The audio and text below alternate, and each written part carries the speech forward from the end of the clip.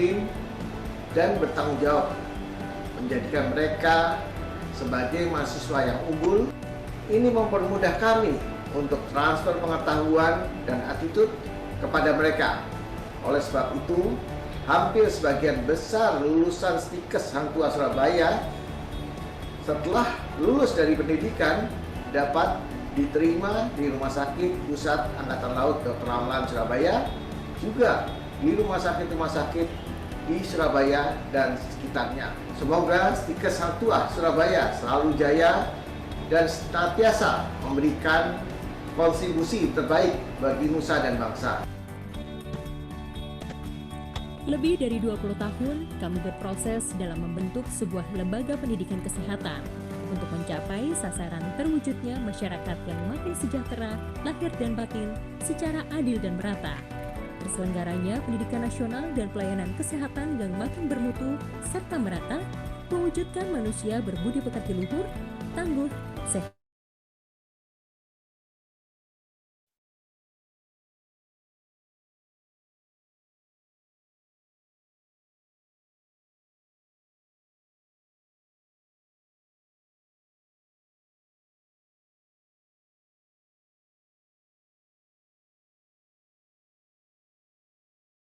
Kan kita nggak perlu. Halo, kita kan nggak perlu. Tengo PC. Ahora PC dah, belum tahu beda kayak. Oh iya. Ahora PC, ahora. Atau bukan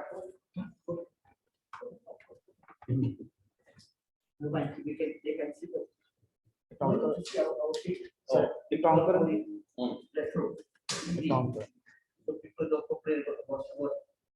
About the comic.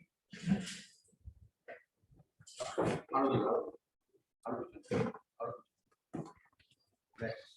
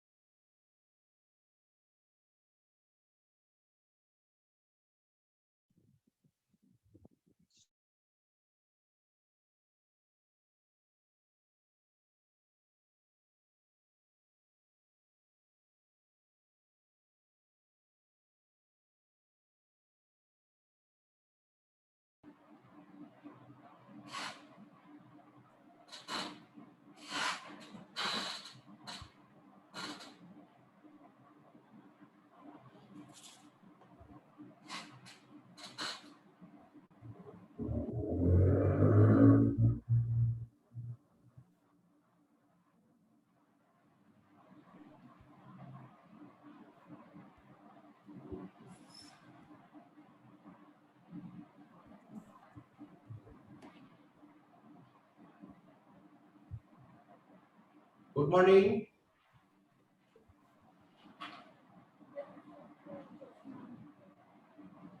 Morning, sir.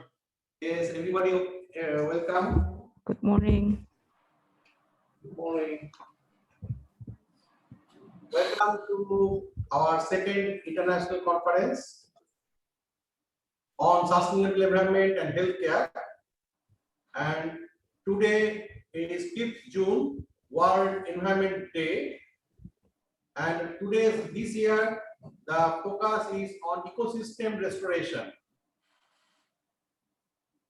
And in this event, actually it is hosted in 2019 first in Kolkata, Jadavpur University last year in 2019, 2020, and then this year we have conducted via online mode, and we have proud privilege that Lincoln University College, Malaysia, in collaboration with Sekolah Tinggi ILMU, Kesihatan Hang Tua, Surabaya, Indonesia has taken effort, especially this Dimitri and all the team with tireless effort in behind this, and all the delegates who have participated in this gathering are most welcome, and also they have taken their means always continuously updating with their abstract, writing and contacting with different aspects to join this event and make this event successful. Without wasting much time, I would now request our first starting with dua recital by Dr. Idris Ahmed. He is previously our lecturer of Lincoln University College and now research officer in University of Malaya. Dr. Idris, are you around? Yes. Yes. So I would now request you to recite the dua. Okay. Thank you, Prof. Poda. أعوذ بالله من الشيطان الرجيم. بسم الله الرحمن الرحيم. الحمد لله رب العالمين. الرحمن الرحيم. مالك يوم الدين. إياك نعبد وإياك نستعين. اهدنا الصراط المستقيم. صراط الذين أنعمت عليهم غير المغضوب عليهم ولا الضالين.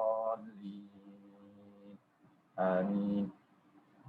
As we gather here for the second International Conference on Sustainable Environment and Healthcare 2021 to deliberate on the ecosystem restoration in conjunction with the World Environment Day of 2021, at a time when the impact of COVID-19 pandemic is still being felt by the global community. Oh Allah, heal the sick and console the bereaved and guide our thoughts and deliberations during these 2 days conference.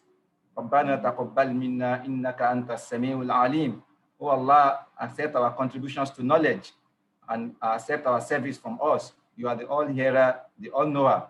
وتب علينا إنك أنت التواب الرحيم. And accept our repentance.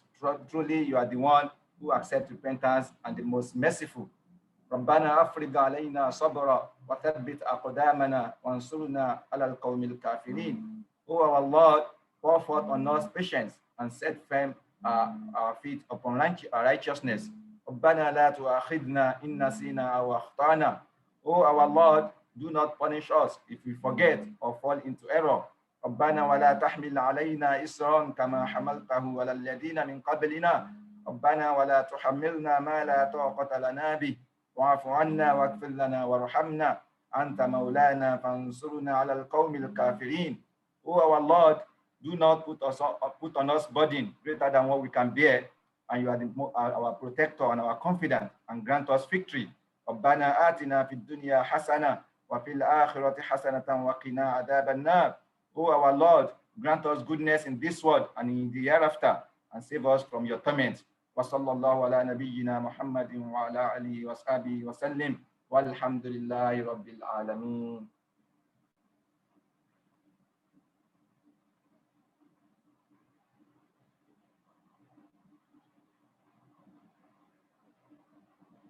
Thank you, Dr. Idris. Welcome, Prof. I would now request our Pro-Chancellor, Dr. Haji Habibie Florin Abdullah. Dato, please unmute yourself.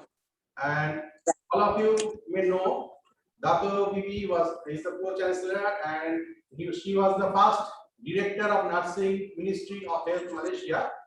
She has also served as Registrar of Nursing Board Malaysia, and she has her greatest profession on the professionalized nursing care, and of course, she is the key instrument player in Malaysia to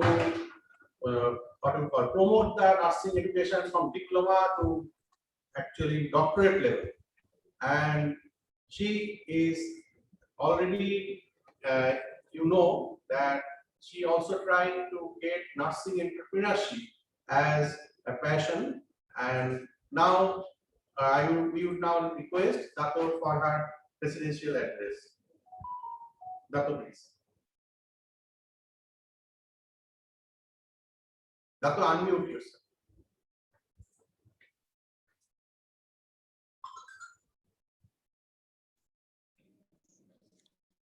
Bismillahirrahmanirrahim. Assalamualaikum, Professor, to Dr. Muhammad Yusuf, our also CEO of Lincoln University, and also to Dr. Poda, our DVC Research and Innovation and lecturer actually for this morning, and ladies and gentlemen. Once again, Assalamualaikum, selamat siang ya, and namaste, and a good morning to all of you. Distinguished guests, delegates, ladies and gentlemen, on behalf of Lincoln University College, I welcome you to the second International Conference on Sustainable Environment and Healthcare. I warmly thank Sekolah Tinggi Ilmu Kesihatan Hang Tua, Surabaya, Indonesia, and also Dr. Tarak Nath Poda Memorial Foundation, Kolkata, India, for launching this platform together with Lincoln University College to share of ideas, presentations of research findings, and also discussion of professional issues which is relevant to sustainability science. As we are in the midst of a crisis like no other, this pandemic has sent repercussions throughout the global economy. People are worried about their lives and also their livelihoods, and there is a greater consciousness today of the relations and interdependence of the scientific research, which leads to a better understanding and knowledge of the environmental problems. We are more concerned now to shield our fragile environment and to ensure it is safe and healthy for the present and also for the future generations. The Sustainable Development Goals, or SDGs, that all United Nations member states have agreed to work towards transforming our world, the 2030 Agenda for Sustainable Development, a set of 17 global goals with 169 targets. Sustainable development refers to improving the quality of life within carrying capacity of the ecosystems. Therefore, health sector has an important role in linking environmental with economic development and sustainability. So the conference actually focal theme is ecosystem and restoration in conjunction with the World Environment Day, that is 2021. So we must understand our place in the world has changed. More and more evidence has been progressively and unquestionably proven that we live in an era in which human activity is altering entire ecological systems and the natural processes, including the climate, which have the potential to jeopardize our very existence. Moreover, this is an era of the 2030 Agenda for Sustainability, Development and its goals. So this is our collective determination to eradicate poverty, heal and secure our planet and our future without anyone left behind. Consequently, this gathering will introduce us to a global framework which emphasizes on the critical role that we play in achieving sustainable development and rethink the way we build, manage, and inhabit the environment. Hence, this conference is actually, as we approach, we have to be very optimistic of the awareness that overall life expectancy and many other key health and well-being indicators have markedly improved, and many dangerous environmental hazards have been greatly controlled. But the present situation is a strong sign that we have a huge unfinished and persistent agenda. So ladies and gentlemen, I hope we will remember this conference as an important event in the history of the environment and health, a conference which will have a legacy for all of our people, our children, and our grandchildren. Nobody has to be forgotten or excluded. I trust in your support, in your commitment, enthusiasm, and wisdom to make meaningful changes happen. And I'm sure the deliberation for these few days will actually make us to be collectively think how best we can preserve the environment. So thank you for your attention. All the best and happy conferencing. Assalamualaikum. Thank you. Thank you, Dato. And I would now request our CEO, Dato Ambassador, Dr. Yusuf Muhammad Abu Bakar. Dato is here, just beside me. Dato, please give the welcome address.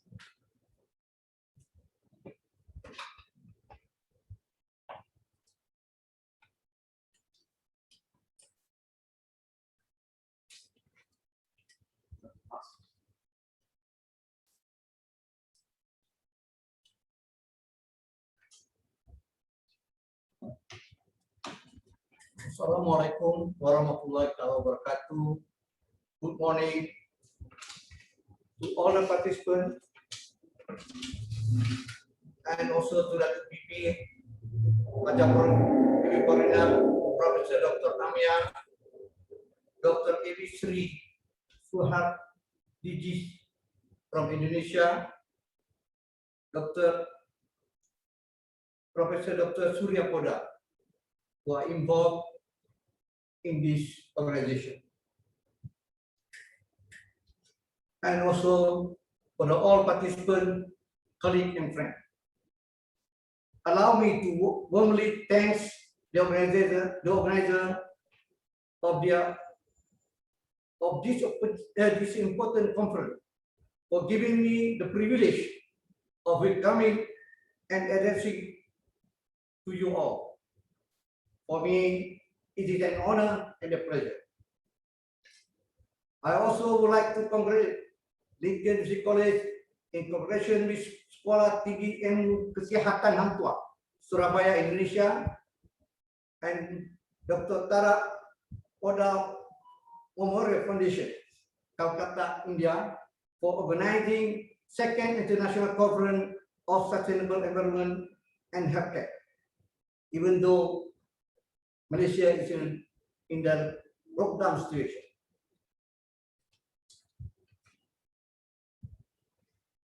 This conference has brought together academic, scientists, research and research scholars from India, Indonesia, Malaysia, Nigeria, Egypt, and Singapore, to exchange and share their experience and research results on the sustainable environment and healthcare.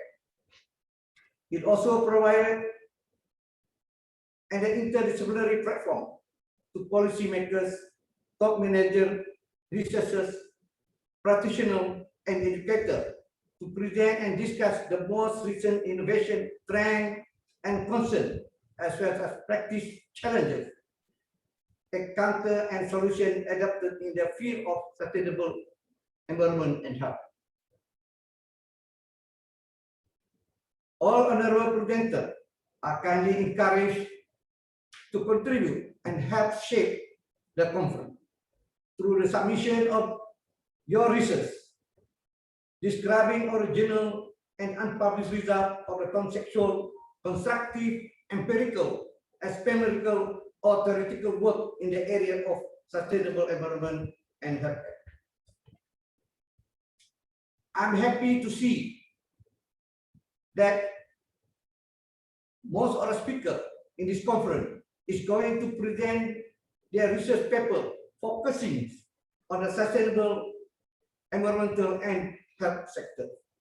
These two sectors are interrelated and play important role in our daily life. Those that the importance of investing in improvement of people's health and their environment as a prerequisite for the sustainable development was recognized at the highest decision level in the world.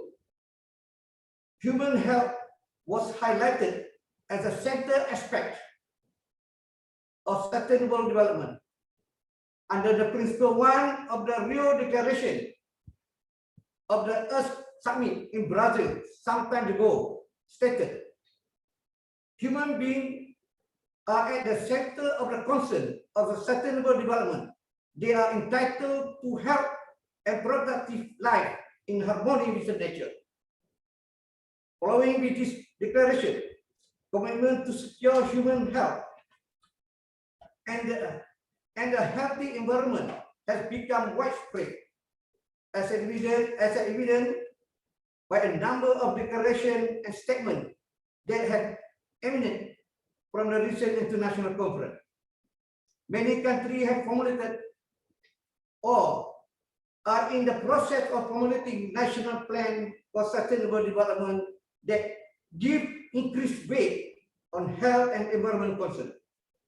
This plan, however, need to be supported and implemented by the all sectors contribute to the economic development.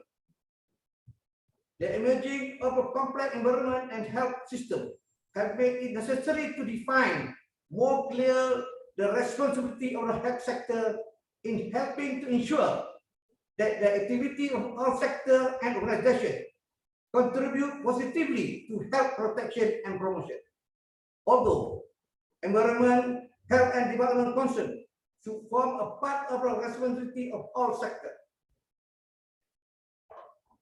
I hope that the view and the finding generating from this conference will be adopted and be applied in the cooperative planning by the various levels of government, non-governmental organization, academician, educational institution, and local community. Such plan oriented to prevent health and environmental problems and involve all levels of sector of the community is essential for the achievement of health for all and sustainable development. By this statement, I would like to end up my speech and once again to thank you all the participants for making this conference success. God bless you. Thank you very much.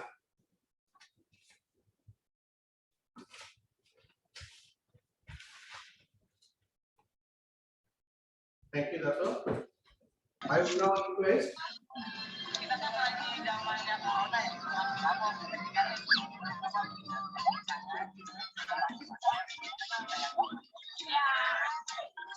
Baca. Kan dapat video nyasar, Pak. Apa sih? Kamean lu dapat video nyasar.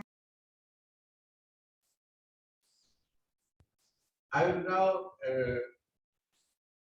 Amia sir, Dr. Amia sir, please. Sir, around.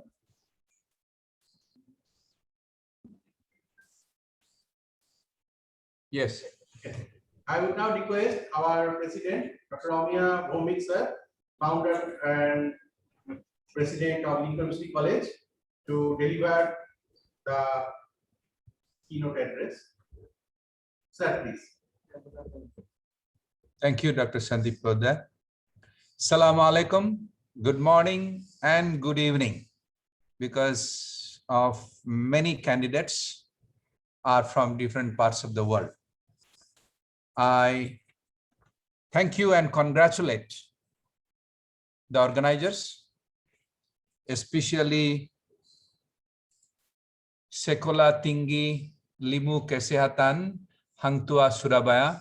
They have been a strong supporter. And Dr. Tarak Nath Poddar Memorial Foundation, Kolkata, India. And of course, Lincoln University College. Thank you, our Pro-Chancellor, Professor Dato Dr. Bibi Haja Florina Abdullah, and our CEO Vice Chancellor, Dato Ambassador Yusuf, and the Dean of many organizations, and the professors, colleagues, friends. It's a very important conference which 3 organizations got together and involved. The sustainability is most important terminology in current era. We all talk. We say we will do this, we should do this, we should have done this. But all these should do this, should have done this, and we will be doing this. All these sentences, whether actually creating any impact in the society or not, that's most important. And impact of the society, and when it creates that impact, whether it is sustainable or not, that's the key factor. We may do something like today we are having 2nd international conference. And this particular conference, the sustainability, I see that more than 209 participants have joined this auspicious conference. The many deliberations, many papers, many discussions will be going on between today and tomorrow, June 5th and June 6th of 2021. But the most important part is that 2 days, all these professors, researchers, scientists, industrialists who have joined this international conference, the outcome should create an impact in the society, and that impact should sustain. Otherwise, we are wasting our time. And that is what sustainability.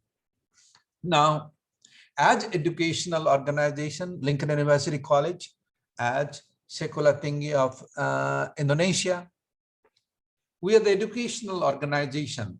We have a great responsibility and accountability in the society, because the researchers, professors, industrialists, students, everybody is looking at the educational institutions like Lincoln University College.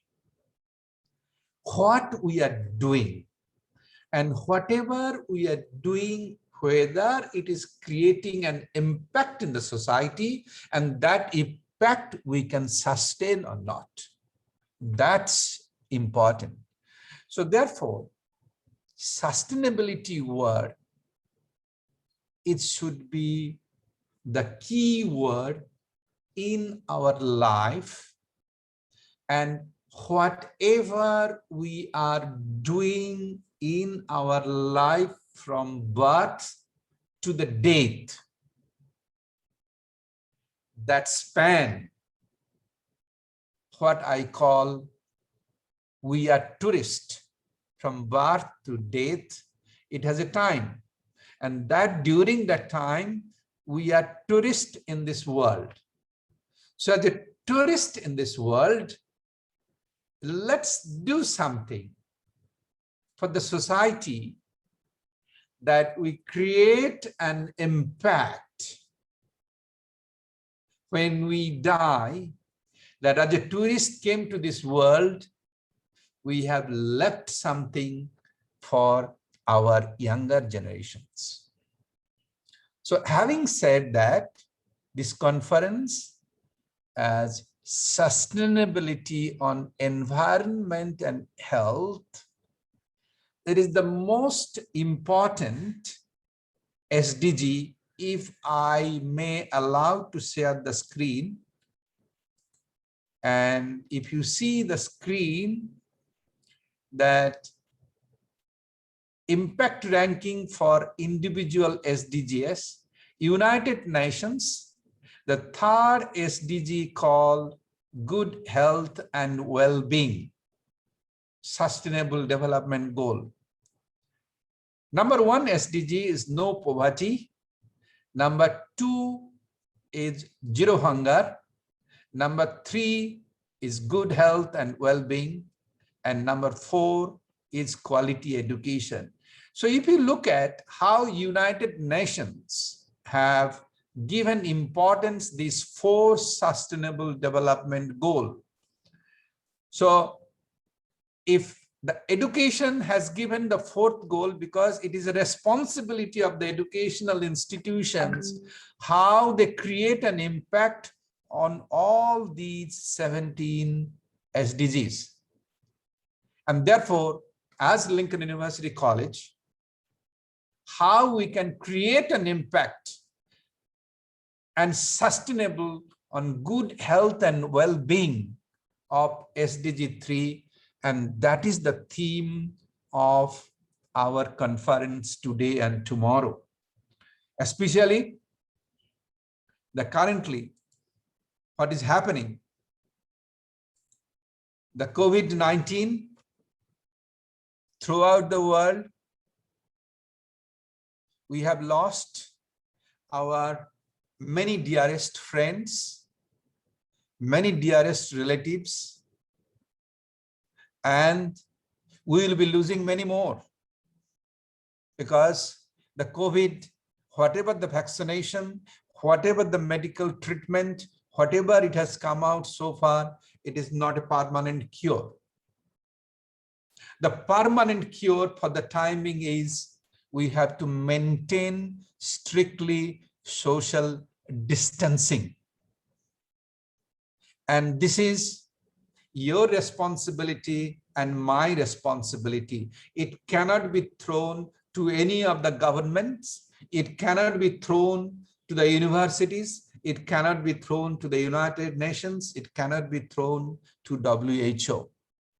So, having said that, I pray sincerely that all of us, this 2 days conference, international conference on sustainability, on environmental health, which is part of SDG number 3 of the United Nations, we should be able to create an impact as an educational institutions, and our younger generations, our society should be benefited of these 2 days discussions, and we can create the impact in the society. So with this, once again, thank you to all of you to take time. Now I see 218 participants have joined. By the time we will see maybe 300 over. And I wish all of you good luck, and may Almighty help us to sustain, to survive, and to fight this world pandemic coronavirus. Thank you and God bless. Thank you, sir, for your nice message. Now, I would now request our collaborator director, Dr. A.V. Sri Suharting Sri, the director of Sekolah Tinggi Ilmu Kesehatan Hang Tuah, Surabaya, Indonesia. Madam, please.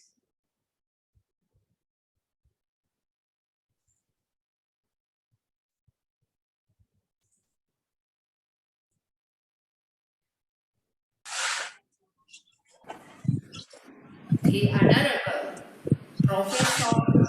Professor Dr. Amia Baumik, the President Lincoln University College, Malaysia, the Honorable YB H.G. Dato AMP Yusuf Abu Bakar, CEO, Lincoln University College, the Honorable Dato Dr. Haja Bibi Florina Abdullah, Pro Consul, Lincoln University College, Malaysia, the Honorable Dr. Surya Pada Poder, the President, Dr. Tarak Nath Poder, Memorial Foundation, Calcutta, India, Excellencies speakers from India, Indonesia, and Egypt.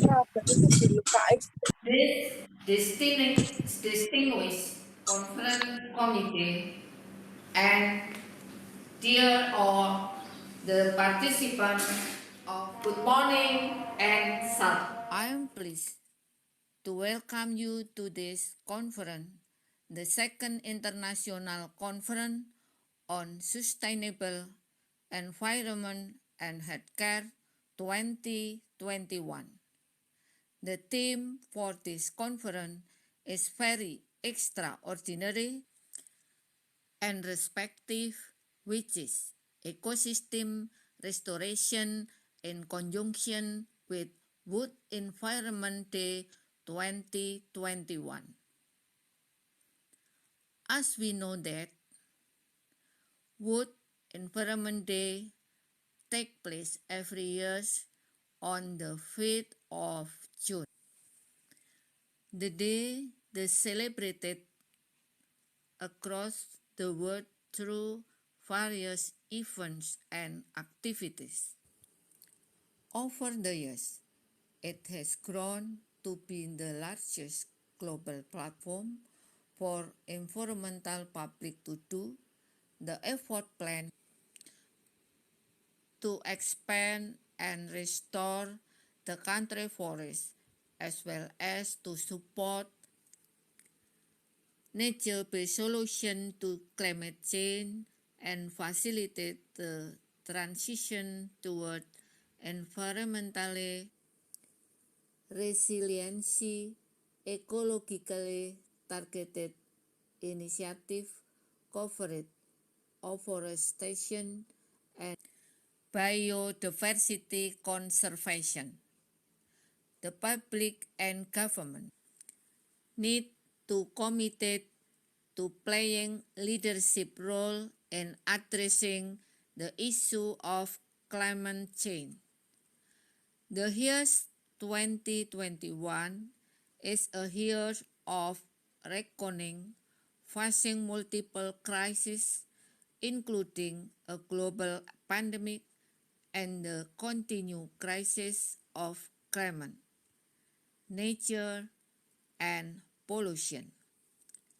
We must take deliberate steps to move from crisis to healing and recognize that the restoration of nature is imperative to survival of our planet and the human race.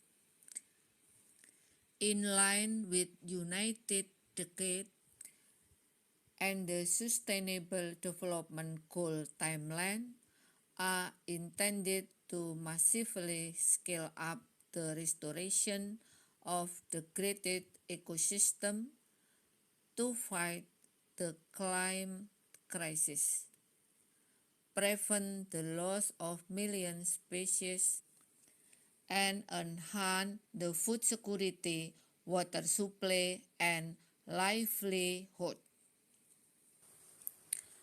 To achieve restoration at the request scale, incentive and finance investment must be made in changing the way lands and oceans are exploited, both in research and education, as well as in inspiring a movement of scientists, people, businesses, and government. Furthermore, more work needs to be done due to the challenges in the era of industrial revolution pandemic situation and unstable climate.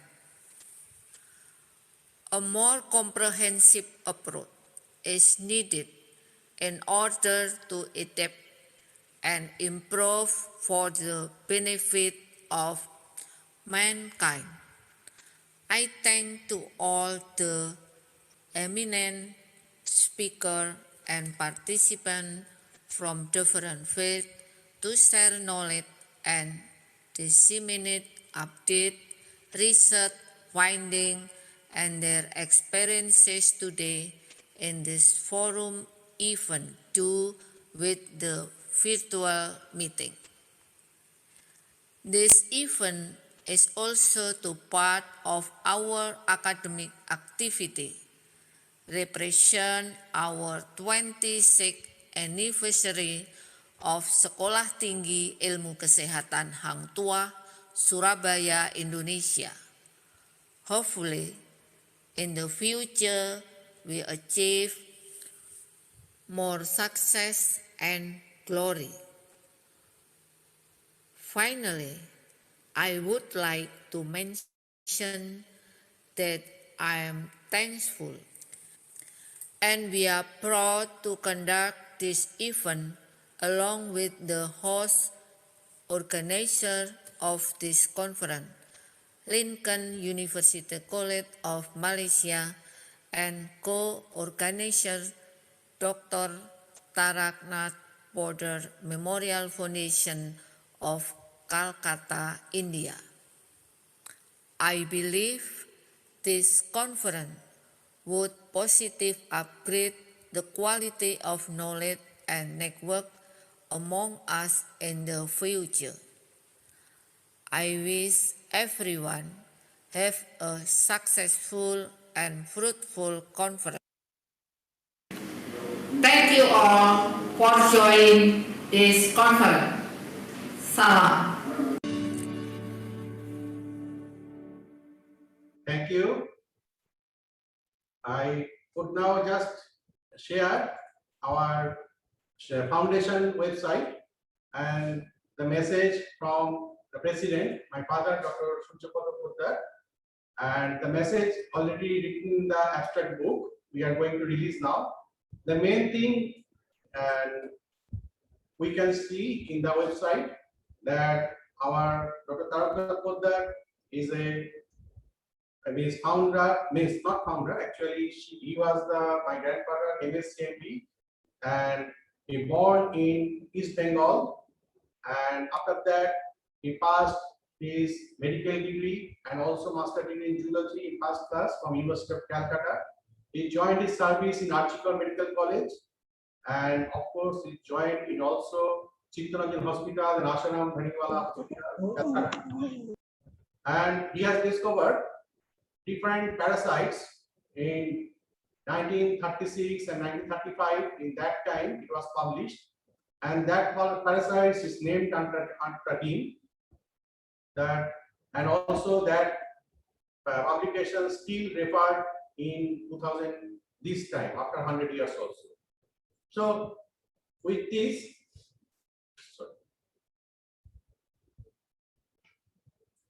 and what he want to tell that after the 100 years of his path, we have tried to organize different events from the foundation to encourage the use of scientific and technology advancement while observing the balance on the natural environment and for the wellness of the people through agriculture, farm, and other living creatures may be deemed appropriate.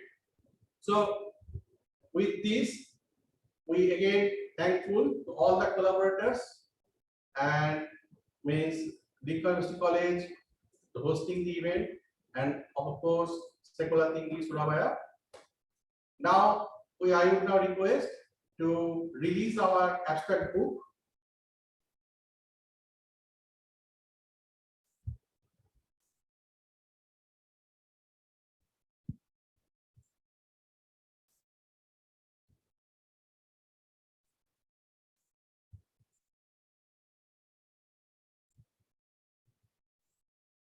Dato and sir and all delegates, This is our abstract book, and this contains a message from our chief patrons.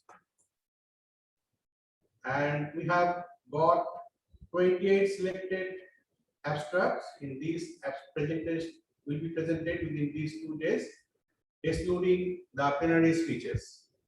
So thank you all again to join and make this event successful. We will listen to these papers within these 2 days of time. Thank you all. So I would now request all to take a group photograph. Madam Devi.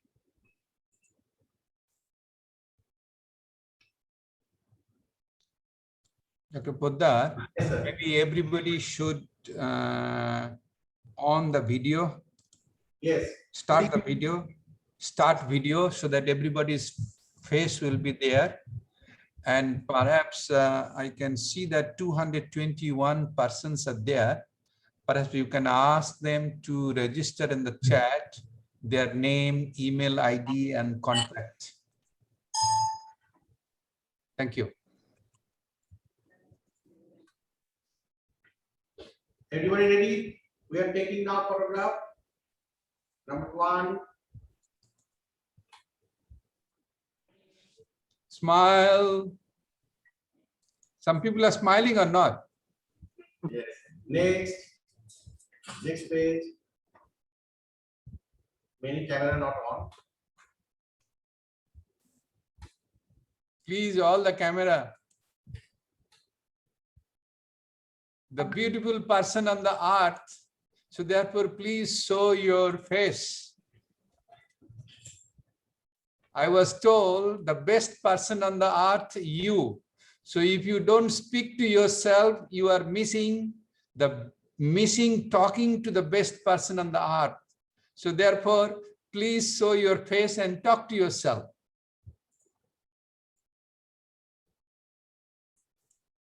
Yeah, still many cameras are not on.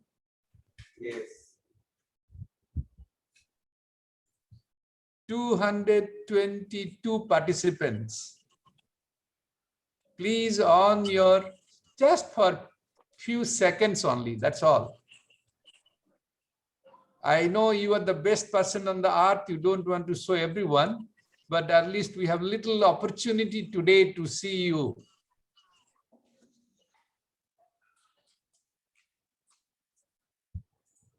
Just click the video on, and once the photograph is there, and that's it. Now last page. I see still some people have not turned on the video. Yes. Thank you. Dr. Poddar, please ask everyone to Yes, put sir. their name and email ID and contact number so that you can update what is happening on this particular conference and so forth. Even they can have a copy of the conference proceedings. Yes. Okay, let me write down my name.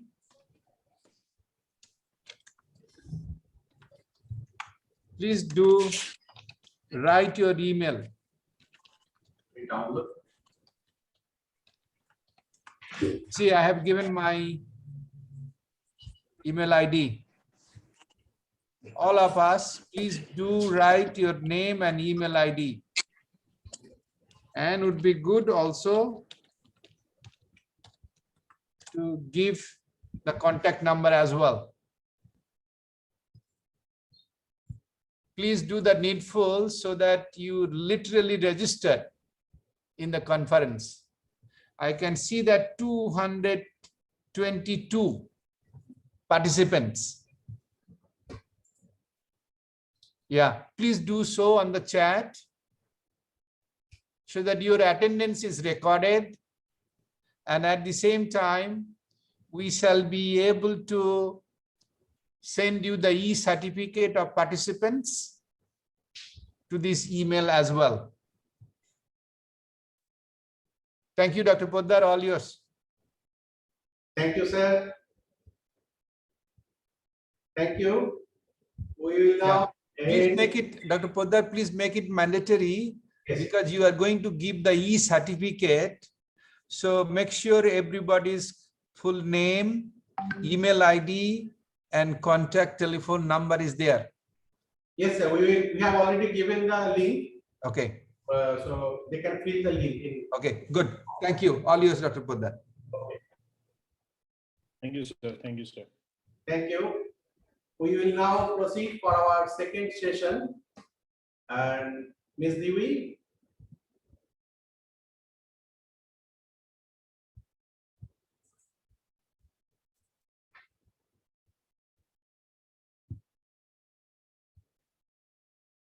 Hello, Ms. Devi. Hello, good morning, Dr. Yes. Sandip. So we can proceed for next session. Sorry. We can proceed for next session.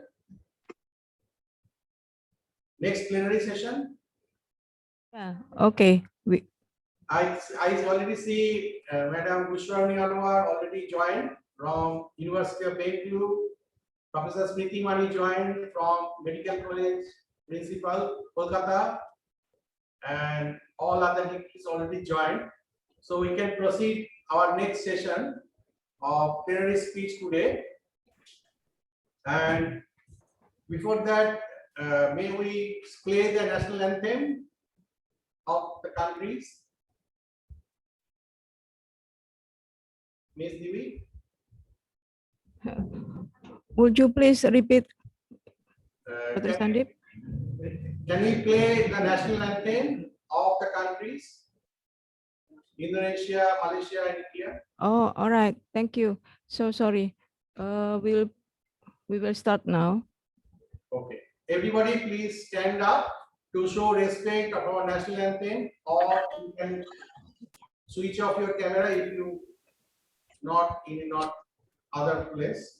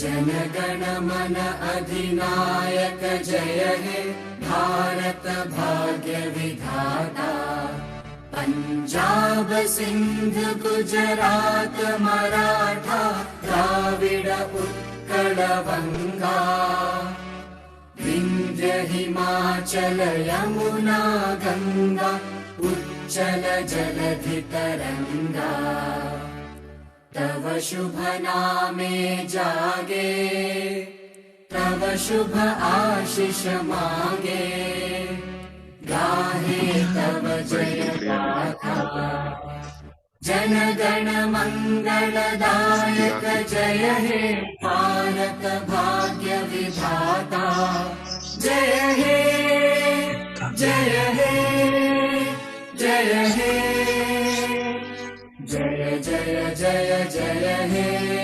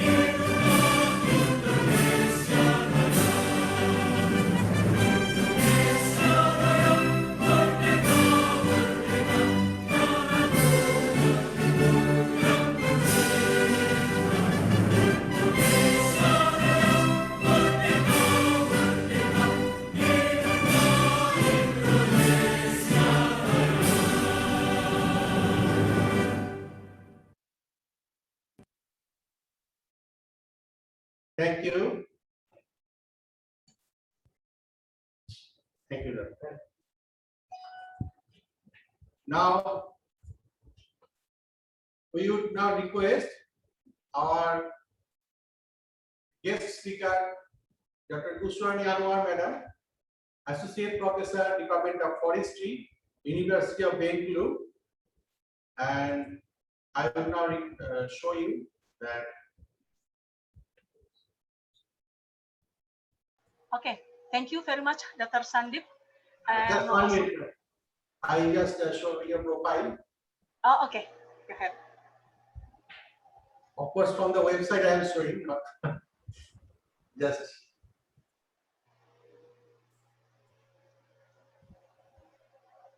Dr. Kushan Anwar is having PhD in Forest Science from School of Forest Resource and Environmental Science, Michigan Technology University, USA, with Fulbright Scholarship awardee, and Master in Forest Science from Gajah Mada University, Yogyakarta, Indonesia. She also has PhD in Agriculture Science, Agronomy, University of Bangalore. She served as Vice Rector and Resources and Partnership Affairs at Patipula University, Bangalore in last year, and Head of Office of Partnership International Affairs, University of Bangalore from 2016 to 18, Vice Dean for Finance and Resource Affairs, Faculty of Agriculture, University of Bangalore from 2004 to 2008. She has been joining as editorial board member of several scientific journals, as well as published several research papers related to microalgal symbiosis and peatland restoration and reclamation of land degradation. She has joined as a member of some professional and scientific association. And today, Madam is also presenting on her specialized topic on conserving tropical peatlands as a key to prevent humans from the pandemic. So, Madam have taken initiative to to correlate with environment, today's World Environment Day, with the healthcare. So, Madam, welcome with your speech. Thank you. The stage is yours, Madam. Madam, unmute yourself. So sorry. Okay, thank you very much, Dr. Sandip, and also everyone. Please, may I allow to share my screen first. Okay. Yeah.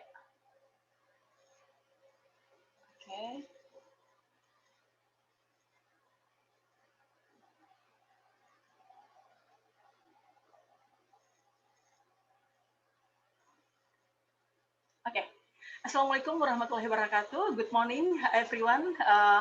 It's my pleasure to be here among of you. This, I think, yeah, this is a special day today for us because we celebrate for the World Environment Day 2021. Okay, before I share, yeah, a bit of my thought and also, yeah, what I get from my major about tropical peatlands. Yeah, please allow me to greet and yeah, to say thank you to everyone here. The first thing, yeah, the Honorable to, yeah, Datu Dr. Bibi Florina Abdullah, this Pro Chancellor Lincoln University College, and also Dato Yusuf Abu Bakar, CEO Lincoln University College, and of course, yeah, the Honorable Professor Dr. Amia Baumik, President Lincoln University of Lincoln University College. Yeah, nice to meet you again, Professor. And also Dr. Sri Suhardiningsih, Director of Sekolah Tinggi Ilmu Kesehatan Hang Tuah Surabaya. Yeah, and also Dr. Sandip and everyone. Yeah, it's my pleasure to be here among of you, and also, yeah, yeah, let me share.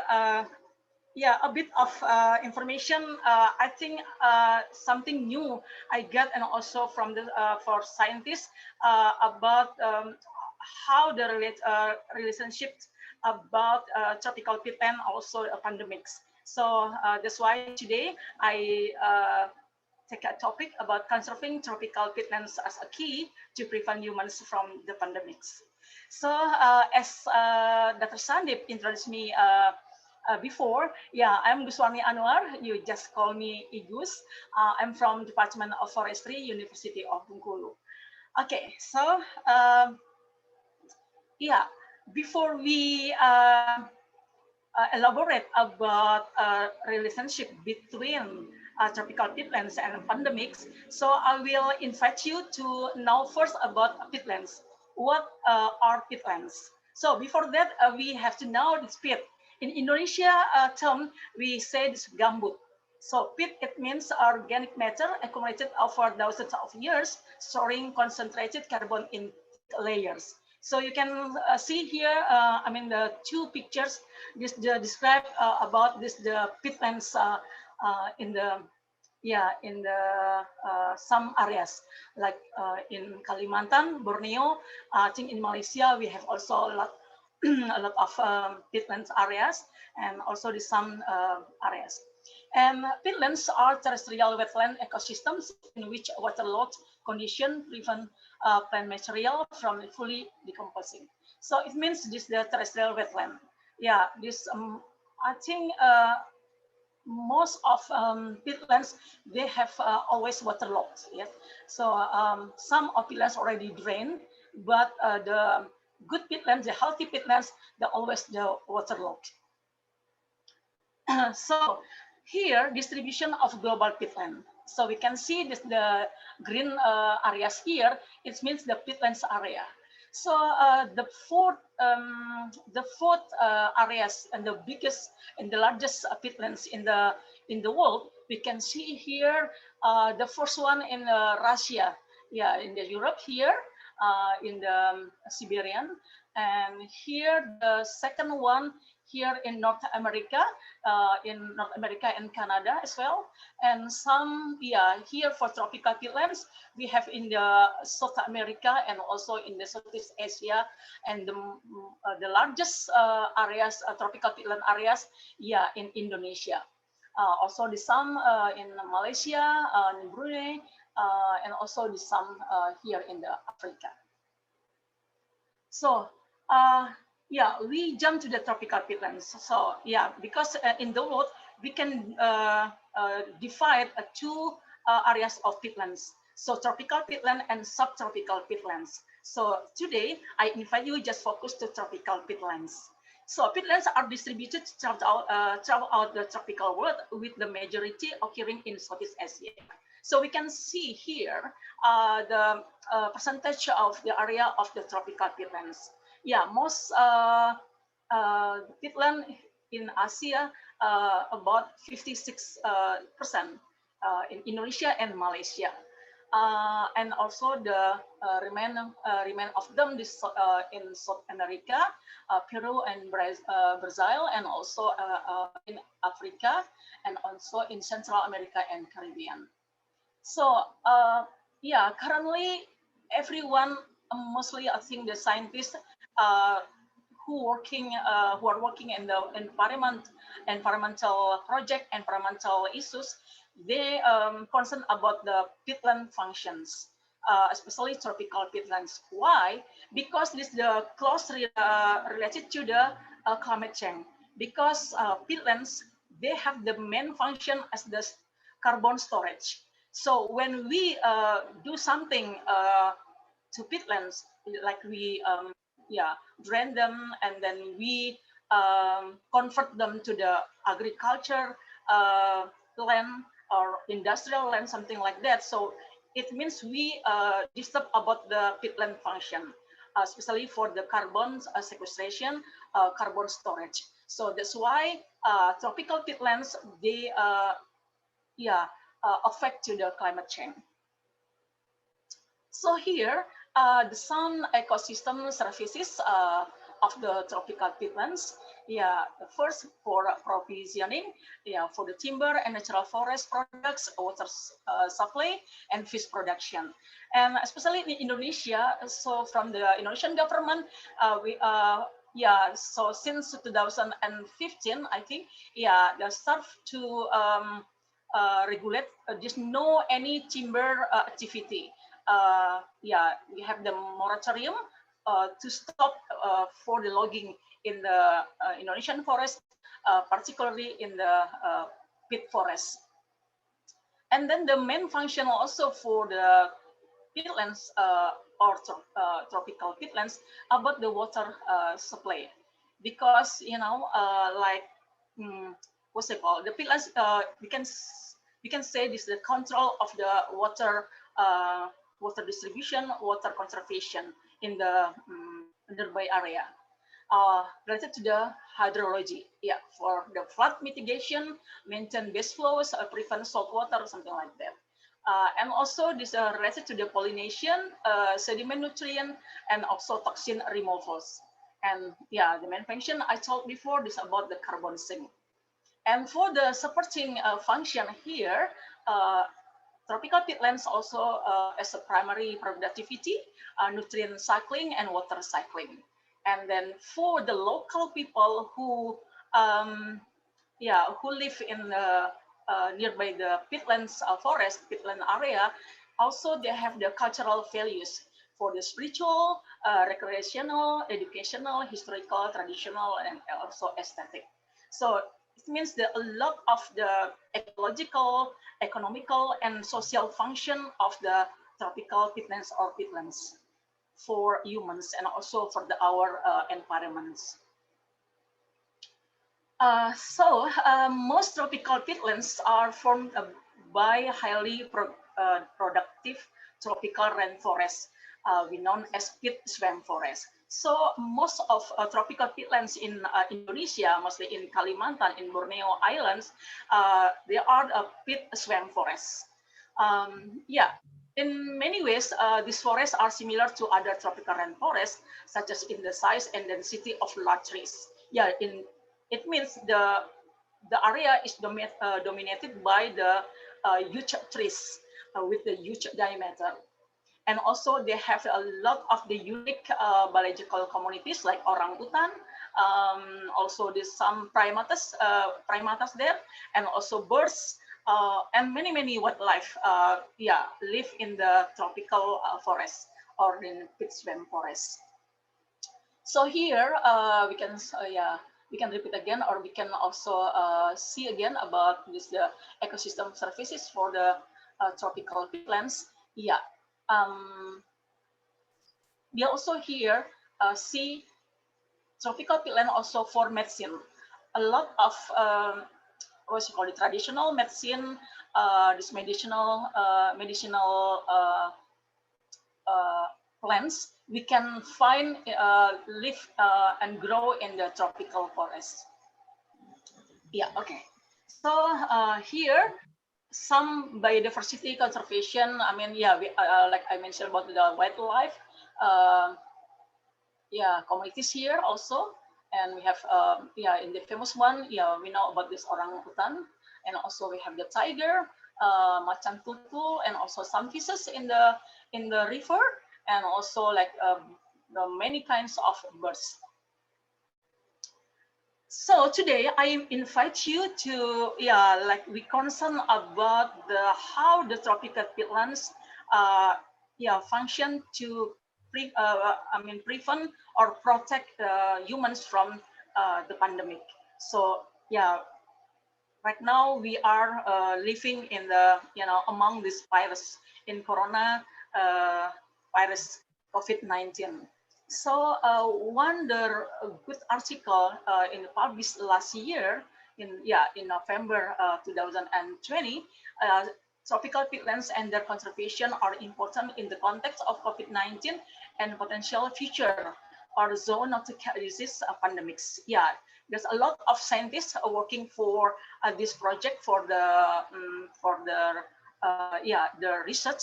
Yeah, and then they did in the Indonesia and also in Peru and also in the Congo. So here I share their finding to know about what's the real relationship between tropical peatlands and also protection to the pandemics. Here, yeah, the scientists review existing evidence, and concluded the high biodiversity in tropical peat swamp forests combined with habitat destruction and wildlife harvesting, so created suitable condition for emerging infectious disease or AIDS that could jump to humans. So we know the some virus, also this coronavirus, yeah, this also come from the animals, like from the bat. So it means when we do something for their habitats in tropical peatlands, it means also we can do something to transmit the virus to the humans. So that's why for the scientists who working for the project, they want to prove, they want to know about how the transmission between animal who live or something related to the tropical peatlands and impact to or affected to humans related to the COVID-19 or pandemic. Yeah, and the study assess the possible impact of COVID-19 on tropical peatland conservation and local communities and identified numerous potential threats to both. So it means there are numerous potential threats because we do something in the tropical peatlands. About the destruction, about the degradation of tropical peatlands can emerge or can affect for COVID-19. So the project led by the expert from the University of Exeter, I forget his name. Yeah, let me see. Yeah, here the doctor, Professor Mark E. Harrison. Yeah, he's the leader for the project. The study, international study team comprised researchers from some countries. Yeah, like I mentioned, Indonesia, Congo, and Peru. And then their finding, they have the found about a relationship between the function of tropical peat swamp forests are rich in fauna and flora. Yeah, this the high biodiversity for the wildlife here, and also for flora, and also for the wildlife, including the numerous vertebrates known to represent zoonotic at risk, such as bats, rodents, pangolins, and primates. So something we do for fragmentation for the habitats as well as pit wildfires.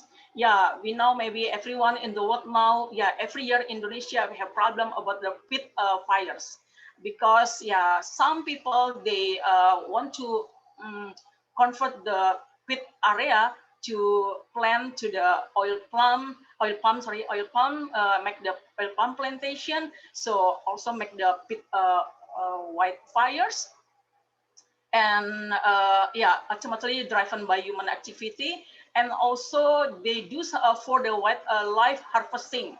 So it means can bring more and more people into close contact with peatland biodiversity, and then can increasing the potential for zoonotic disease transmission.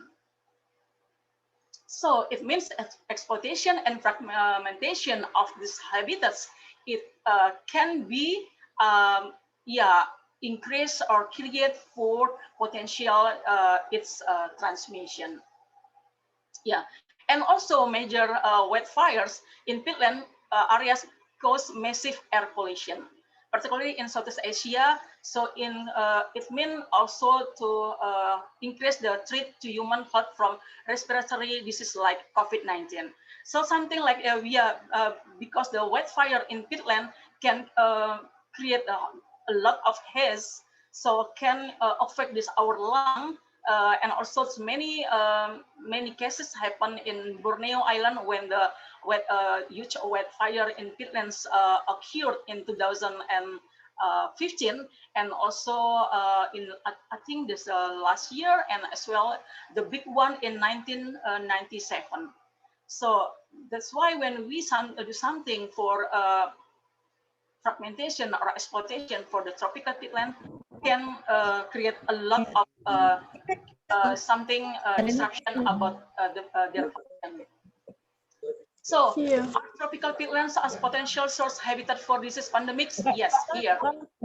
From the paper, they shared about most its events are dominated by zoonosis, about 60.3%, with the majority of this originating in wildlife, including acquired immunodeficiency syndrome, AIDS, and also severe acute respiratory virus, SARS, and also MERS, and also Ebola virus. So it means something from, from what's it called, the zoonosis can come from the wildlife, and then create a lot of problem in virus and also this human health. And then I think we are almost finished this for this my presentation here. So we can see here the diagram created by from the paper. I showed you here the three circles here: a tropical swamp forest, peatland communities and livelihoods, and also its or COVID-19. So we can see here the first one, tropical peat swamp forest. A lot of function here for the we know before, for the social, economical and economics, and also for ecological function here. And also this function to for the communities, for the local people here. But the problem when the tropical peat swamp forest have fragmentation, exploitation, like here habitat fragmentation, encroachment, fire risk, and wildlife harvesting, it mean can increase high biodiversity potential vertebrates factors, and also it means also increase human wildlife contact and peatland fire exposure, and can also increase for it risk and respiratory disease susceptibility. So it means for the three circle, they have the good links to can be positive or negative impacts to the human health and also this human life. So that's why here the main point from this my presentation today. So we have to concern about how to conserve, how to restore this the tropical peat swamp forest, tropical peatlands, to avoid to protect humans from the virus or the pandemics. So it means we have to concern about restoration and of Finland, because this is very important to prevent humans from the pandemics. We can do something to replan and for disturbed area. We can also rewetting for the drain area, dry area.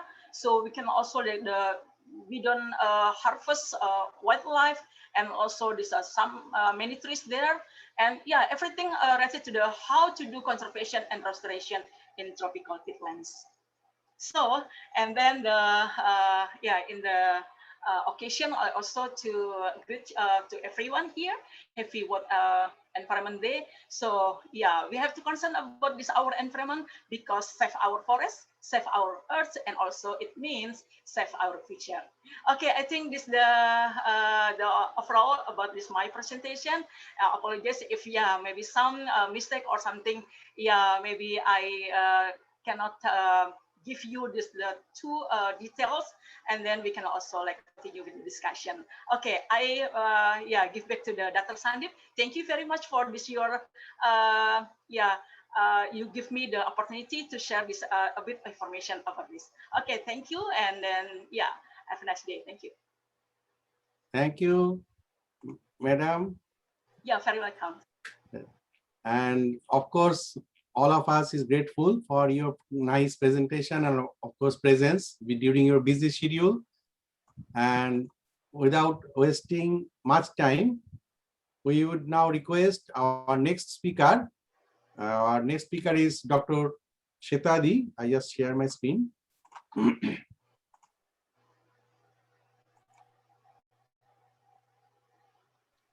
Dr. Shetadi is Doctor in Education Management, Master degree in Nursing Management, Bachelor degree in Nursing also. He is the Deputy Director of Finance and Human Resource Affairs, Sekolah Tinggi ILM, Kesehatan Hang Tua Surabaya, and Assistant Chairman of Finance and Human Resource Affairs, and of course, Assistant Chairman of Academic Affairs of Sekolah Tinggi ILM Kesehatan Hang Tua Surabaya. And he did his master degree from University of Indonesia and his bachelor degree from Airlangga University. He has many years working experience in clinical, academic, and management through his career in private and organizations. His niche areas of interest include nursing management, nursing education, and medical surgical nursing. He has received the DP2M DIKTI 1 textbook initiative on July 30, 2011 as a senior lecturer of STIKES Hang Tua Surabaya.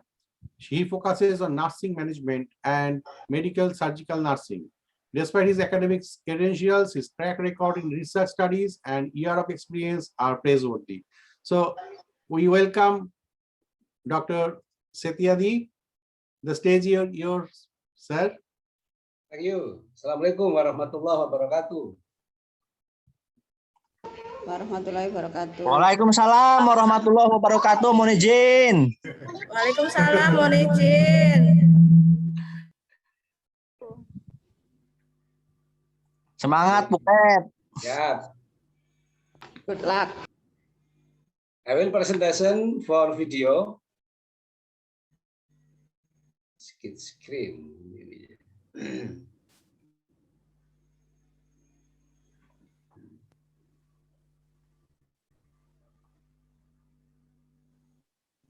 Share my video.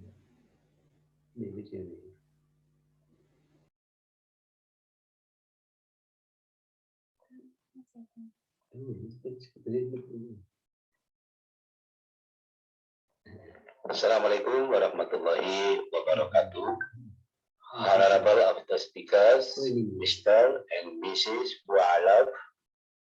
In this session, I would like to present the result of my research with the title Caring Behavior Education Model for Nursing Students. In my research, I made a framework in the form of caring behavior education model for nursing students as follows. And from this framework, I am determines 5 latent variables. Sorry, namely, Mr. Tiadi, please. the value of the personality cost. Please maximize the screen, please. Second is exogenous variable. It is the value of the exercise cost.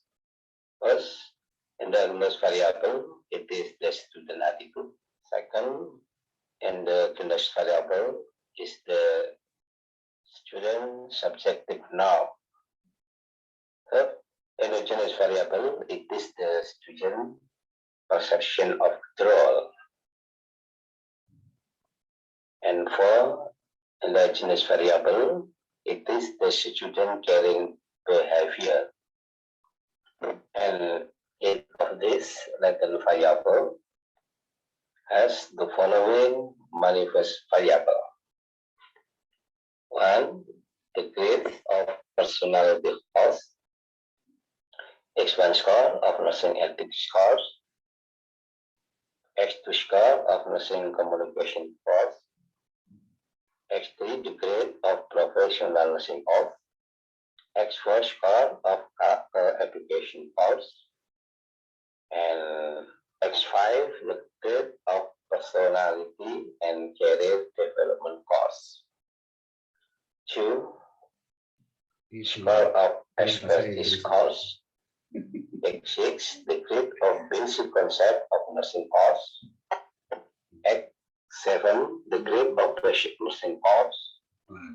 X8 the grade KMB1 course, and X9 the grade for KMB2 course. And for the student attitude, have two variable, compassion and competence. Student subject norm have two manifest variable, normative belief and motivational to complete. Perception control student have two manifest variable, confident control and control power. And student caring behavior have 5 manifest variable: respect for defense, human presence, knowledge and skill, connectedness, and other experience. Research methods. The research approach built and developed in the form of quantitative polls with a survey design method. It uses questionnaire and observation sheets. Estimated national model. The model is valid. The model is reliable, and the model fit. Modeling results as follow. The school of the personality course has a significant effect on the caring behavior with the direct influence of 0, 1, 3 plus attitude mediation of 0, 0, 4, 3. Subjective norm of 0, 0, 19.6 and perception control score of 0, 0, 0, 7. The total effect of 0 to 8 with the count 292 is bigger than the critical day value of 196, then the result are significant. School of the skill course is influence, meaning on caring behavior with a direct effect of 0.40. Plus mediation attitude value of 0.32. Subjective norm value is 0.14, and the perceived control value is 0.03. The total effect is 0 8, 9 with the calculate the value of 816.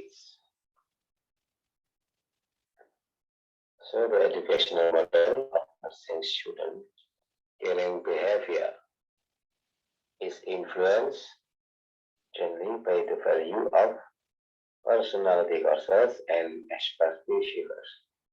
Personality course and expertise course by a mediator of combination of attitudes, subjective norms, and student perception of control.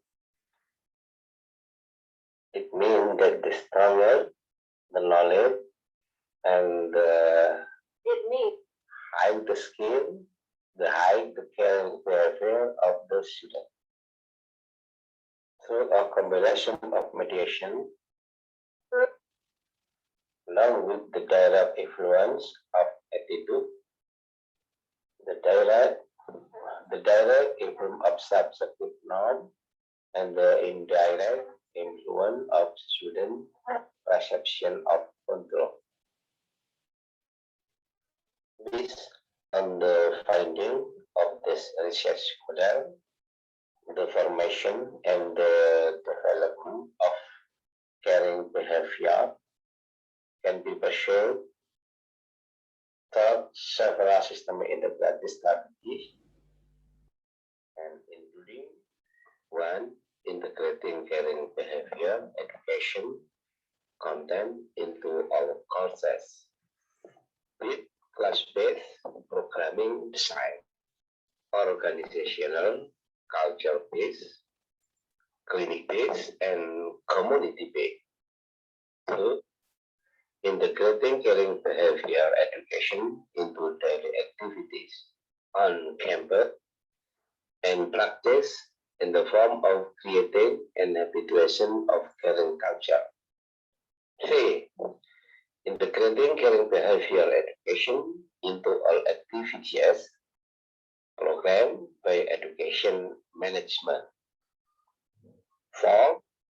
Strengthening the role of educator, practice mentors, parents, and fellow students as a source of role models.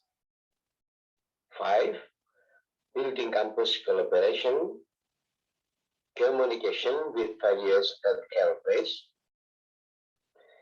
in the application of creating caring behavior for students.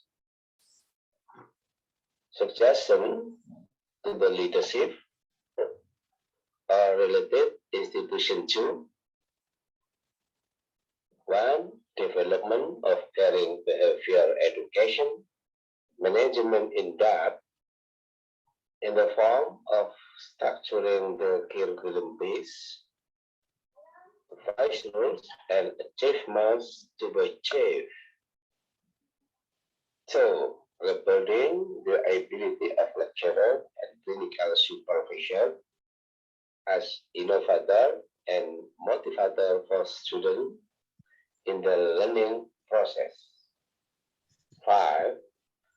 The implementation of caring behavior education is carried out through habituation in the context of real life on campus and practice areas.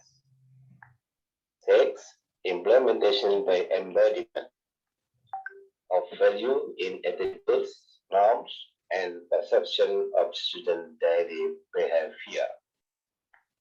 7. Educational supervision by handling and evaluating caring attitudes, norms, perceptions, and behavior on regular and continuous basis by developing indicators of the established value of caring behavior. 8.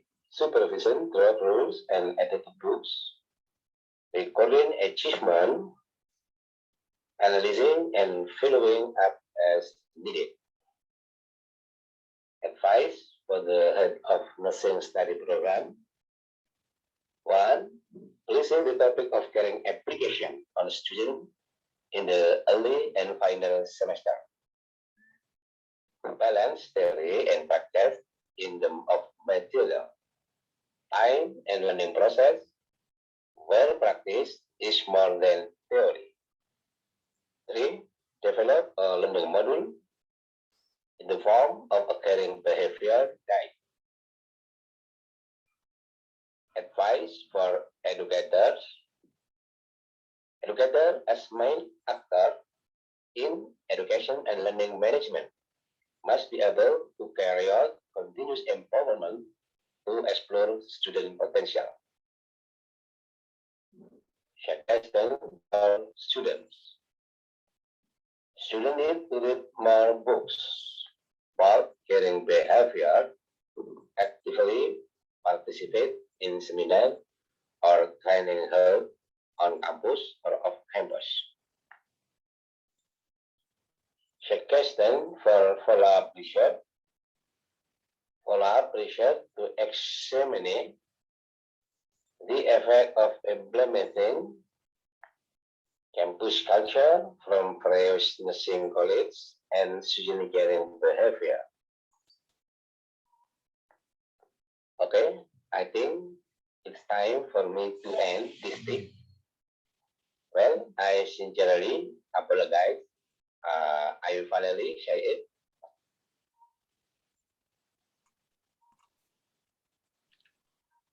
Thank you. Thank you. Dr. Setiadi, I just want to share the certificate of appreciation. Tulis ya. Apa maksudnya?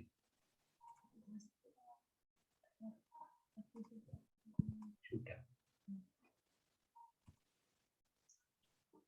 So this is our token of certificate of appreciation to you, sir.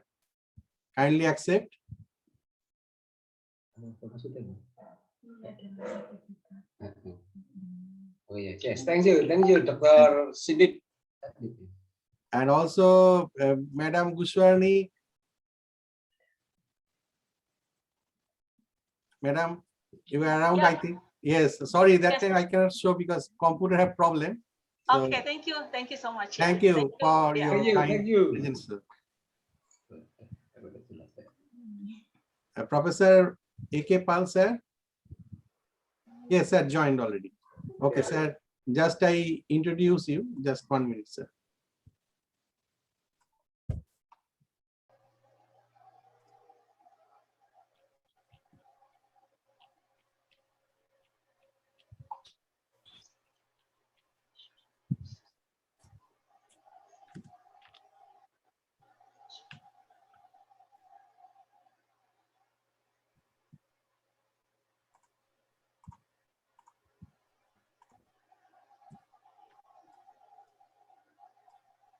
Thank you, sir, for joining.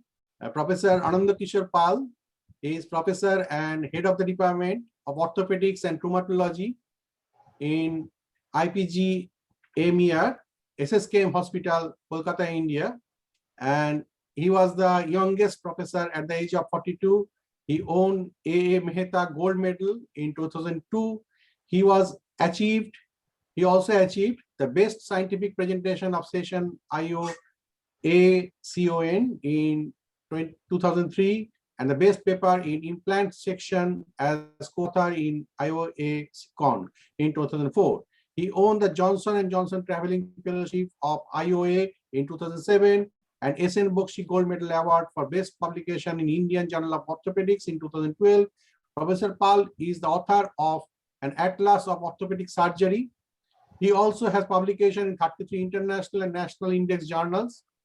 Also, he has a Scopus publication, many around more than 25. He is a national CME lecturer. He is a reviewer of Indian Journal of Orthopedics. He is an immediate past editor of Journal of West Bengal Orthopedic Association. He has been designated as one of the inspiring orthopedician of India in the year 2019 by Economic Times of India.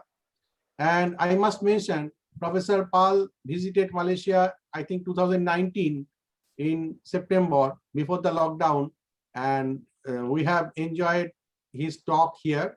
And of course, also he presented in the first international conference, which was held in Jadavpur University last year. So that also have attracted, he has demonstrated physically that how we can keep away our body means body pains away means ahead means apart, and also how we can make fit in our workplace. So Professor Pal, the stage is yours, sir. Thank you for joining with us. Good morning, everybody, and good morning, Dr. Poddar, for your welcome and nice words to me. Can I share my screen, sir? Can I share my screen? Yes. Am I visible? Yes, yes. You make full screen, sir? Yeah, I'm doing that. Okay. Thank you. So from the environment aspects, as we have learned about the peak course of the different environment and also the nursing education, now we have converting to our medical world where we practice in different parts. There are different systems, and I'm also being an expert in orthopedics. I have faced many challenges to cater my services to my patients in OPD as also in the ward. And nobody knows exactly what is the attitude, what should be the ideal attitude in COVID scenario to cater the best medical service. At the same time, we have to protect ourselves also our colleagues, our health workers, everybody.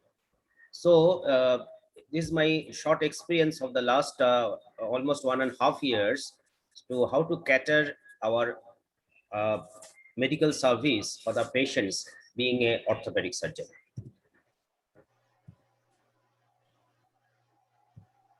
So as also you know, there are several general measures, universal measures: social distancing, mask for all, universal evaluation like history, questionnaires, exposure, testing. Whenever required, we use that.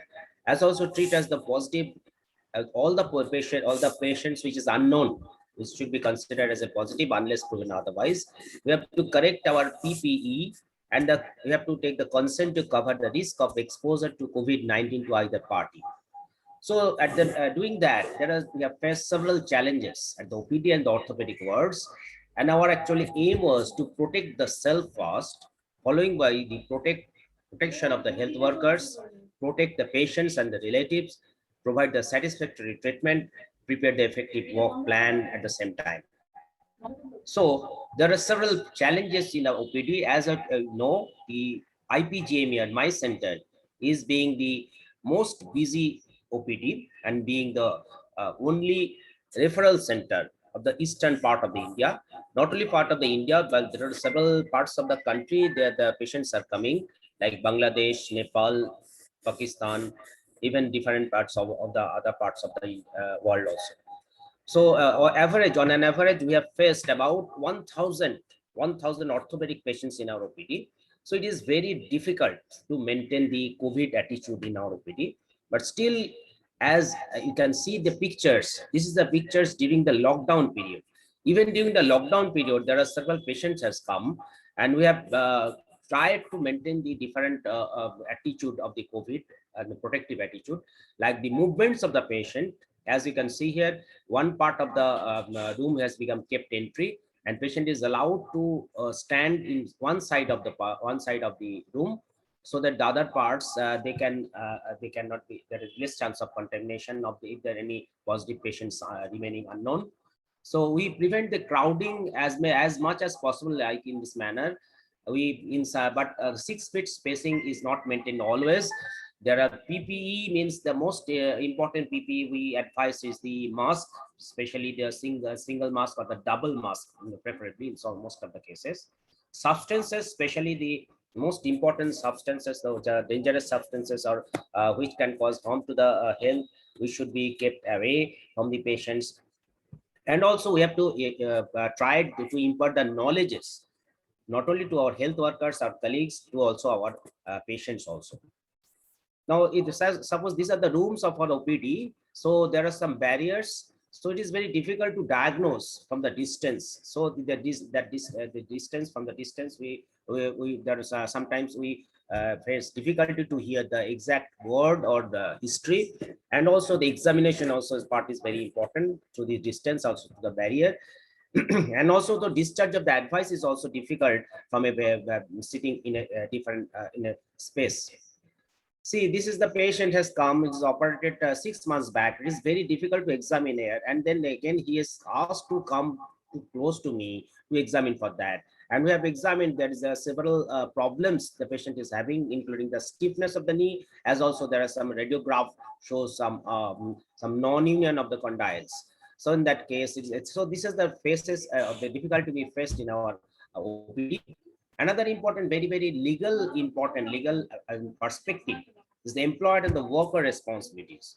The employer and the workers have the responsibilities on the ICSEH Act, the Occupational Safety and the Health Act, which requires the employers to provide the safe and the healthy workplace, free of recognized hazards, and to follow the ICSEH standards.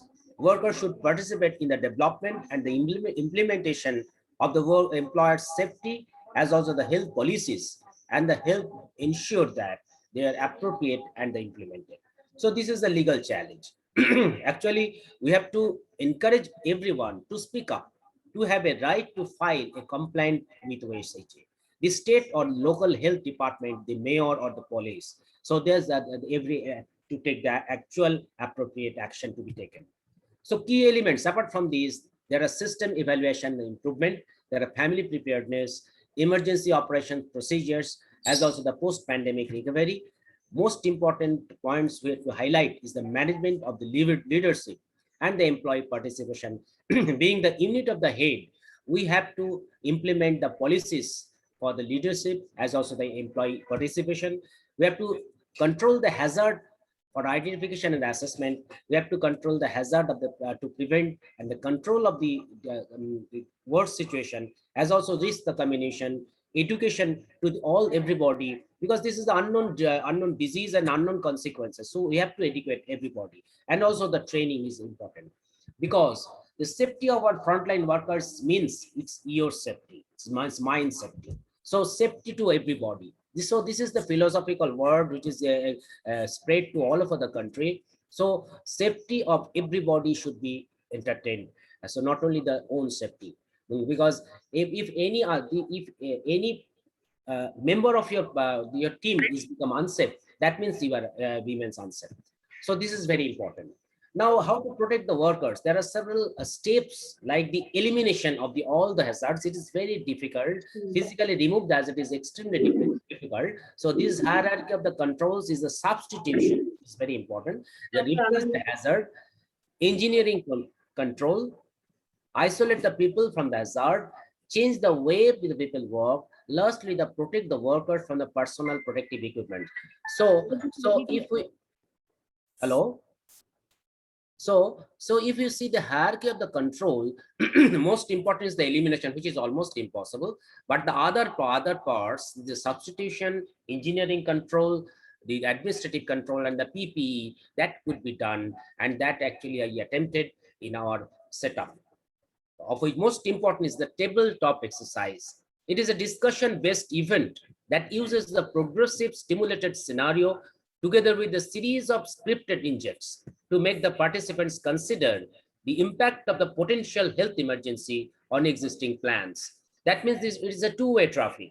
So we have to involve the participants or the workers, health workers, and also our colleagues, our nursing personnel, as also there are patients also. So with all this, we have to prepare a white plan so that we can implement. Because if we implement any single plan from my direction, that could be very difficult to follow by the others. We have to hear the difficulty from the others also. This is basically the concept of the tabletop exercises. So a tabletop exercise stimulates an emergency situation in an informal, stress-free environment. And there are several the proposition. There's infection prevention and the control during the healthcare when the coronavirus diseases is suspected or confirmed. There are some guidelines. So there are some guidelines we can follow. It is already published in different literature, and we have to follow these guidelines to prepare these tabletop exercises. This is actually our motto. And the purpose is basically to facilitate a group discussion. The exercise aims to examine the implementation of these IPC strategies required to prevent or limit the transmission of the COVID-19 in healthcare situations. So the general objectives are to share the information on practices on IPC associated with the healthcare for suspected or confirmed case of the COVID-19 and how these precautions could evolve based on the progress of the event in our faculty. We have to identify the challenges in bed occupancy and the staff management is very important. Sometimes it is lockdown, sometimes the staff becomes a disease, because it is not feeling well, they are not coming. So staff management is extremely important, and as also the bed occupancy between the different departments. Discuss the procedures for the collecting and the handling of the laboratory specimens from the COVID-19 patients. Reassess the dead body management is very important because it creates a panic in between the healthcare also. And to identify the areas of the actions in your faculties based on the issues explored in the scenario and on how the scenario could play out in our health facility. Now, what is the institution or administrators can do? This is very important. So the rationing of the staffs. Initially, we planned for this rationing of the staffs in all tiers. Initially 1/3, then 50% as the population or the healthcare pressure has become increased. Majority of the meetings and classes, the educational classes is taken online. But we have concentrated on the surface cleaned using the 0.05% hypochlorite solution, door handles cleaned regularly, dedicated medical waste and the contact waste disposal systems. It is prepared. Soap water very good for the gloves and that's used, and that is used for all the wards, rooms, corridors, nursing stations, elevators, and the trolley. Now, the decontamination is extremely important. Employers should develop the site-specific decontamination procedures. Depending on the workplace, decontamination may require the consultation with the health department or the use of a consultant specializing in the environment cleanup. Use of this EPA registered disinfectant is effective is recommended. Worker and the building occupant protection is essential to protect against the virus and the adverse effects of the disinfectant. Now, proper training is applied for the all in different tiers in different episodes by these experts, as you can see here, regarding the doffing, donning, regarding the caring of the patients, as also the transport everybody. Now the barriers, how to take care of through the barriers. Basically, there are several barriers like the thermal check, that is minimal attendant queue, automatic hand sanitizer, and also the wall, which is or hand sanitizer may be fixed to the wall. So OPD attendance per day, that is increasing day by day. All patients, if require admission, kept in isolated ward, and then in isolated ward, COVID test is done. If it is negative, sent to the general ward. If it is positive, then refer to the special ward. That is the policy we follow. As basically, this is a very, very important policy. Is one patient is equal to one relative, especially those who require some care. Those that who are unable to stand or walk. Then in those cases only, we allowed the relatives, only one relative for one patient. Now, isolated doffing area we have prepared, and that's the waste. All the waste should be handled in extreme precautions, and there are some marking should be given, and so that everybody should understand what are the subjects to be disposed in which boxes, and every boxes should be closed. This is very important, and that has the attachment without minimal touch, they can be opened, and so every disposal can be made without touching this disposal bin. Now, outpatients, this is non-urgent in-person clinic visits is postponed. All patients to be allowed with maximum one relative only. This is record on arrival. Like especially we have applied a paper where this everything is written, so that we curtailed the time they spent in the outpatient department And once they filled up this paper, that paper is given to the experts, and they actually they actually see what is the name, mobile address for contact tracing if it is needed later, whether they have the travel history, whether they have a fever, whether there's any problem of respiratory diseases or like that. Non-touch thermal scanning we have applied. All the patients is allowed to enter with mask and hand hygiene. It is a must on arrival. Appointment is given with staggering of timing. Apart from that, the waiting area should be spaced out like this. It is very difficult. At least 1 or 2 persons gap should be maintained in between the 2 waiting persons. Minimum required personnel only clinics is allowed. Preliminary history to include the travel. I already told I have applied the form where he actually write as per information they can provide, like the traveling, fever, respiratory symptoms, everything else. In person, the surgical consult with decision makers only. Consider the non-operative management wherever possible, whether clinical appropriate. So some in our practice, some diseases may require some operations, some require, and that can be applied treated by the conservative means. So in this scenario, we have given the importance of the conservative means with skills which requires some technical expertise to provide the maximum benefit, apart from the operations, because in operations we require some multiple interventions and there is some risk also. Now, effective procedures is postponed preferably. So elective procedures. Suppose there's a total hip replacement, total knee replacement. So all these are the not the emergency procedures. So actually, these are postponed in the at least 1 or 2 months till the spike has become a little bit reduced. COVID patient affected spike will become reduced. Now we have to take the detailed consent into the COVID, because there is already it is published that the persons, if they have asymptomatic carrier also, if we operate or on any life-saving surgery or anything, any elective surgery, there is a possibility of complications, as also there is some possibility of morbidity. It's at least 30% morbidity. So we have to taken care of. So detailed consent should be taken whether patient has a COVID or not. Now, administrative controls and the work practices to reduce the exposure with improved engineering is most important. So we have to enable the sick workers to stay home. So that is why we revise the policy of the absentee. So if the patient is complaining of the patient's, he or any workers is complaining of he or she is sick, even over the telephone, then we advise them without giving any applications, written application, that they can stay at the home at least for 3 days to see whether there is any complaints or not. If there are any complaints, then they have to face the general physicians, have to take the certificate and they have to produce the certificate. So that is the revised policy of the absentee we have taken.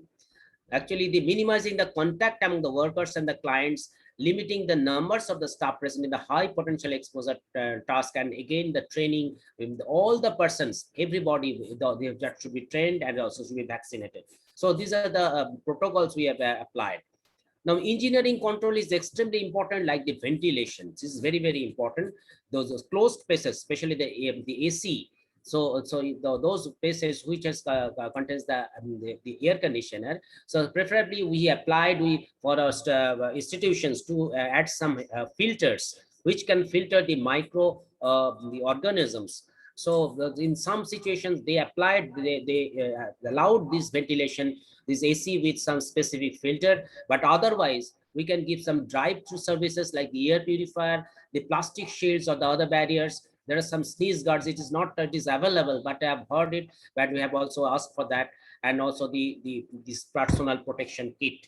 This is extremely important. This engineering control, especially the high exposure potential jobs in healthcare, especially the pathology laboratories, the negative pressure isolation rooms, biological safety cameras, HEPA filtration I've already mentioned, and the ultraviolet irradiation system and germicidal irradiation system. This is also important. This is coming. We also applied, and in some parts of our institution they have applied for that. Now, personal protection is very important. That has to be used as per the OSHA PPE standard, and basically where applicable, the OSHA PPE standard requires employers to conduct an assessment for the PPE, provide the PPE at no cost, appropriate to the hazard, train the employees on how to don or doff of the PPE, train the workers to maintain, store, and replace PPE is extremely important. Provide the medical education and the fit testing. Now, this is a very important. There's a notion that the surgical mask can protect, but basically it doesn't. The surgical masks are not effective. Surgical masks do not fit tightly against the skin to form a seal, and that cannot filter the tiny particles such as the viruses and bacteria. That is, they are ineffective. That can be used along with the N95 to prevent these smearing of these viruses or the spores over the N95. Now, the respirators are needed when there is a potential for aerosol transmission. And an N95 respirator is the minimum level of protection to prevent the inhaling coronavirus. It is specially used in those cases where there is minor OT or there is some minor procedures are applied where the aerosol generation is a possibility.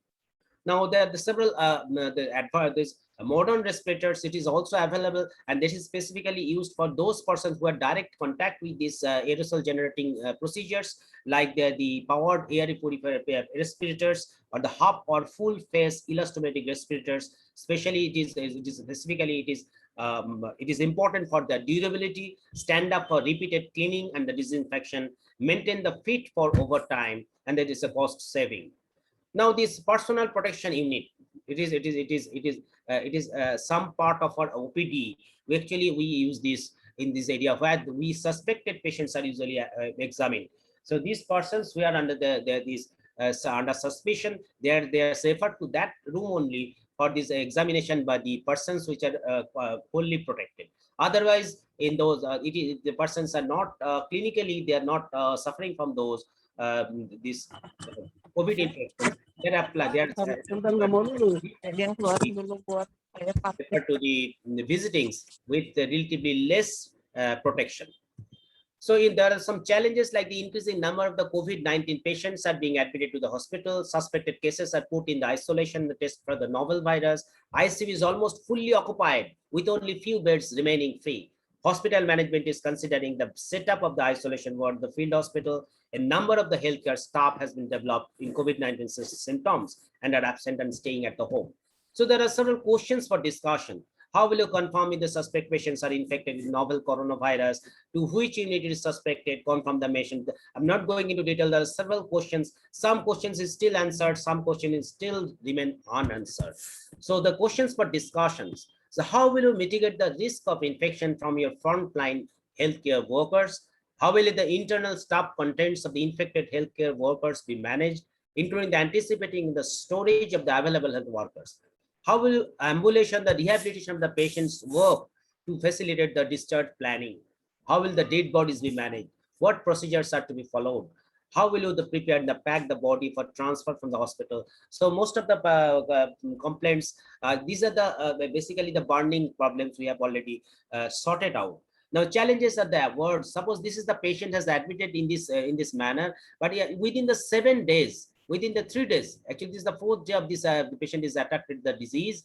But as we have found that it is within the 3 days, patient has developed this sort of chest problem. So we have to take care of this, and we have to become very vigilant. And so suppose this is the already comorbid patients, and especially those patients, we have become vigilant for that. This for the orthopedic side. So suppose this patient has admitted with this, and so this is after 3 weeks when this is fit for the surgery. See how much the comorbidities the patient can develop. There are several calluses has developed, and there is also malignant is being almost completed like this. So this is we are very much vigilant enough. We have to give some minimal medical treatment or medical surgical treatment at the moment.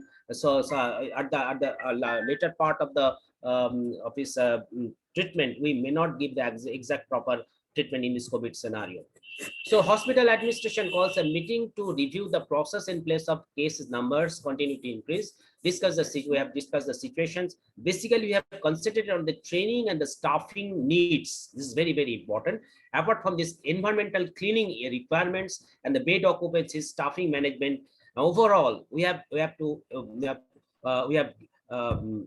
given the responsibility of the monitor, co-monitor, or the supervisor from different strata of our workers, from the nursing personnel, from our junior residents, from the senior residents, from our junior teachers as also the senior teachers. We have to make them monitor by step monitor, so that if one monitor fails, then another monitor will take up. So in this way, we have to maintain this team. Now, healthcare facility identification isolation is extremely important. Most important steps to prevent the spread of COVID-19 is these procedures for rapid identification and isolation of the suspect COVID-19 cases.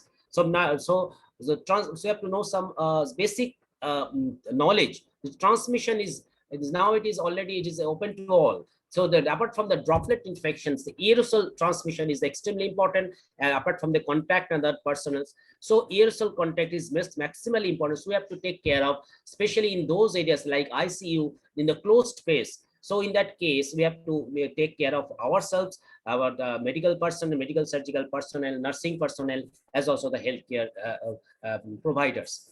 Now, another important point is the incubation period. So we have to, suppose the patient has come with a relatively asymptomatic, but within 14 days, patient may become symptomatic, because there is incubation periods of a patient that is up to 2 to 14 days, patient may have some symptoms. So we have to take care of. If there is a procedure is relatively prolonged in the hospital, we have to take care of. We can isolate for those patients regarding this.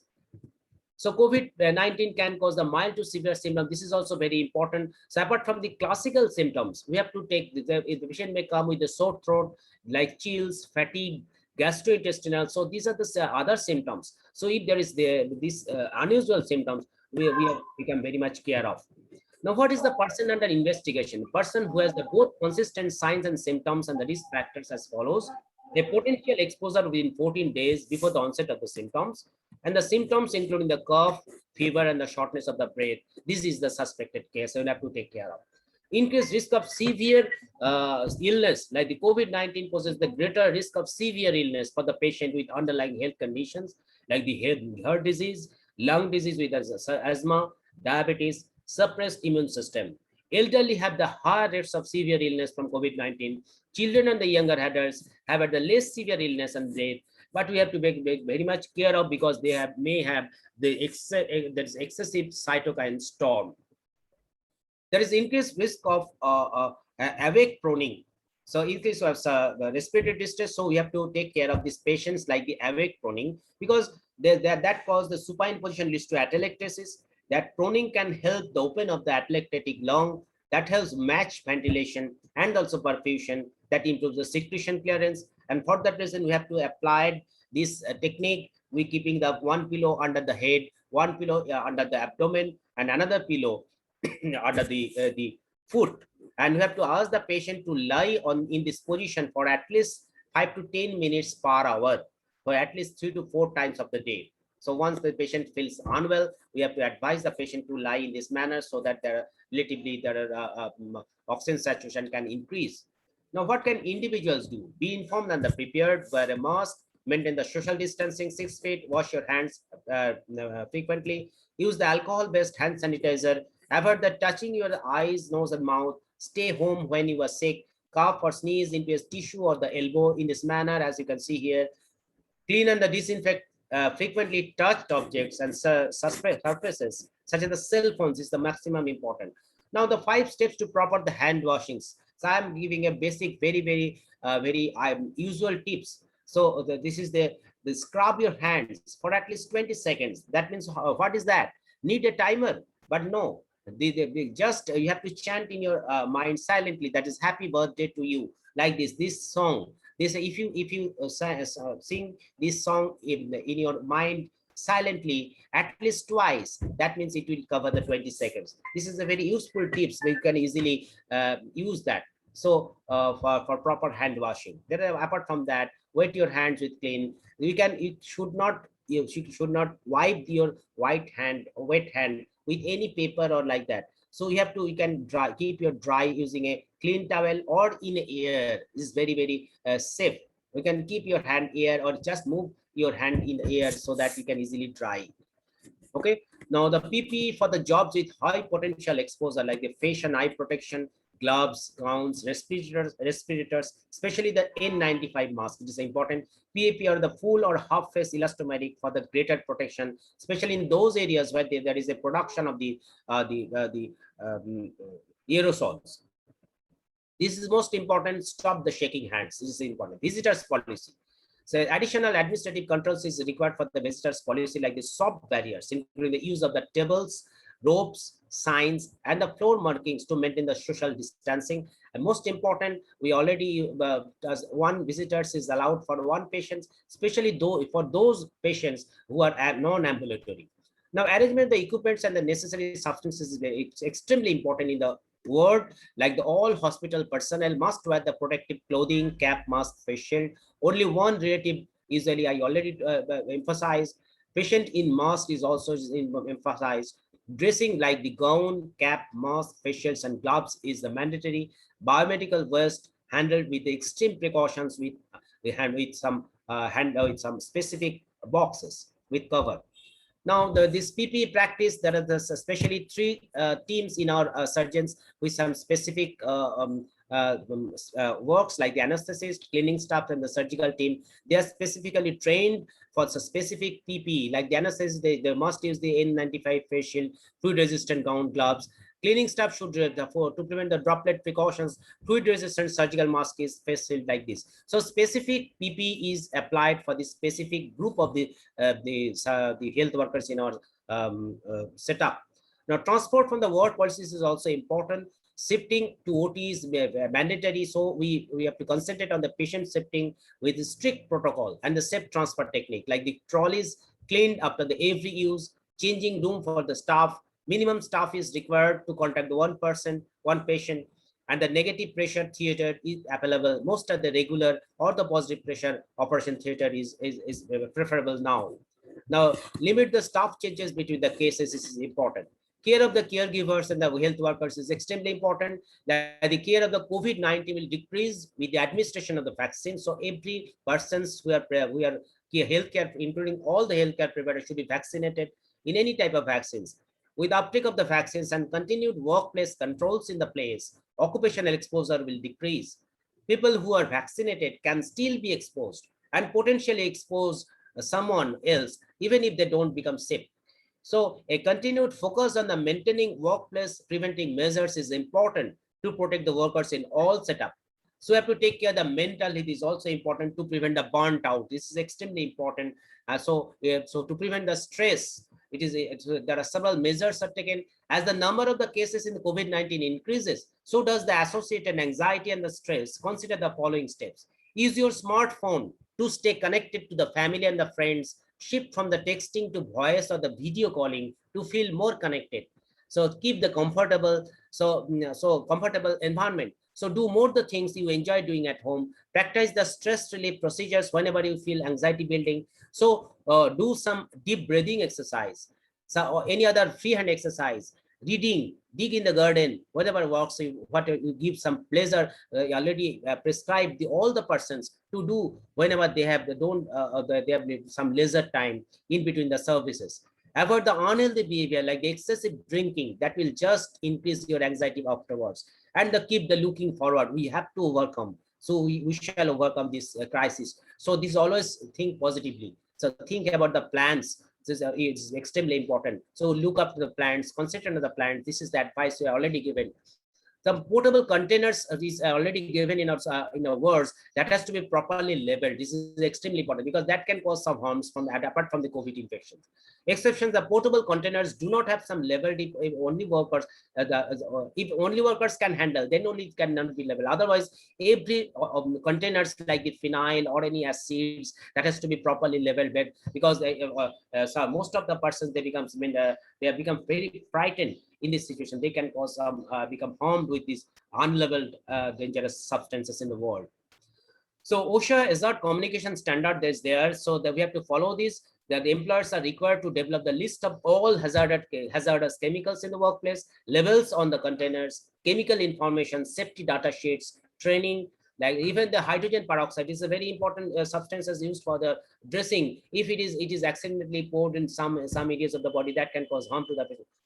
That is why that has to be properly labeled, and that is to be kept aside. And most important is the training. This training is given in every workers in every situation, that even we are also become trained in every situations because it's a new situation. written program and the worker program access to the information is extremely important. These rights may be relevant to the cleaning and the disinfectants of chemicals. Imparting knowledge and the adequate training is extremely important. Information to COVID-19 is rapidly changing, so it requires training. Even all status, even the visitings, even ourselves, we require some training how to cope up with the situation. So it is extremely important. So training and drills must be hand-on, the frequent, should not be primarily computer-based or lecture. It may be physically based. It must include the opportunity to drill the actual process of the donning and doffing of the PPE and the respirators, should include the trained observer and cover the site-specific decontamination procedures. And this is very important. This is a pathogen safety data guide training module. This is available in internet. Everybody can have access to it, and even by we use this through our administrative control to provide this information to all the healthcare providers, because this is extremely important. Because unless we follow these protocols, there's a possibility of outbreak from the iatrogenic component. So for more information, you can go through this. This is actually protocols we follow in our situation, in our institutions, and accordingly, we have catered almost 30% of our total patient safely. 70% is already under in control, and I think there's a hope that everybody will come out of the situation, and there is a good hope in the environment if we follow all this. So at a glance, the rules in all work settings: you have to wash hands after removing the gloves on soil, wear a mask, keep the common surface such as the telephones, keyboards clean, avoid the sharing equipments if possible, minimize the group meeting by using the phone, email, avoid the close contact when the meetings are necessary. We have to consider the telework as much as possible, limit the unnecessary visitors to the workplace, maintain the physical, emotional health with the rest, diet, exercise, as also relaxation in any form, even by seeing some cinema, by listening some song, music, or some meditation also. Thank you. So this is our team in IPG-MER. So this is my humble attempt to present my attempt so to give some healthcare provider to healthcare services to my patients. Thank you.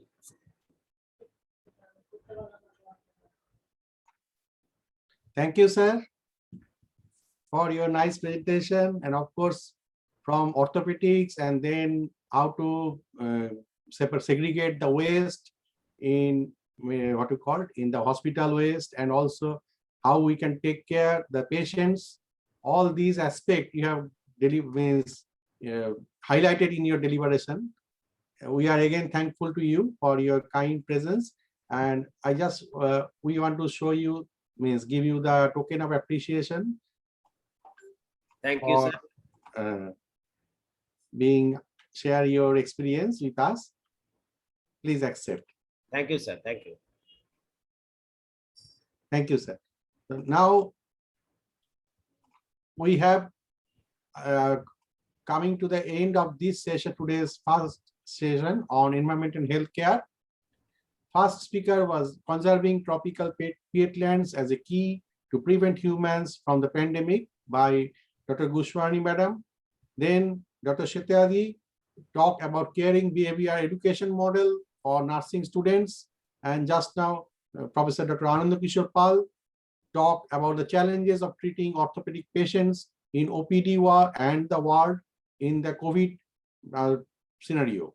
So all these aspects, we have here different type of environmental approach, of course, educational approach, and nursing and healthcare approach.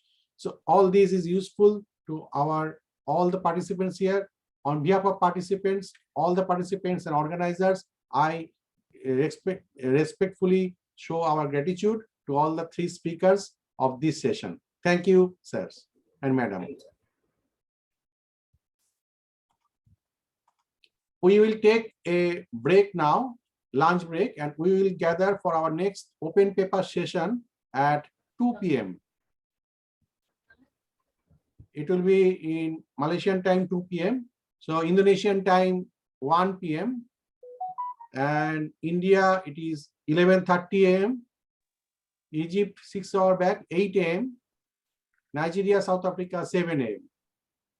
So please check with your country schedule. Malaysian time, 2 p.m. we will be joined back. Thank you again. Dubai time? Yes. Dubai time? Dubai time. What is the time now in Dubai? After 1 hour. You just say after 1 hour. 8:52. Okay, okay, okay. After 1 hour. Okay. Just 1 hour break. Thank you. So around 10 a.m. Dubai. Okay, okay. All right. Thank you. Welcome. Thank you. Okay. Thank you, Dr. Sandeep. Yes, Miss Divi. So you can take a break and again join back after 1 hour. All right. Thank you.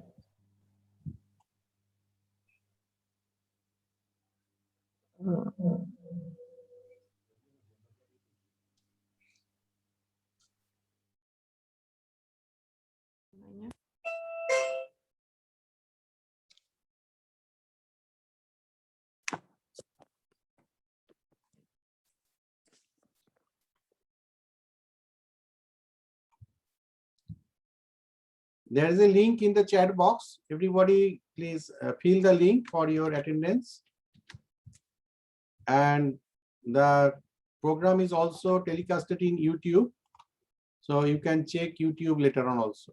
If anybody miss any part, you can check. I'm sharing the YouTube link in the chat box also. Thank you.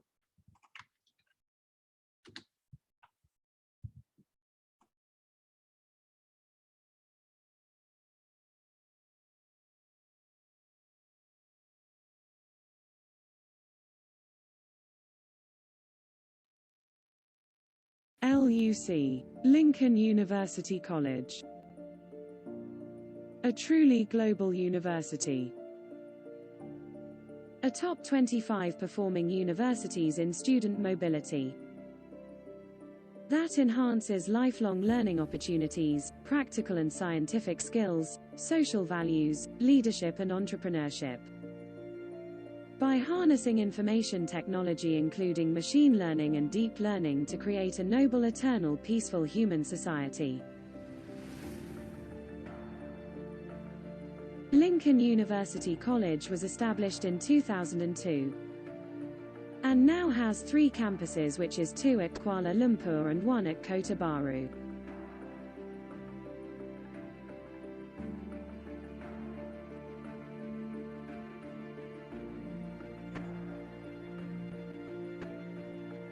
Lincoln University College Malaysia has been worldwide recognized by multi-rank universities, World University Ranking and also QS Asia University Ranking.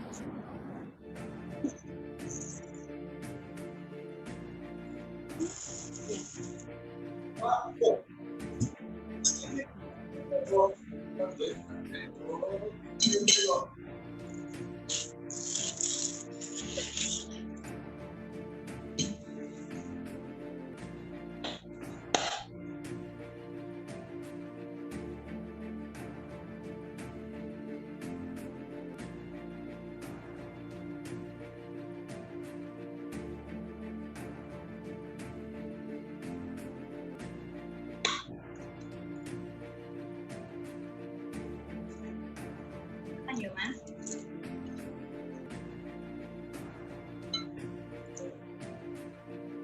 Gak bisa makan siang? Lelah apa, Mas? Tapi sarapan biasa. Suaranya Oh, balikan. Biasanya lah, gak biasa ini.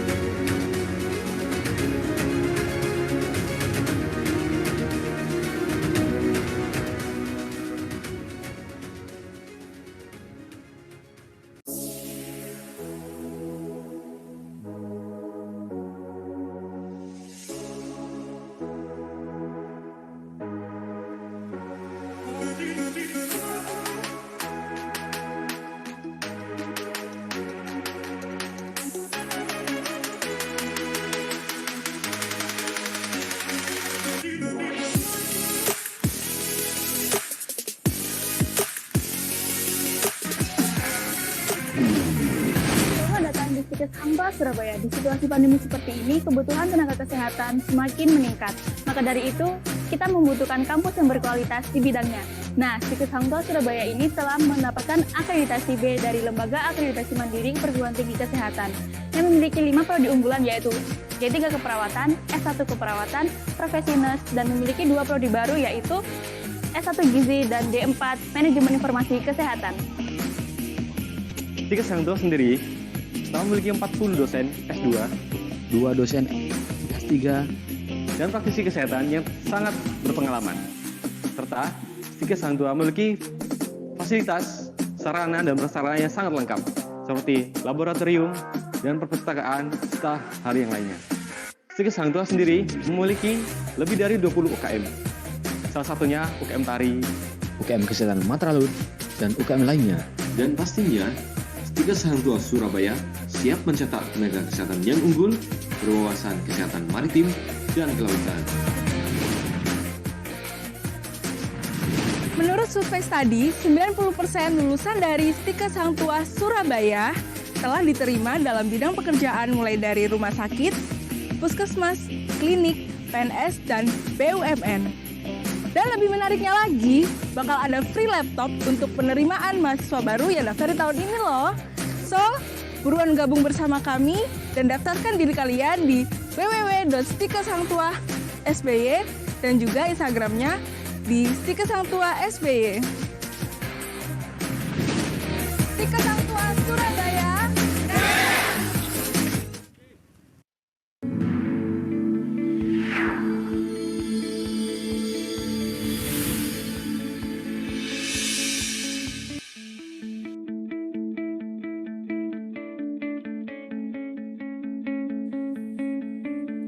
Surabaya adalah ibu kota Provinsi Jawa Timur, sekaligus kota metropolitan terbesar kedua di Indonesia.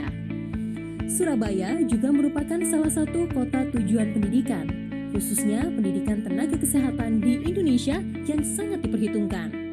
Ribuan siswa maupun mahasiswa dari berbagai daerah di Indonesia mengenyam pendidikan di kota ini. Salah satu pilar penyangga pendidikan tinggi kesehatan di kota Surabaya adalah Stikes Hang Tua Surabaya. Selamat datang di kampus Sekolah Tinggi Ilmu Kesehatan Hang Tua Surabaya. Stikes Hang Tua Surabaya di bawah naungan Yayasan Nala, yaitu salah satu yayasan yang dimiliki oleh TNI Angkatan Laut, sehingga kampus kami berada dalam satu lokasi dengan Rumah Sakit Pusat Angkatan Laut Dr. Ramelan Surabaya, yaitu di Jalan Gadung nomor 1 Surabaya. Stikes Hang Tua Surabaya hadir untuk memenuhi kebutuhan tenaga kesehatan di rumah sakit, klinik kesehatan, puskesmas, maupun tempat pelayanan kesehatan lain, baik yang berafiliasi dengan TNI Angkatan Laut, pemerintah, maupun fasilitas pelayanan kesehatan swasta, serta memberi kesempatan pada putra-putri anggota TNI, khususnya TNI Angkatan Laut, serta keluarganya untuk meningkatkan jenjang pendidikan tinggi, dan juga memberi kesempatan kepada putra-putri terbaik bangsa Indonesia untuk menjadi tenaga kesehatan profesional yang memiliki kompetensi, berbudi pekerti luhur, tangguh, sehat, cerdas, patriotik, berdisiplin, kreatif, produktif, dan profesional. Stikes Hang Tua Surabaya lahir diawali dengan adanya kerjasama antara Yayasan Nala dengan Hospital Dr. Ramelan Surabaya dalam mendirikan Akper Hang Tua Surabaya pada tanggal 7 Juni 1995. Pada pertengahan 2005, dimulailah usaha-usaha untuk merintis perubahan bentuk Akademi Keperawatan menjadi Sekolah Tinggi Ilmu Kesehatan. Dan pada tahun 2006, Sekolah Tinggi Ilmu Kesehatan Hang Tua Surabaya resmi berdiri. Sekolah Tinggi Ilmu Kesehatan Hang Tua Surabaya memiliki visi menjadi sekolah tinggi ilmu kesehatan yang mandiri, bermartabat, kompetitif, berwawasan kesehatan maritim dan kelautan. Untuk mewujudkan visi tersebut, Stikes Hang Tua Surabaya menyusun misi, yaitu pertama, menciptakan pendidikan dengan budaya akademik yang kondusif dan mampu bersaing. Kedua, mengembangkan penelitian yang berorientasi pada iptek, kesehatan maritim, dan kelautan. 3. Melaksanakan pengabdian masyarakat dimulai dari wilayah pesisir. 4. Mewujudkan pelaku pendidikan yang memiliki integritas. Yang kelima, mewujudkan penguatan tata kelola organisasi yang efektif, demokratis, dan terpercaya. Kami menerapkan tata nilai di lingkungan Stikes Hang Tuah Surabaya yang mendasari sikap dan perilaku seluruh sivitas akademika. Tata nilai yang kami laksanakan adalah cerdas.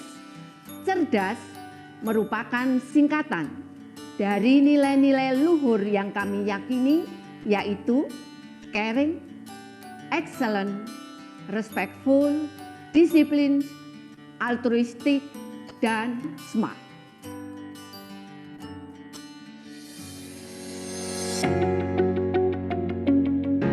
Stikes Hang Tuah Surabaya telah memiliki 5 program studi, yaitu D3 Keperawatan, S1 Keperawatan, Prodi Pendidikan Profesi Nurse, S1 Gizi, dan D4 Manajemen Informasi Kesehatan. Program studi keperawatan adalah program studi unggulan di Stikes Hang Tuah Surabaya. Kami selalu mencetak tenaga keperawatan medis yang unggul dan siap bersaing di dunia kerja. Prodi ini dibagi menjadi 2, yaitu Prodi Keperawatan S1 dan D3.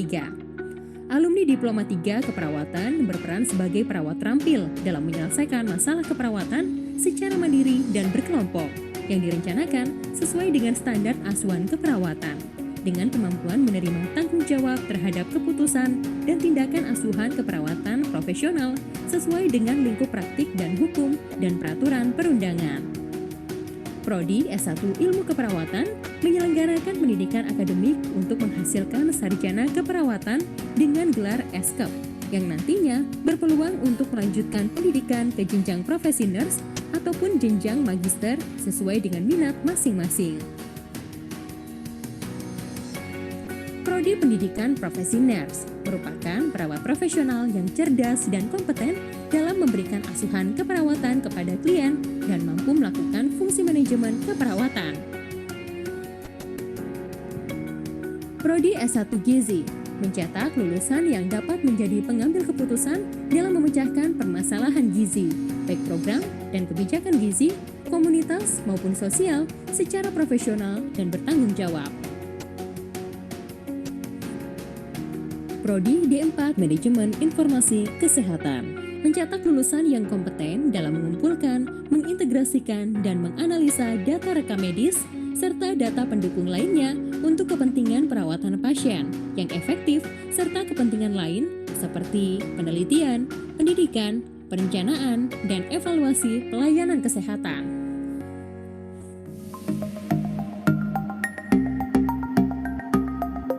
Sarana pembelajaran yang lengkap sangat diperlukan untuk menunjang efektivitas pembelajaran offline guna meningkatkan kompetensi mahasiswa. Sarana yang terdapat di Stikes Hang Tuah Surabaya adalah lab keperawatan dasar, keperawatan medikal bedah dan gawat darurat, lab keperawatan maternitas dan anak, lab jiwa, komunitas dan keluarga, jiwa dan gerontik, laboratorium biomedik, anatomi dan ruang tutorial, lab skill yang terdiri dari 2 lantai untuk meningkatkan skill prosedur, lab komputer, perpustakaan, terdiri dari ruang baca, ruang internet, dan ruang pelayanan. Selain itu, untuk mendukung pembelajaran daring, tersedia berbagai macam video pembelajaran di website dan YouTube. Indonesia sebagai negara maritim terbesar dunia memiliki sejumlah wilayah laut, pesisir, dan pulau-pulau kecil yang luas dan bermakna strategis dalam pembangunan ekonomi nasional. Stikes Hang Tuah Surabaya dalam peranannya di bidang pendidikan kesehatan memberikan wawasan kesehatan maritim dan kelautan di dalam kurikulum pendidikannya dalam bentuk materi kuliah matra kesehatan, laut, dan udara serta dibentuknya UKM atau unit kegiatan mahasiswa Kesmala. Stikes Hang Tuah Surabaya telah bekerja sama dengan instansi untuk penyerapan lulusan, yakni Rumah Sakit Mitra Keluarga Group, National Hospital Surabaya, RSPHL Dr. Ramelan Surabaya, Siloam International Hospitals. Selain itu, kami juga bekerja sama dengan beberapa instansi untuk lahan praktik mahasiswa Stikes Hang Tuah Surabaya, yakni RSPHL Dr. Ramelan Surabaya, RSAL Dr. Sukantio Jahya Lanudal Juanda, RS Marinir Ewa Pangalila Gunung Sari Surabaya, Lembaga Kesehatan Kelautan TNI AL, Diskes Kuarmada 2, Rumah Sakit Haji Surabaya, Rumah Sakit PHC Surabaya, Rumah Sakit Jiwa Menur Surabaya, UPTD Gria Werda Jambangan Surabaya, Diponsos Keputih Surabaya, Dinas Kesehatan Kota Surabaya, Puskesmas di Kota Surabaya. Tingkat kelulusan mahasiswa Stikes Hang Tuah Surabaya. Tingkat kelulusan ujian kompetensi D3 Keperawatan 96,8% Oktober 2020. Tingkat kelulusan ujian kompetensi profesi nurse 94,7% Oktober 2020. Tingkat penyerapan lulusan yang bekerja sebagai tenaga kesehatan di fasilitas pelayanan kesehatan lebih dari 90%. Tingkat masa tunggu kerja kurang dari 6 bulan lebih dari 90%. Hal ini menandakan bahwa lulusan Stikes Hang Tuah Surabaya siap untuk masuk ke dunia kerja. Salam tangguh, salam sehat, salam kemanusiaan. COVID-19 di Indonesia telah ditetapkan sebagai bencana nasional tepatnya pada tanggal 2 Maret 2020. Pandemi ini berdampak pada semua aspek kehidupan, baik di sektor kesehatan, sektor ekonomi, sektor sosial dan kemasyarakatan, tanpa kecuali di sektor pendidikan. Kendati demikian, adanya pandemi ini mampu mengakselerasi pendidikan di era revolusi industri 4.0. Wabah corona ini justru memacu dunia pendidikan dengan mendorong lebih banyak pemanfaatan teknologi informasi dalam aktivitas belajar jarak jauh. Namun pada kondisi ini, terdapat tantangan yang besar dalam pelaksanaannya. Menjawab tantangan tersebut, Stikes Hang Tuah Surabaya dengan membentuk Satgas COVID-19 dan mempersiapkan sarana prasarana yang sesuai sebagai adaptasi kebiasaan baru dalam kehidupan kampus. Stikes Hang Tuah Surabaya siap menjadi kampus tangguh, yaitu kampus yang menyelenggarakan Tridharma Perguruan Tinggi dengan memprioritaskan kesehatan dan keselamatan bagi seluruh peserta didik, pendidik, tenaga kependidikan, keluarga, dan masyarakat. Saya dibantu oleh seluruh sivitas akademika di bawah koordinasi bidang 1, 2, dan 3 terus mengembangkan diri menjawab tantangan ini. Di bidang 1, bidang akademik, kurikulum dan model pembelajaran disiapkan untuk menjawab era industri 4.0 dengan memastikan ketersediaan sarana dan prasarana, serta sistem informasi yang memadai, memastikan kegiatan pembelajaran baik di kelas, laboratorium, maupun klinik dapat terlaksana secara blended learning dengan memprioritaskan keamanan, kesehatan, dan keselamatan. Di bidang 2, menjamin seluruh kegiatan administrasi umum dan kepegawaian berjalan dengan baik, serta menyediakan sarana prasarana yang mendukung upaya protokol kesehatan yang memadai. Di bidang 3 kemahasiswaan, berbagai penyesuaian dilaksanakan untuk memastikan kegiatan kemahasiswaan baik intra maupun ekstra kurikuler dapat terus berjalan dengan memanfaatkan teknologi informasi. Pada masa pandemik ini, Stikes Hang Tuah Surabaya telah mempersiapkan diri dengan baik, menerapkan protokol kesehatan untuk mencegah COVID-19 di lingkungan kampus. Kami laksanakan dengan disiplin tinggi. Stikes Hang Tuah Surabaya berkomitmen sebagai kampus tangguh. Stikes Hang Tuah Surabaya adalah institusi pendidikan di bawah TNI Angkatan Laut yang mahasiswanya belajar di wahana rumah sakit militer, yaitu Rumah Sakit Pusat Angkatan Laut Dr. Ramlan Surabaya. Mereka mendapat pendidikan yang penuh disiplin dan bertanggung jawab, menjadikan mereka sebagai mahasiswa yang unggul. Ini mempermudah kami untuk transfer pengetahuan dan attitude kepada mereka. Oleh sebab itu, hampir sebagian besar lulusan Stikes Hang Tuah Surabaya setelah lulus dari pendidikan dapat diterima di Rumah Sakit Pusat Angkatan Laut Dr. Ramlan Surabaya, juga di rumah sakit di Surabaya dan sekitarnya. Semoga Stikes Hang Tuah Surabaya selalu jaya dan senantiasa memberikan kontribusi terbaik bagi nusa dan bangsa. Lebih dari 20 tahun, kami berproses dalam membentuk sebuah lembaga pendidikan kesehatan untuk mencapai sasaran terwujudnya masyarakat yang makin sejahtera, lahir dan batin, secara adil dan merata. Terselenggaranya pendidikan nasional dan pelayanan kesehatan yang makin bermutu serta merata, mewujudkan manusia berbudi pekerti luhur, tangguh, sehat, cerdas, patriotik, berdisiplin, kreatif, produktif, dan profesional. Kami akan terus berkembang dan akan meraih mimpi kami, yaitu menjadi sekolah tinggi ilmu kesehatan yang mandiri, bermartabat, kompetitif, dan berwawasan kesehatan maritim dan kelautan pada tahun 2031. Mari bergabung bersama kami.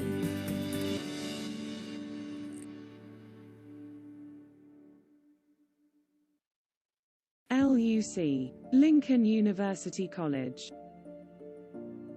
A truly global university. A top 25 performing universities in student mobility. That enhances lifelong learning opportunities, practical and scientific skills, social values, leadership and entrepreneurship. By harnessing information technology including machine learning and deep learning to create a noble, eternal, peaceful human society. Lincoln University College was established in 2002 and now has 3 campuses, which is 2 at Kuala Lumpur and 1 at Kota Baru.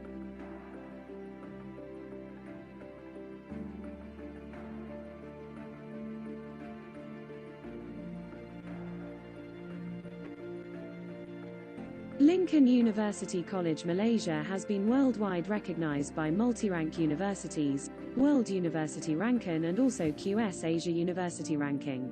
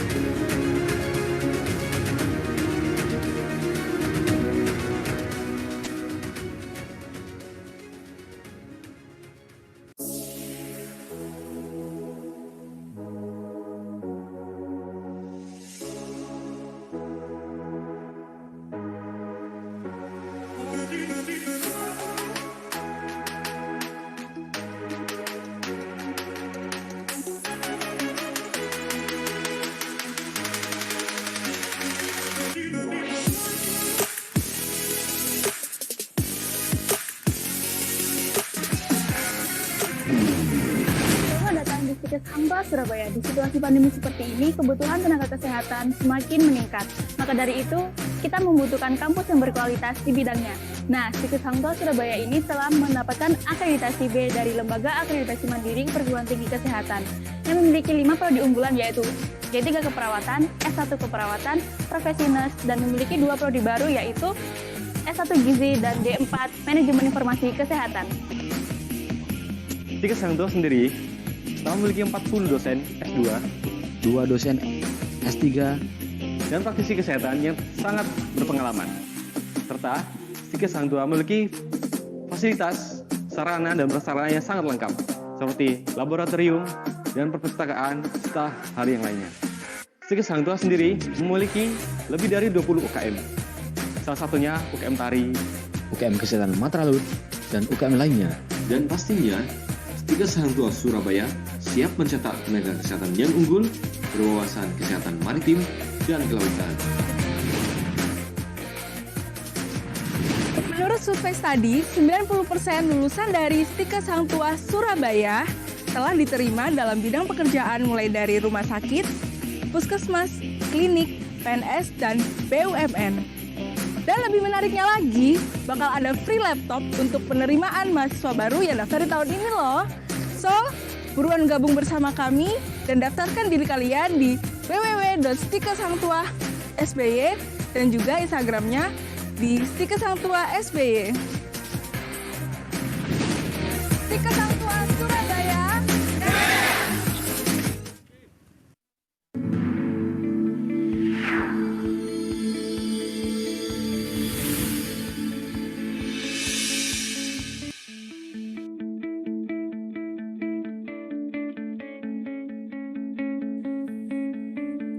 Surabaya adalah ibu kota Provinsi Jawa Timur, sekaligus kota metropolitan terbesar kedua di Indonesia. Surabaya juga merupakan salah satu kota tujuan pendidikan, khususnya pendidikan tenaga kesehatan di Indonesia yang sangat diperhitungkan. Ribuan siswa maupun mahasiswa dari berbagai daerah di Indonesia mengenyam pendidikan di kota ini. Salah satu pilar penyangga pendidikan tinggi kesehatan di kota Surabaya adalah ICSEH Hang Tuah Surabaya. Selamat datang di kampus Sekolah Tinggi Ilmu Kesehatan Hang Tuah Surabaya. ICSEH Hang Tuah Surabaya di bawah naungan Yayasan Nala, yaitu salah satu yayasan yang dimiliki oleh TNI Angkatan Laut, sehingga kampus kami berada dalam satu lokasi dengan Rumah Sakit Pusat Angkatan Laut Dr. Ramlan Surabaya, yaitu di Jalan Gadung nomor 1 Surabaya.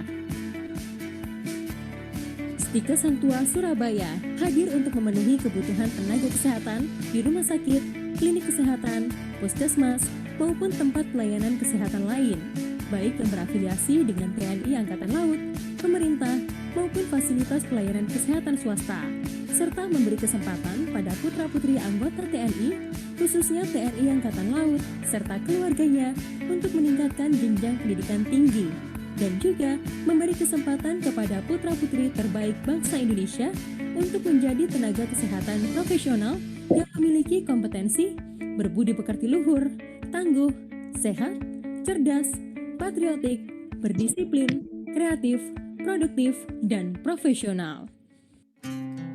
ICSEH Hang Tuah Surabaya lahir diawali dengan adanya kerjasama antara Yayasan Nala dengan Rumkital Dr. Ramlan Surabaya dalam mendirikan Akper Hang Tuah Surabaya pada tanggal 7 Juni 1995. Pada pertengahan 2005, dimulailah usaha-usaha untuk merintis perubahan bentuk Akademi Keperawatan menjadi Sekolah Tinggi Ilmu Kesehatan. Dan pada tahun 2006, Sekolah Tinggi Ilmu Kesehatan Hang Tuah Surabaya resmi berdiri. Sekolah Tinggi Ilmu Kesehatan Hang Tuah Surabaya memiliki visi menjadi sekolah tinggi ilmu kesehatan yang mandiri, bermartabat, kompetitif, berwawasan kesehatan maritim dan kelautan. Untuk mewujudkan visi tersebut, ICSEH Hang Tuah Surabaya menyusun misi, yaitu pertama, menciptakan pendidikan dengan budaya akademik yang kondusif dan mampu bersaing. Kedua, mengembangkan penelitian yang berorientasi pada iptek, kesehatan maritim, dan kelautan.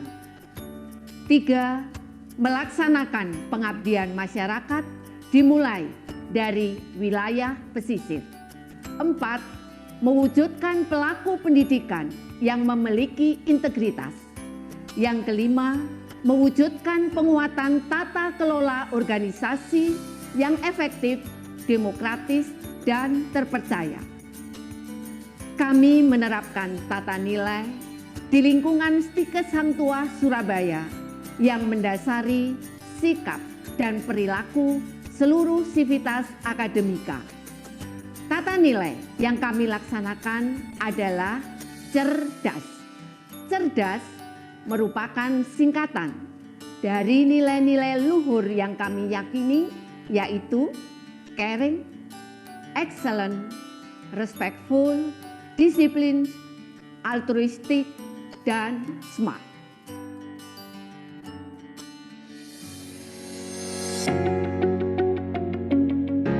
Stikes Hang Tuah Surabaya telah memiliki 5 program studi, yaitu D3 Keperawatan, S1 Keperawatan, Prodi Pendidikan Profesi Nurse, S1 Gizi, dan D4 Manajemen Informasi Kesehatan. Program studi keperawatan adalah program studi unggulan di Stikes Hang Tuah Surabaya. Kami selalu mencetak tenaga keperawatan medis yang unggul dan siap bersaing di dunia kerja. Prodi ini dibagi menjadi 2, yaitu Prodi Keperawatan S1 dan D3. Alumni Diploma 3 Keperawatan berperan sebagai perawat terampil dalam menyelesaikan masalah keperawatan secara mandiri dan berkelompok yang direncanakan sesuai dengan standar asuhan keperawatan, dengan kemampuan menerima tanggung jawab terhadap keputusan dan tindakan asuhan keperawatan profesional sesuai dengan lingkup praktik dan hukum dan peraturan perundangan.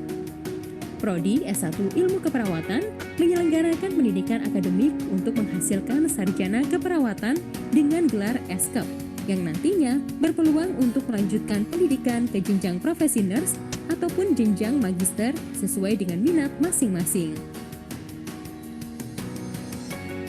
Prodi Pendidikan Profesi Nurse merupakan perawat profesional yang cerdas dan kompeten dalam memberikan asuhan keperawatan kepada klien dan mampu melakukan fungsi manajemen keperawatan.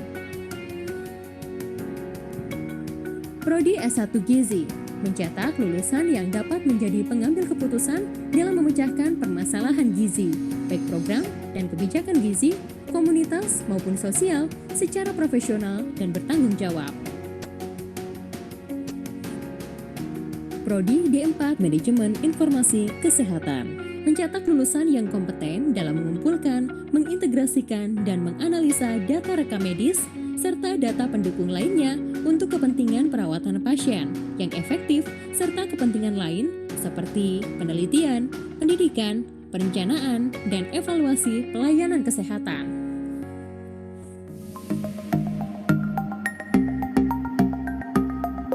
Sarana pembelajaran yang lengkap sangat diperlukan untuk menunjang efektivitas pembelajaran offline guna meningkatkan kompetensi mahasiswa. Sarana yang terdapat di Stikes Hang Tuah Surabaya adalah lab keperawatan dasar, keperawatan medikal bedah dan gawat darurat, lab keperawatan maternitas dan anak, lab jiwa, komunitas dan keluarga, jiwa dan gerontik, laboratorium biomedik, anatomi dan ruang tutorial, lab skill yang terdiri dari 2 lantai untuk meningkatkan skill prosedur, lab komputer, perpustakaan, terdiri dari ruang baca, ruang internet, dan ruang pelayanan. Selain itu, untuk mendukung pembelajaran daring, tersedia berbagai macam video pembelajaran di website dan YouTube. Indonesia sebagai negara maritim terbesar dunia memiliki sejumlah wilayah laut, pesisir, dan pulau-pulau kecil yang luas dan bermakna strategis dalam pembangunan ekonomi nasional.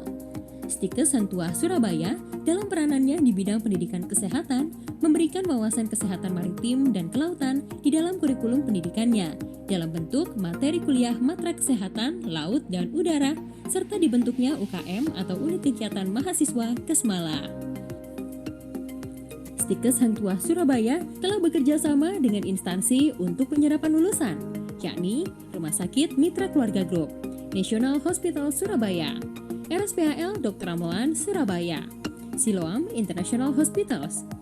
Selain itu, kami juga bekerja sama dengan beberapa instansi untuk lahan praktik mahasiswa Stikes Hang Tuah Surabaya, yakni RSPHL Dr. Ramelan Surabaya, RSAL Dr. Sukantio Jahya Lanudal Juanda, RS Marinir Ewa Pangalila Gunung Sari Surabaya, Lembaga Kesehatan Kelautan TNI AL, Diskes Kuarmada 2, Rumah Sakit Haji Surabaya, Rumah Sakit PHC Surabaya, Rumah Sakit Jiwa Menur Surabaya, UPTD Gria Werda Jambangan Surabaya, Diponsos Keputih Surabaya, Dinas Kesehatan Kota Surabaya, Puskesmas di Kota Surabaya. Tingkat kelulusan mahasiswa Stikes Hang Tuah Surabaya. Tingkat kelulusan ujian kompetensi D3 keperawatan 96,8% Oktober 2020. Tingkat kelulusan ujian kompetensi profesi nurse 94,7% Oktober 2020. Tingkat penyerapan lulusan yang bekerja sebagai tenaga kesehatan di fasilitas pelayanan kesehatan lebih dari 90%. Tingkat masa tunggu kerja kurang dari 6 bulan lebih dari 90%. Hal ini menandakan bahwa lulusan Stikes Hang Tuah Surabaya siap untuk masuk ke dunia kerja. Salam tangguh, salam sehat, salam kemanusiaan. COVID-19 di Indonesia telah ditetapkan sebagai bencana nasional tepatnya pada tanggal 2 Maret 2020. Pandemi ini berdampak pada semua aspek kehidupan, baik di sektor kesehatan, sektor ekonomi, sektor sosial dan kemasyarakatan, tanpa kecuali di sektor pendidikan. Kendati demikian, adanya pandemi ini mampu mengakselerasi pendidikan di era revolusi industri 4.0. Wabah corona ini justru memacu dunia pendidikan dengan mendorong lebih banyak pemanfaatan teknologi informasi dalam aktivitas belajar jarak jauh. Namun pada kondisi ini, terdapat tantangan yang besar dalam pelaksanaannya. Menjawab tantangan tersebut, Stikes Hang Tuah Surabaya dengan membentuk Satgas COVID-19 dan mempersiapkan sarana prasarana yang sesuai sebagai adaptasi kebiasaan baru dalam kehidupan kampus. Stikes Hang Tuah Surabaya siap menjadi kampus tangguh, yaitu kampus yang menyelenggarakan Tridharma perguruan tinggi dengan memprioritaskan kesehatan dan keselamatan bagi seluruh peserta didik, pendidik, tenaga kependidikan, keluarga, dan masyarakat.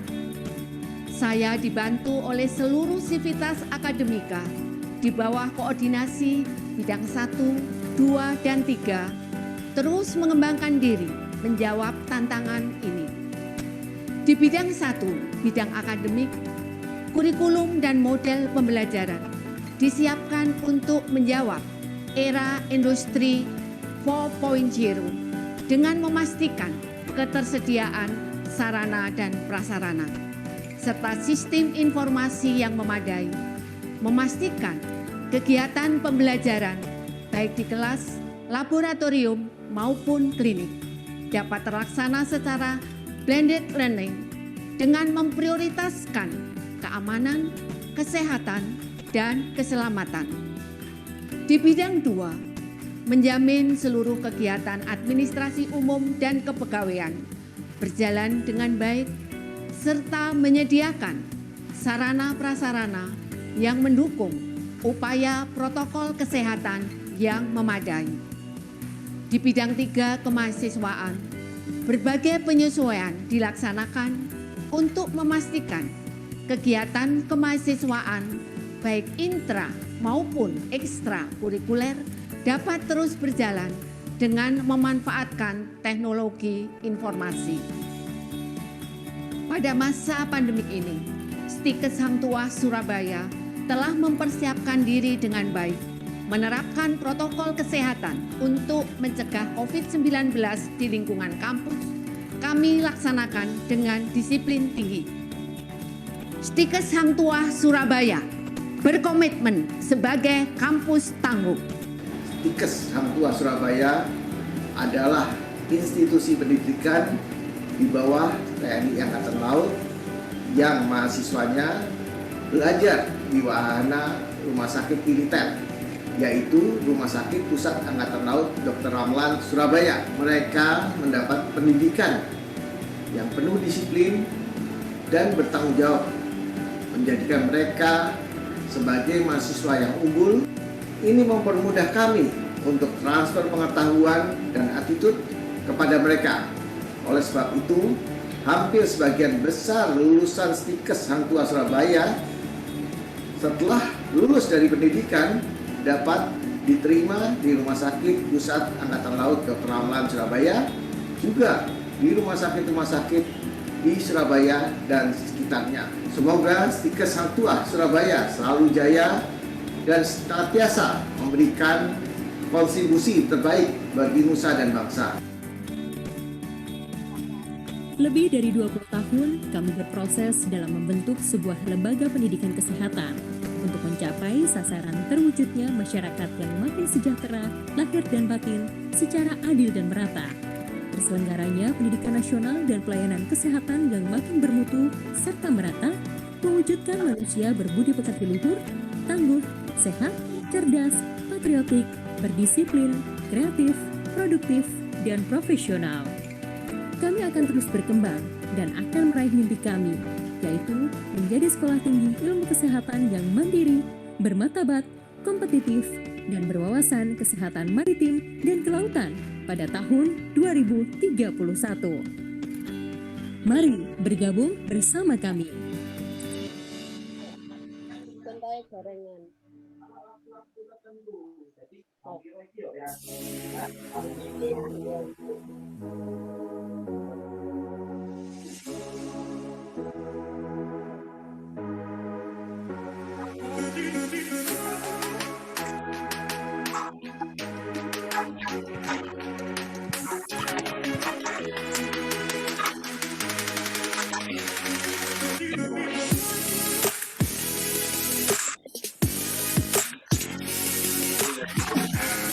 Selamat datang di Stikes Hang Tuah Surabaya. Di situasi pandemi seperti ini, kebutuhan tenaga kesehatan semakin meningkat. Maka dari itu, kita membutuhkan kampus yang berkualitas di bidangnya. Nah, Stikes Hang Tuah Surabaya ini telah mendapatkan akreditasi B dari Lembaga Akreditasi Mandiri Perguruan Tinggi Kesehatan yang memiliki 5 prodi unggulan, yaitu D3 Keperawatan, S1 Keperawatan, Profesi Nurse, dan memiliki 2 prodi baru, yaitu S1 Gizi dan D4 Manajemen Informasi Kesehatan. Stikes Hang Tuah sendiri telah memiliki 40 dosen S2, 2 dosen S3, dan praktisi kesehatan yang sangat berpengalaman. Serta Stikes Hang Tuah memiliki fasilitas, sarana, dan prasarana yang sangat lengkap, seperti laboratorium dan perpustakaan, serta hal yang lainnya. Stikes Hang Tuah sendiri memiliki lebih dari 20 UKM. Salah satunya UKM Tari, UKM Kesehatan Mata Laut, dan UKM lainnya. Dan pastinya, Stikes Hang Tuah Surabaya siap mencetak tenaga kesehatan yang unggul, berwawasan kesehatan maritim dan kelautan. Menurut survei tadi, 90% lulusan dari Stikes Hang Tuah Surabaya telah diterima dalam bidang pekerjaan mulai dari rumah sakit, puskesmas, klinik, PNS, dan BUMN. Dan lebih menariknya lagi, bakal ada free laptop untuk penerimaan mahasiswa baru yang daftar di tahun ini loh.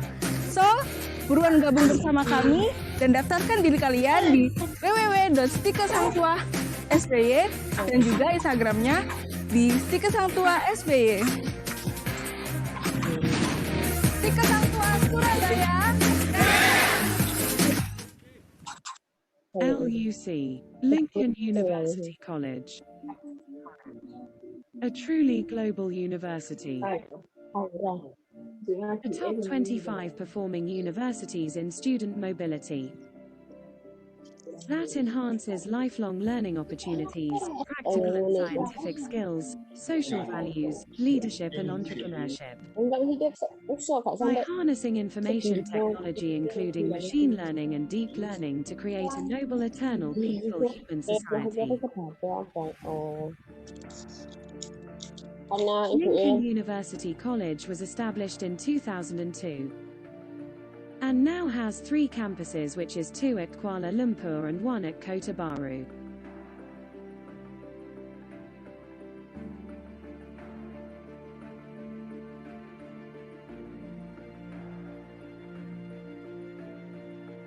Lincoln University College Malaysia has been worldwide recognized by multi-rank universities, World University Ranking and also QS Asia University Ranking.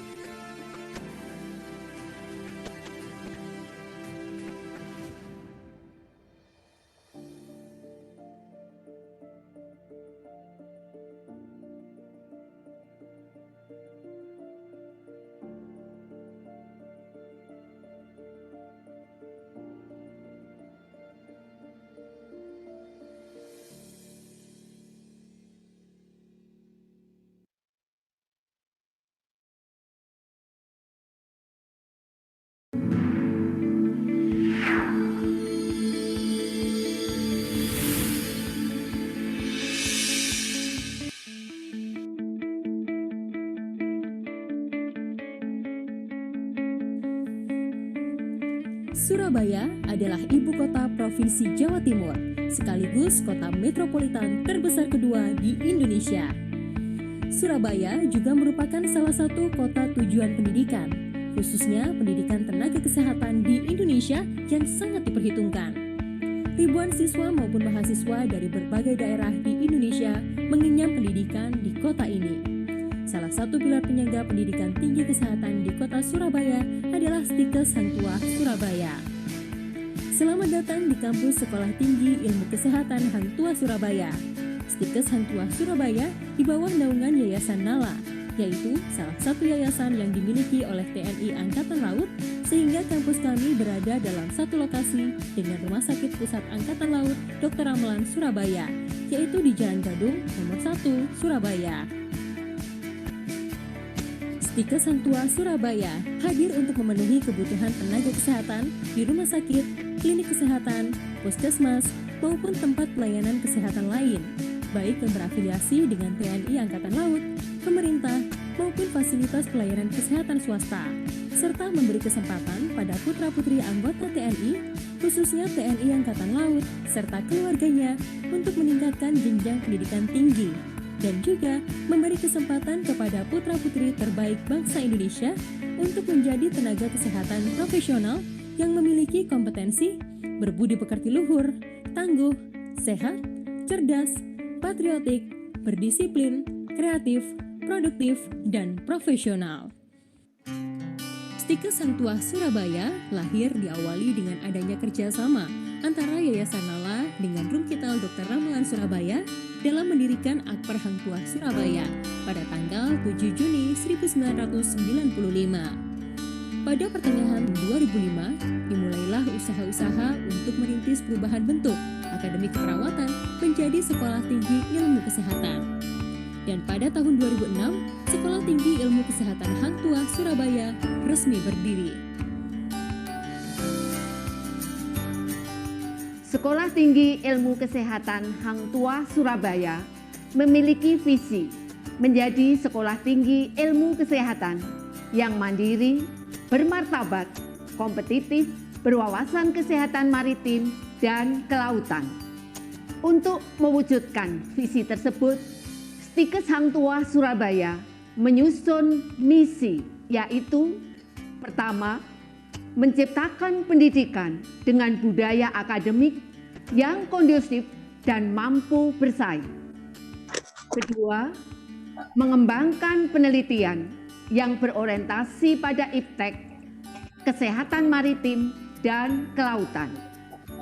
Tiga, melaksanakan pengabdian masyarakat dimulai dari wilayah pesisir. Empat, mewujudkan pelaku pendidikan yang memiliki integritas. Yang kelima, mewujudkan penguatan tata kelola organisasi yang efektif, demokratis, dan terpercaya. Kami menerapkan tata nilai di lingkungan Stikes Hang Tuah Surabaya yang mendasari sikap dan perilaku seluruh sivitas akademika. Tata nilai yang kami laksanakan adalah cerdas. Cerdas merupakan singkatan dari nilai-nilai luhur yang kami yakini, yaitu caring, excellent, respectful, disiplin, altruistik, dan smart.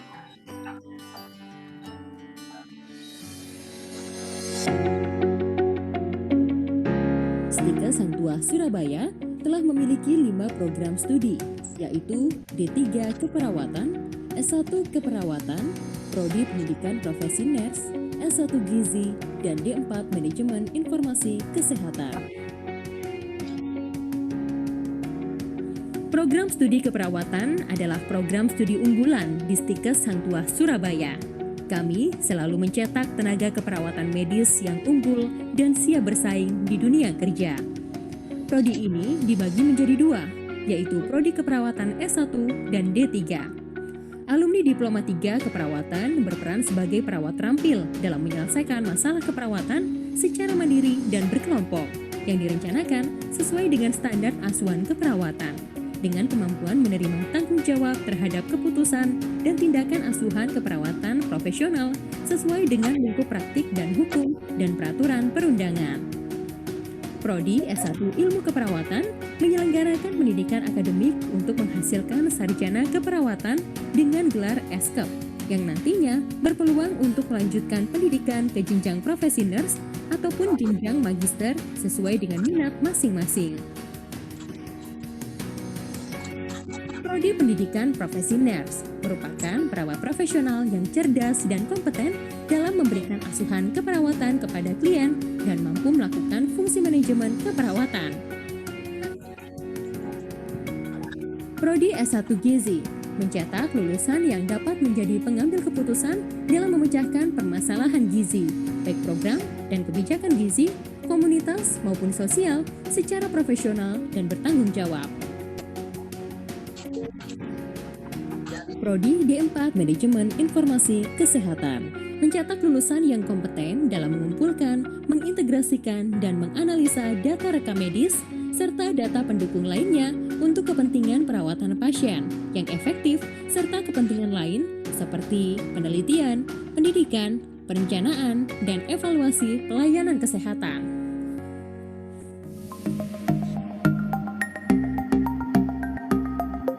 Sarana pembelajaran yang lengkap sangat diperlukan untuk menunjang efektivitas pembelajaran offline guna meningkatkan kompetensi mahasiswa. Sarana yang terdapat di Stikes Hang Tuah Surabaya adalah lab keperawatan dasar, keperawatan medikal bedah dan gawat darurat, lab keperawatan maternitas dan anak, lab jiwa, komunitas, dan keluarga,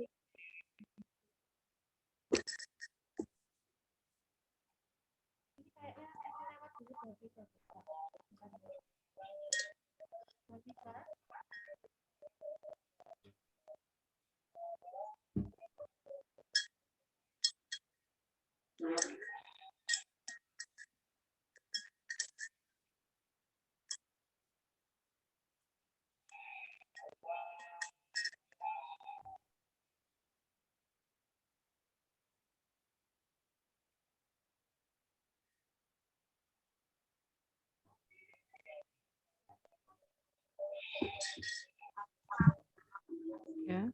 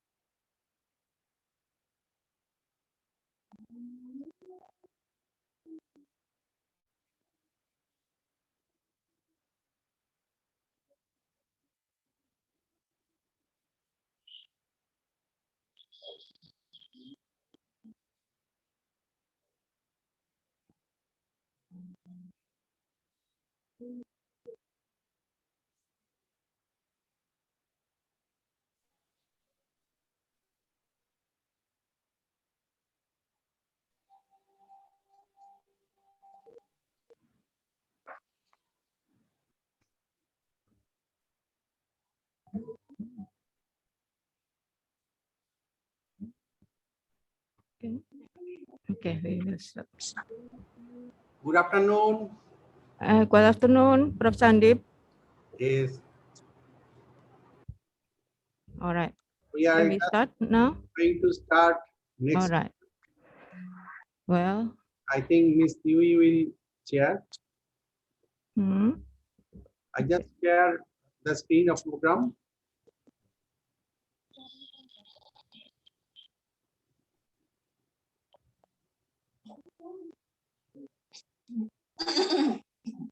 So everybody have this program schedule, I think. So there are 8 speakers, 12 speakers in this session. And session will be chaired by Ms. Dewey Priyantani. I request all the speakers to limit their speech within 5 to 6 minutes, and there will be 3 or 4 minutes for discussion. All the participants, if they have any question, can write in the chat box, and we will ask after the speaker finish the speech. We will ask the questions to the speaker, and you will reply. So please check your time that in 5 and 6 minutes you should conclude, so that 3-4 minutes we can discuss on the topic. And now I welcome Ms. Devi Priyantani and her team to conduct the session. Ms. Dewi, please be moderator the session.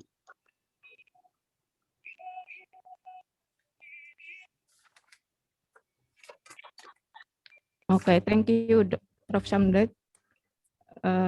The Honorable Professor Dr. Amia Baumik, the President Lincoln University College Malaysia, the Honorable WBAG Datuk AMB Yusuf Abu Bakar, CEO Lincoln University College Malaysia, the Honorable Datuk Dr. Haja Bibi Florina Abdullah, Pro Counselor Lincoln University College Malaysia, the Honorable of Dr. Suryapada Poder,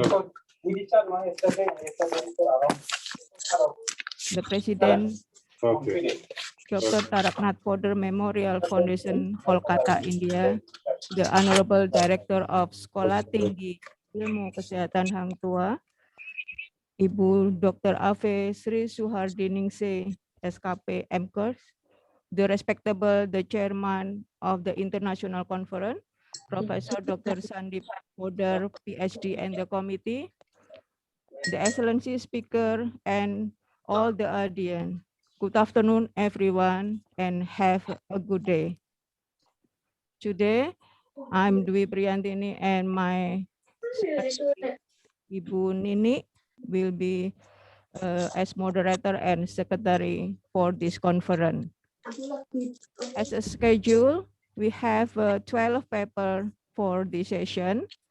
Before the paper presentation begins, let me inform how the presentation will be going on. First of all, the presentation will be delivered the presentation around 6 minutes. Excuse me, just make yourself mute. Yeah. Miss Jonathan, Miss, make yourself mute. Yeah. Yes, please. Please, all participants, please make mute yourself. Okay, thank you. Miss Dewi, please. The presentation around 6 minutes. And then please mention the name and the institution also. Secondly, the discussion session will be around 4 minutes after the presenter finish present the paper. And then you may ask directly by click raise hand or write down in the chat room.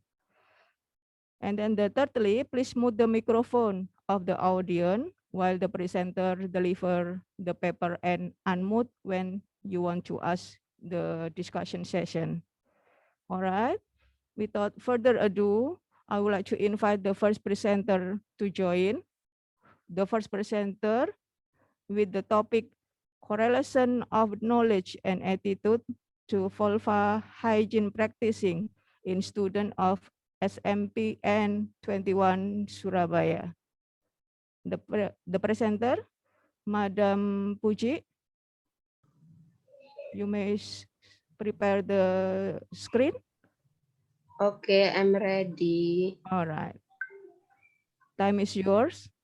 You may start the presentation. Thank you.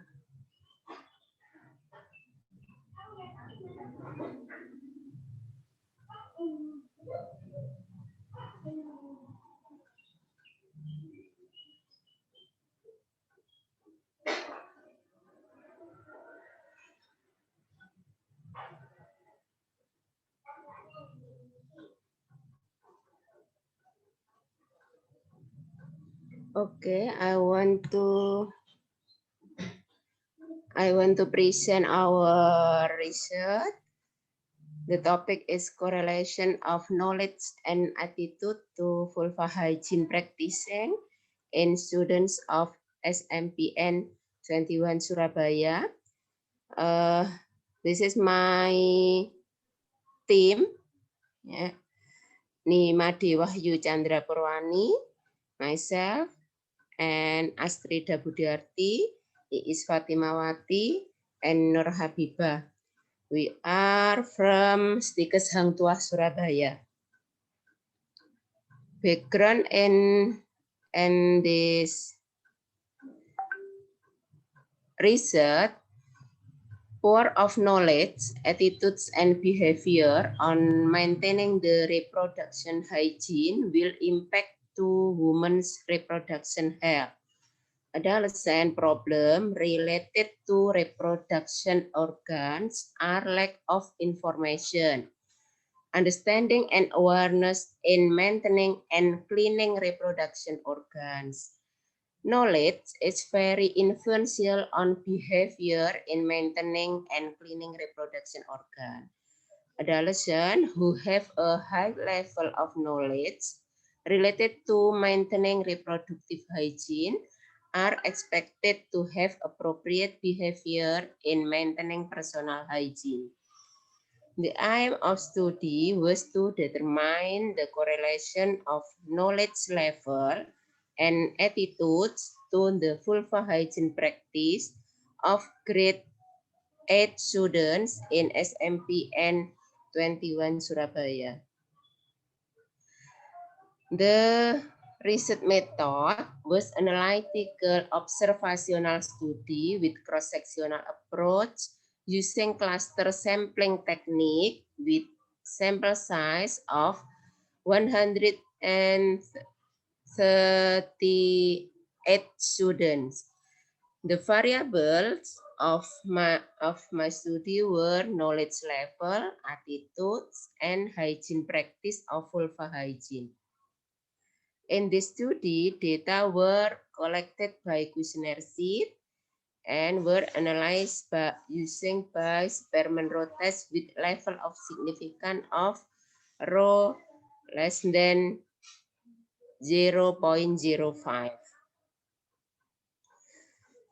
The results showed that knowledge level is most of the respondents had a sufficient level of knowledge in the category of 64 students, 46.4%, 57 students, 41.3% who had good knowledge, and 17 students who had a low level of knowledge, 12.2%.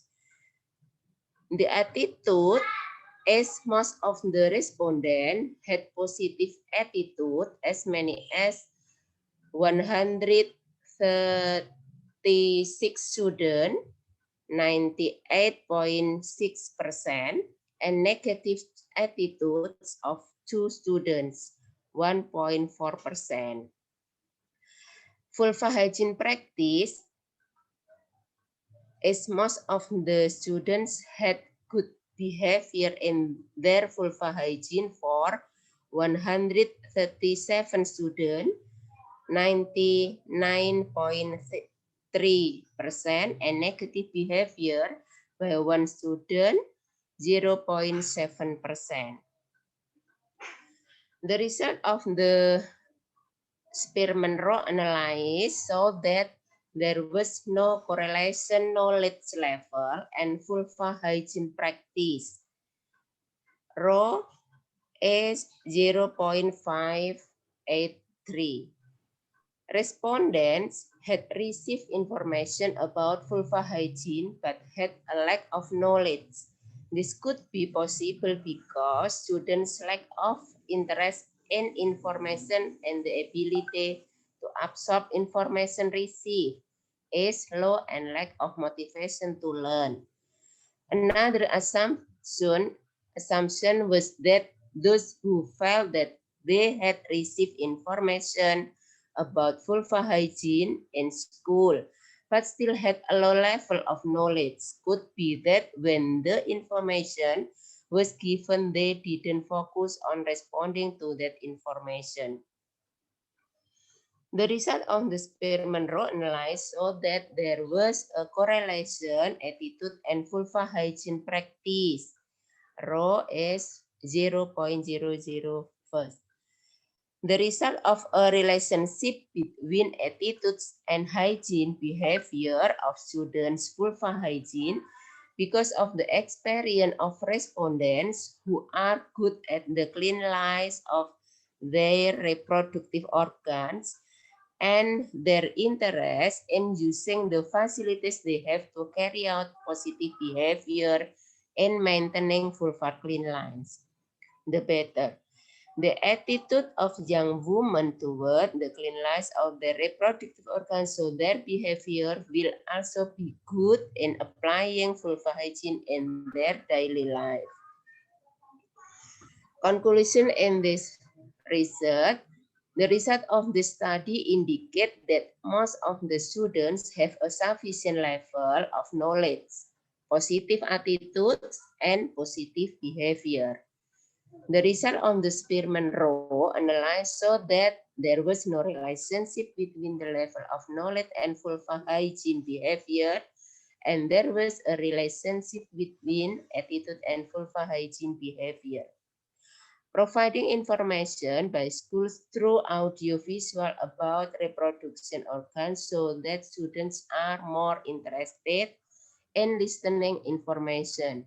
Students should further increase their desire for reproductive organs, especially in maintaining cleanliness to prevent bad effects such as fungi and cancer. Thank you.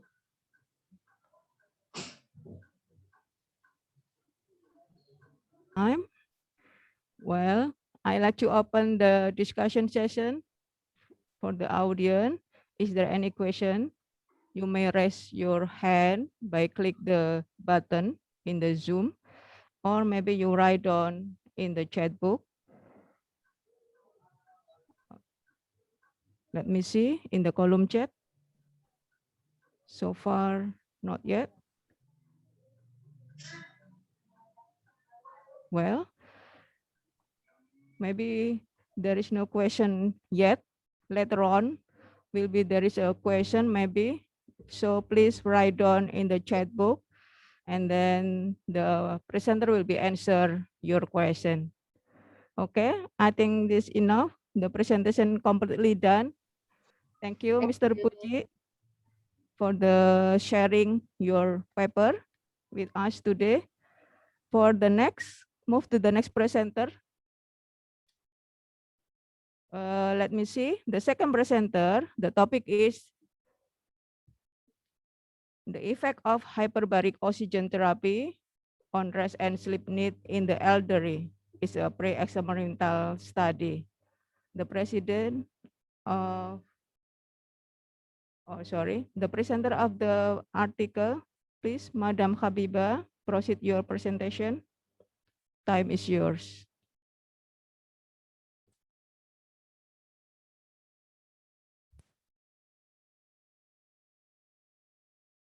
Thanks very much, Mrs. Dwi. Myself, my name's Habiba. I am from Matra and Hyperbaric Department of Stikes Hang Tua, Surabaya. My team are Mrs. Dian Satya Rahmawati, Mrs. Ayu Citra Mayasari, Mr. Sabto Dwi Anggoro, Mr. Tovan Agung Prasetya. And in this session, let me present our research. The title is The Effect of HBUT on Rest and Sleep Need in the Elderly.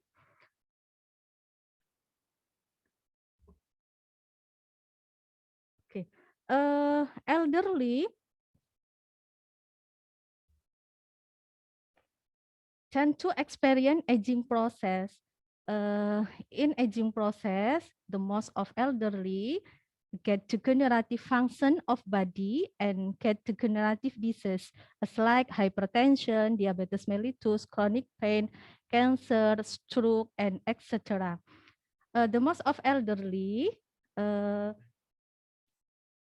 tend to present that they get decreased rest and sleep need.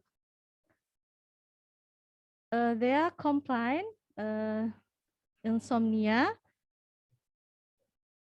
They get marked by difficulty of sleeping or maintaining sleep. The most of the elderly get undergoing to HBUT. Why they get HBUT? Because HBUT have hyperoxygenation, where oxygen can diffuse to blood cell level. So blood dissolve in plasma and then the need of the oxygen in the cell is met. If oxygen in cell is met, they get rest and sleep need, so the body is get fit. The aim of the research is the effectiveness of HBUT to rest and sleep need in the elderly. Material and method. Research design was experimental, one group pre-post test, and then the research sample was elderly patient who has started HBUT at Lakesla, Surabaya. The amount of respondents was 65 who were selected randomly. And then the research variable was rest and sleep need in the elderly who did HBUT.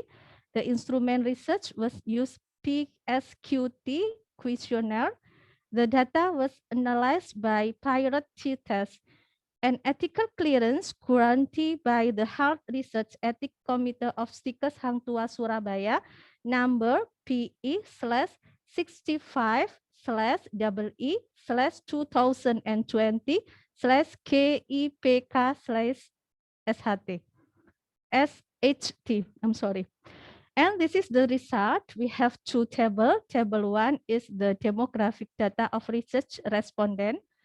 And table 2 is the result from the sleep quality measurement of elderly before and after HBUT. Before HBUT, the elderly get value 6.63 in this bed category. The factor effect is rest and sleep need. They are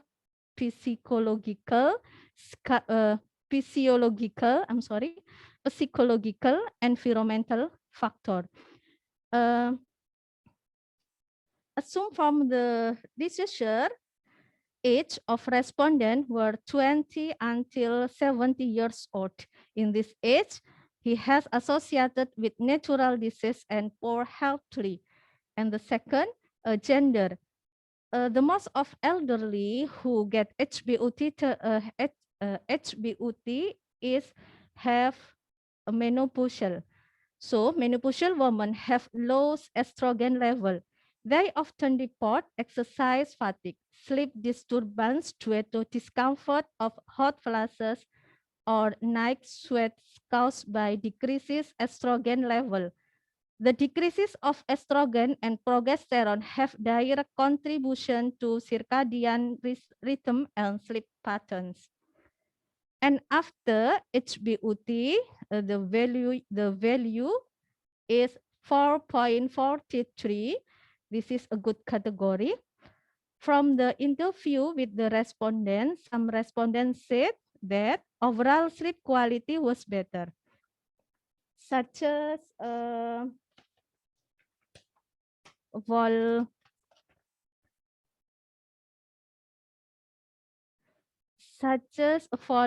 falling asleep and feeling refreshed after waking up. And second, to fall asleep at night doesn't require a long time. Third, their bodies felt refreshed. Fourth, in patients of diabetes mellitus, the frequency go to bathroom at night is decreased from at least 6 to 3 until 5 times. Assume the researcher that HBUT make oxygen 100% in pressure chamber of 2.4 atpa flow to areas that erythrocyte can reach. It causes tissue oxygenation even without transport hemoglobin. The physiological effect of HBUT can be explained by the mechanism of oxygen dissolving in plasma. This therapy can increase the number of oxygen molecules that enter the body through breathing or pores or external tissues. So it can increase metabolism in cell and effectiveness of need for rest and sleep elderly. The conclusion of the research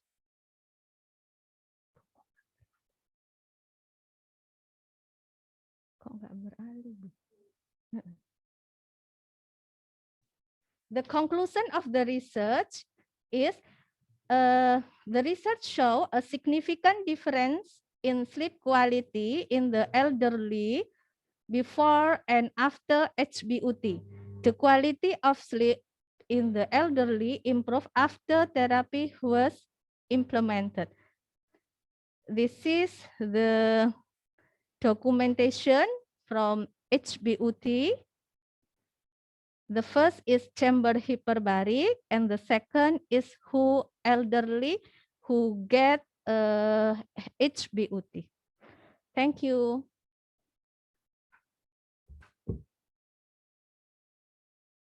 Well, thank you, Madam Habibah, for the presentation. You are quite on time. Is there any question for the audience? I have one. Yeah. Oh, May I? Dr. Sandip? Yes, yes. Just Yeah, please. Want to know how it is working. Means how it is a chamber or what? I have no idea. Yes, yes. This one is chamber and we are giving the oxygen.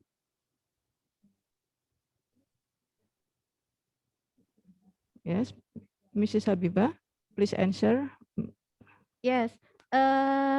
In this picture, this is a simulation of in the chamber get oxygen.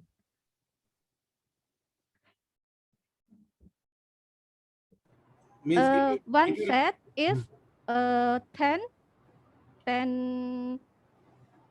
no for the minute is 2 hours. So 2 hours we give the Yes. oxygen there. Okay, okay. And it is improving the the sleep quality. Means sleep will be more after we give. You find that means positive relation that if we give the oxygen, then the person will get more sleep. From the elderly, they are say that after 3 or 5, they get a response for their bodies. Okay, thank you.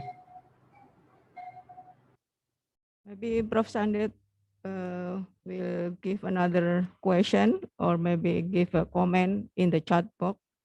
Yeah, later on. All right, I think it's enough for the presentation for the presenter too, Madam Habibah. That's a nice and interesting topic for further research in the next session. All right. Okay, thank you, Madam Habibah. For the next presenter is topic 3, the effect of sambiloto to cholesterol level on Vista Red with atherogenic diet. The presenter, Madam Rizky or Madam Ari, please proceed the presentation. Okay, thanks for the time to given us.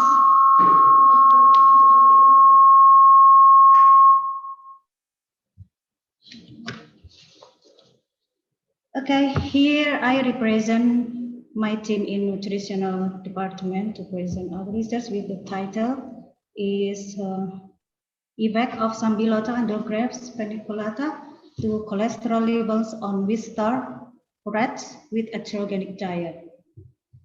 Okay, next. We have some background that become our motivation to take this research. The first background was from the case magnitude in our country that threatening the health status in Indonesian people. From previous research that conducted by government record that in 2013, the prevalence of hypercholesterol was so high, about 39.6% in women and 30% in men. And then, in addition, in 2015, WHO claimed that worldwide death caused by heart attack and vascular disease by 45%, and the point case for death rate in Indonesia due to heart attack is about 12.9%.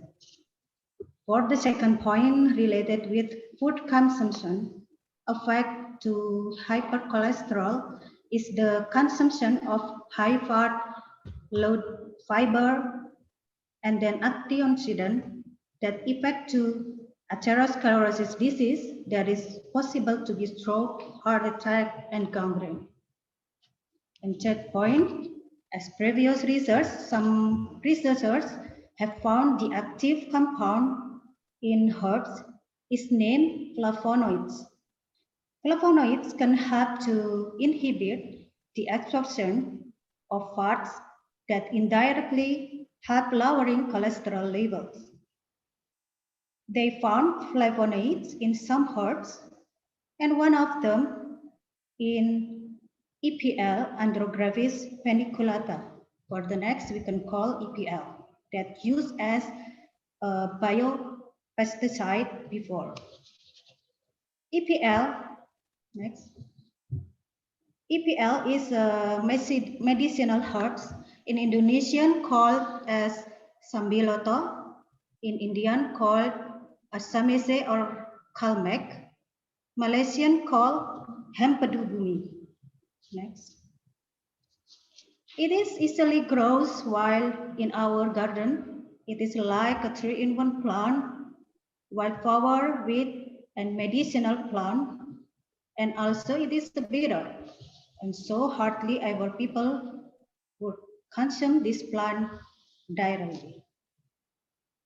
Next.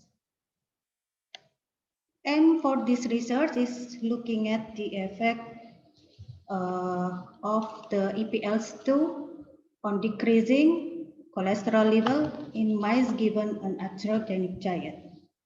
Next. And we conducted this research by experimental study by giving atherogenic diet. Atherogenic diet is defined increasing the cholesterol total level by feeding the mice with high-fat diet. We made symplesia from EPL leaf become dry form. The dry EPL heated with water, we call aqueous here, at 100 degrees Celsius for 5 minutes. For animal experiment, we use male Wistar mice divided into 5 groups. Normal diet as negative control, we not giving any intervention, and high fat diet as positive control, and then 3 groups with high fat diet with the dose of APL for 60 days. Next, we also measure day by day the body weight of mice as ethical procedure. In the 61 days, we did blood tests of mice for the cholesterol level, and then we process the data by statistical analysis such as bilinear regression test to prove the effect of EPL in lowering cholesterol level. For the result, we can demonstrate with the linear graph in the screen. Okay, the result we shown about the treatment groups and cholesterol serum level. We can see that in the negative group that we don't give any intervention to them. The positive group that we fed with high-fat diet, the cholesterol level in positive control is higher than negative control. And also, we can see that cholesterol level decreasing as well as the dose of APL. So we can conclude from this test that the smaller the dose of APL leaf is given, the greater the cholesterol level in the blood of Wistar mice. Next. It's because of a 3 active compound in staves, APL staves given to the mice, such as flavonoids. Flavonoids inhibit the oxidation of human in low density lipoprotein, inhibit platelet aggregation in the blood, affect cholesterol metabolism directly in heparin, tannin, reduce oxidative stress of macrophages, and inhibit the formation of atherosclerosis. And then tannin also protect the intestines against unsaturated fatty acids. And the last active compound in APL is saponin. Saponin form complex bonds that are insoluble with cholesterol in the intestines so that the cholesterol can be absorbed. Combined with bile acid and exogenous cholesterol and increase exogenous cholesterol by fiber. Next. Beside of the treatment and then cholesterol level, we have data about increasing the body weight in the mice. So we can conclude by this linear graph, ICPL still increase body weight of mice significantly. Next. So for effectiveness of this research, IPL can increase body weight in the mice about 67.6%. And then EPL can decrease cholesterol level for 33%. Next. This is our documentation in our experiment from we made Simplicia and then we did treatment to the mice group and then we did blood sampling.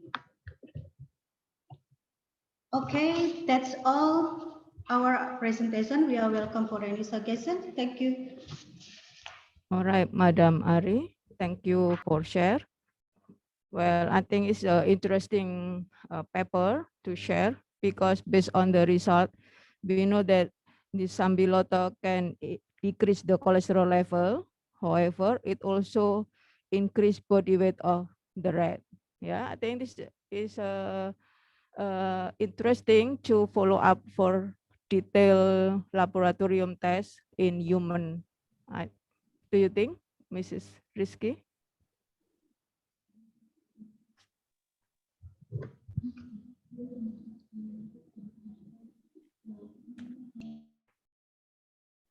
Well, I like to open the discussion. Is there any question directly to the presenter or in column chat in YouTube? Excuse me, Miss, can I ask some question? All right. Okay. Sorry, yeah, I will try to answer. Ms. Dwi, thank you for your response and question.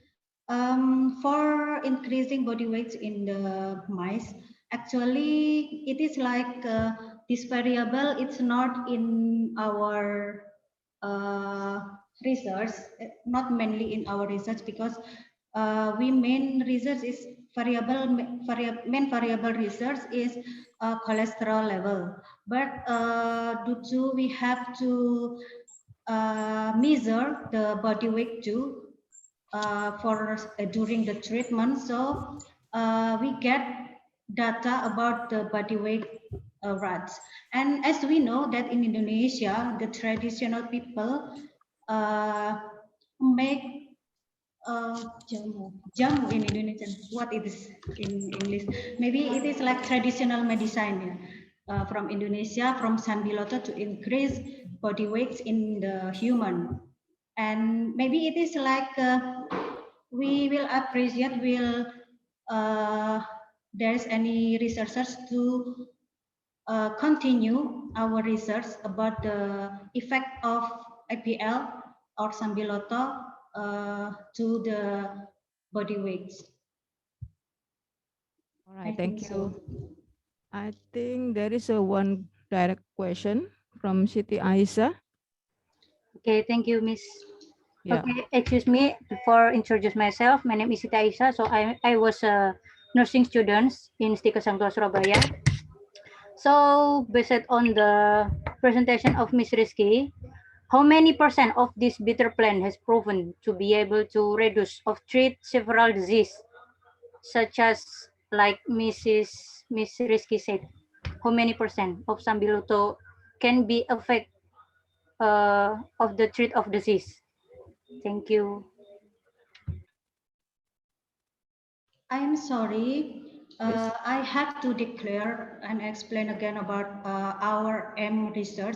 In our research, we only to measure the effect of sambiloto between cholesterol level and dose of EPL, like this.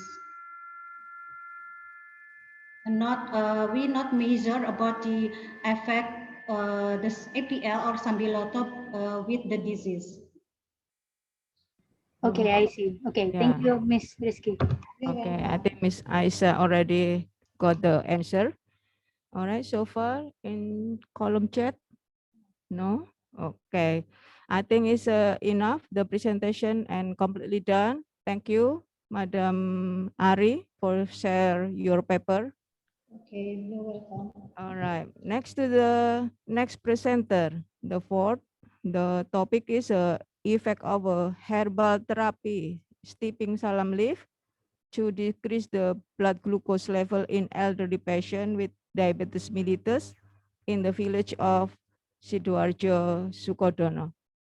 Okay. Please proceed. The presenter, Madam Dia Sustrami. Okay, thank you, Miss Dwi. All right. Okay.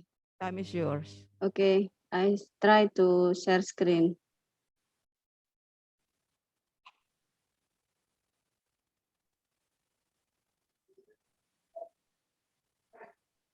Okay, Miss Dwi, can you see my PowerPoint?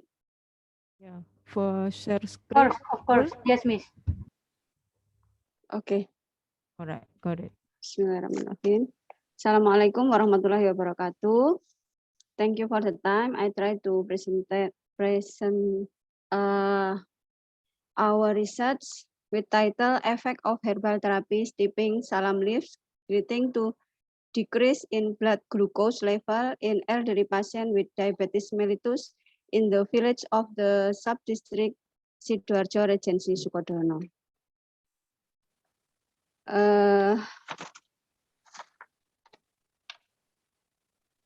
Our team is Miss Hidayatus Yakdia from College Nursing Stikes Hang Tuah Surabaya, Indonesia, and me, Dia Susrami, and the third author is Yoga Kertapati. Diabetes mellitus is a group of metabolic disease characterized by hyperglycemia that occurs due to abnormalities in insulin secretion, insulin action, or both of these definitions according to the American Diabetes Association. Diabetes mellitus is a metabolic disease most often occurs in the elderly due to decreased function of the pancreas, which produce insulin function. The World Health Organization also predicts an increase in the number of people with diabetes mellitus in Indonesia from 8.4 million in 200 to around 21.3 million in 230. Likewise, the International Diabetes Federation, IDF, in 209 estimates an increase in the number of people with diabetes. Diabetes mellitus is caused by disturbance in regulating glucose levels in the blood and disruption in the process of transporting glucose from the blood into cells. The older the age, the function of the pancreas decreases and the body's insulin ability to manage blood sugar is getting weaker. The elderly do not know how to avoid diabetes mellitus and how to control blood sugar levels when they suffer from diabetes mellitus. The therapy used is only medical drugs that are obtained when they come to the health services for the elderly. And herbal therapy for stiffing by leaves is an alternative way to control blood sugar levels in people with diabetes mellitus. The elderly do not know the correct procedure for making by leaf steeping and herbal therapeutic dose to reduce glucose levels in the blood. This therapy does not cause side effect in the elderly because this herbal therapy has been proven safe, which has been proven from previous studies. Okay. The materials and the method for this research. This study designed a pre-experimental design, one group pre and post-test design. Samples were taken using purposive sampling and obtained as many as 28 elderly. The independent variable is the herbal therapy sleeping salam leaves, and the dependent variable is blood glucose levels in the elderly. And the glucose research instrument used for the measurement of blood sugar levels, test data analysis using pair t-test. And the result we can see in the PowerPoint, identification of respondent, and the blood glucose level pre-intervention average on 183.2, and blood glucose level post-intervention on 157.8. So the results show that the steeping salam leaves for lowering blood glucose level in elderly people with diabetes mellitus is evident by the result of pair t-test. So significancy on 0.00 before and after the treatment groups. And the conclusion saying the result of the study can be concluded that the steeping salam leaves containing astringent compound can affect insulin sensitivity, thereby stimulating the parasympathetic autonomic nerve stimulation and stimulate the release of insulin from the pancreas gland. Furthermore, the public are advised to be used as an alternative way to control blood sugar levels. Okay, thank you very much, Ms. Dwi. All right, thank you, Madam Diaz. You are right on time also. Well, I'd like to open the discussion. Is there any question directly to presenter? Please raise hand and click the button. Okay, column chat? Not yet. All right. So far, there is no question yet, Madam Diaz. If there is any question later on, they will be right down in the chat, and please answer the question from participant. I think it's enough for the Madam Diaz paper.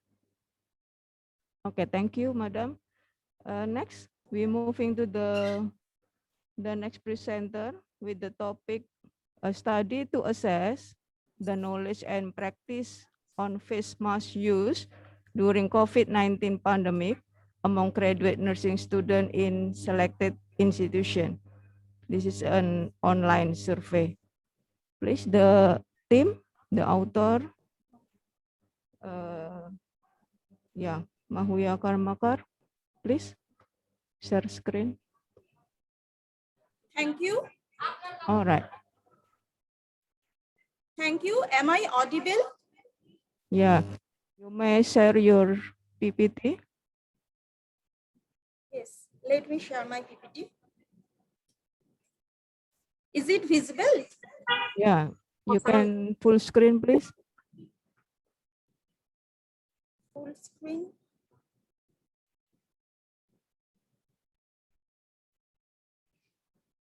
You can click in the below on the right. Okay, Yeah. is it okay? Okay, good.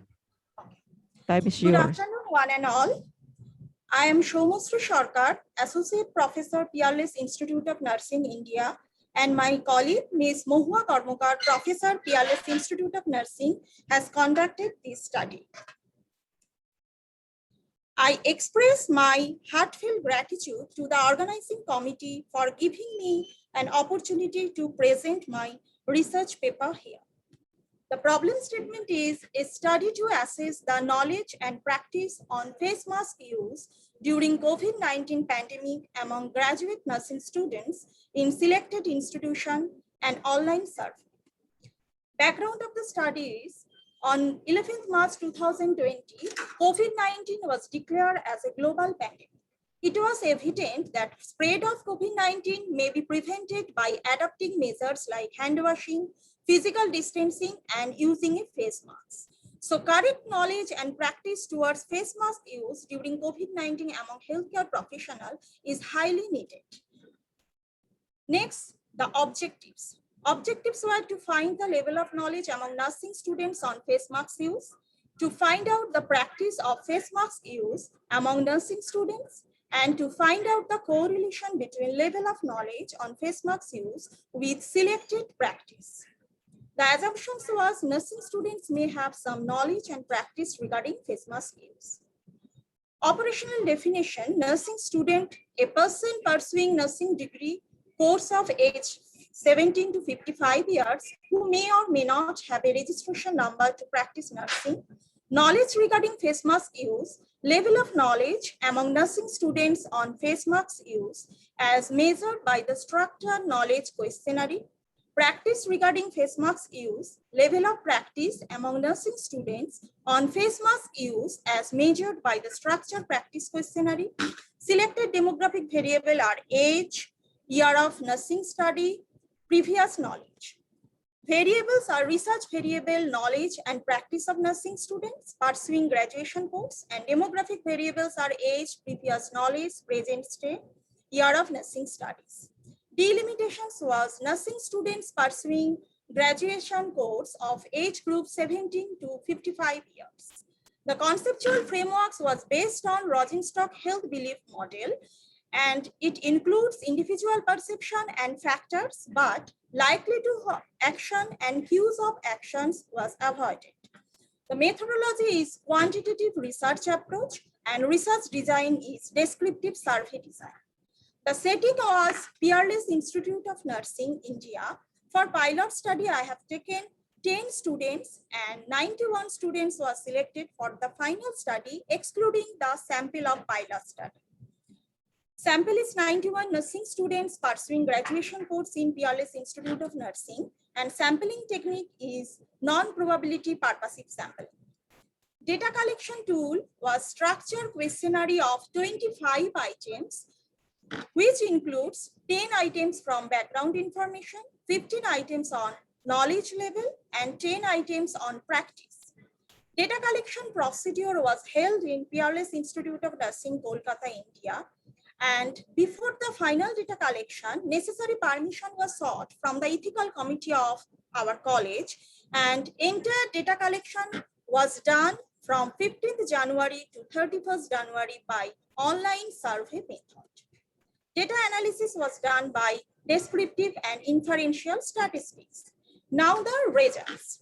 The major findings related to sample characteristics. It was evident the majority of the participant was age group between 18 to 22, that is 60%, and majority of the participant presented or stay is urban, that is 62.64, and it was evident that majority of the participant, that is 97%, has previous knowledge regarding face mask use.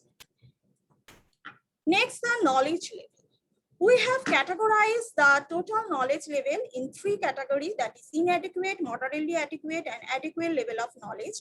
And in the study, it was found that 84.62% majority of the participant has moderately adequate knowledge, that is 84.62%. Next is the practice. Major finding related to the practice. It was evident that 64.83% of the participants reused the fabric mask after washing and drying. 84.63% of the participants never removed the face masks during clinical duty. It was evident that 57% of the participants discard the used face masks in yellow bag, and 50% of the participants always reuse the surgical mask after washing and drying. It was evident that only the 40% of the participants use the proper holding of the face mask, that is, holding the face mask in the strings at air low. Next, 60% of the participants use hand hygiene before using mask, and 66% of the participants use hand hygiene after using mask. It was evident that 74% of the participants hang the face mask near the neck when nobody is there in surrounding, and 60.43% of the participants touches the outer surface of the mask without proper hand washing. It was evident that almost 50% of the participants never perform or never check the N95 sealing before using the mask, respirator mask. Next is the relationship between knowledge and selected practice. So knowledge score and selected practice, that is hanging face masks near the neck, it was evident there is a moderately negative correlation, as well as knowledge score and the selected practice touching the outer surface of the face mask without hand washing, they are also negatively correlated. So discussion with the other study. In our study, the respondent had moderately adequate knowledge and lack of practice regarding face mask use in selected area. This study result was supported by the study of Kumar J. and et al., who had studied on knowledge, attitude, and practice of healthcare workers. And this study shows the healthcare worker has a positive attitude, but moderate to poor level of knowledge and practice. Implication of the study can be used to improving the knowledge and practice regarding face mask use by different educational program and awareness program. Awareness campaigning regarding the proper use of face mask by utilizing all social media available resources would be helpful during the pandemic. Limitations of the study was, it cannot be generalized because it is conducted on the one nursing institute. The study was confined to small number of nursing students pursuing graduation course, which was also a hindrance, and participation of the study was selected through purposive sampling. Recommendations for the study: a similar study can be replicated in a large sample for generalization. A similar study can be replicated on GNM nursing student. A study can be conducted to assess the knowledge, practice, and attitude regarding the face mask use. And a study can be carried out on a large sample size on both diploma and graduate nursing students in both private and government hospitals. So we can summarize that the result shows majority of the students has moderately adequate knowledge level, but lack of practice regarding the face mask. The result of the statistical stage shows that there was moderately negative correlation between knowledge level and some selected practice. We can conclude, though knowledge score of the students are moderately adequate, but practice is lacking. Awareness campaigns regarding the proper use of face masks by utilizing the social media available resources would be very helpful. Okay, thank you. Okay, thank you, Madam Sumasri Sarkar. That's interesting because this is relevant with our condition now, the pandemic. So I would like to open the discussion. Is there any question directly in the chat room? Hello. Okay. Hello, I have a question. All right. Hello, Madam Your Shomustri. name and open the video, Yes. please. Actually, I am Ruma Roy from Kolkata. Shomustri, you have done a very good presentation, but Thank you. only one thing I want to know, that you have checked the practices, no, selected practices. Yes. So I want to know, that is, you are just it is from online survey, or you are doing in the face to face? No, actually it was an online service. That is why I am asking. The practice you have checked, it is Yes. through online, no? So this is the like survey type of practice. Survey is it? type of course. Okay, okay. That I wanted to know. Thank you, Samustri. Thank you. Good presentation.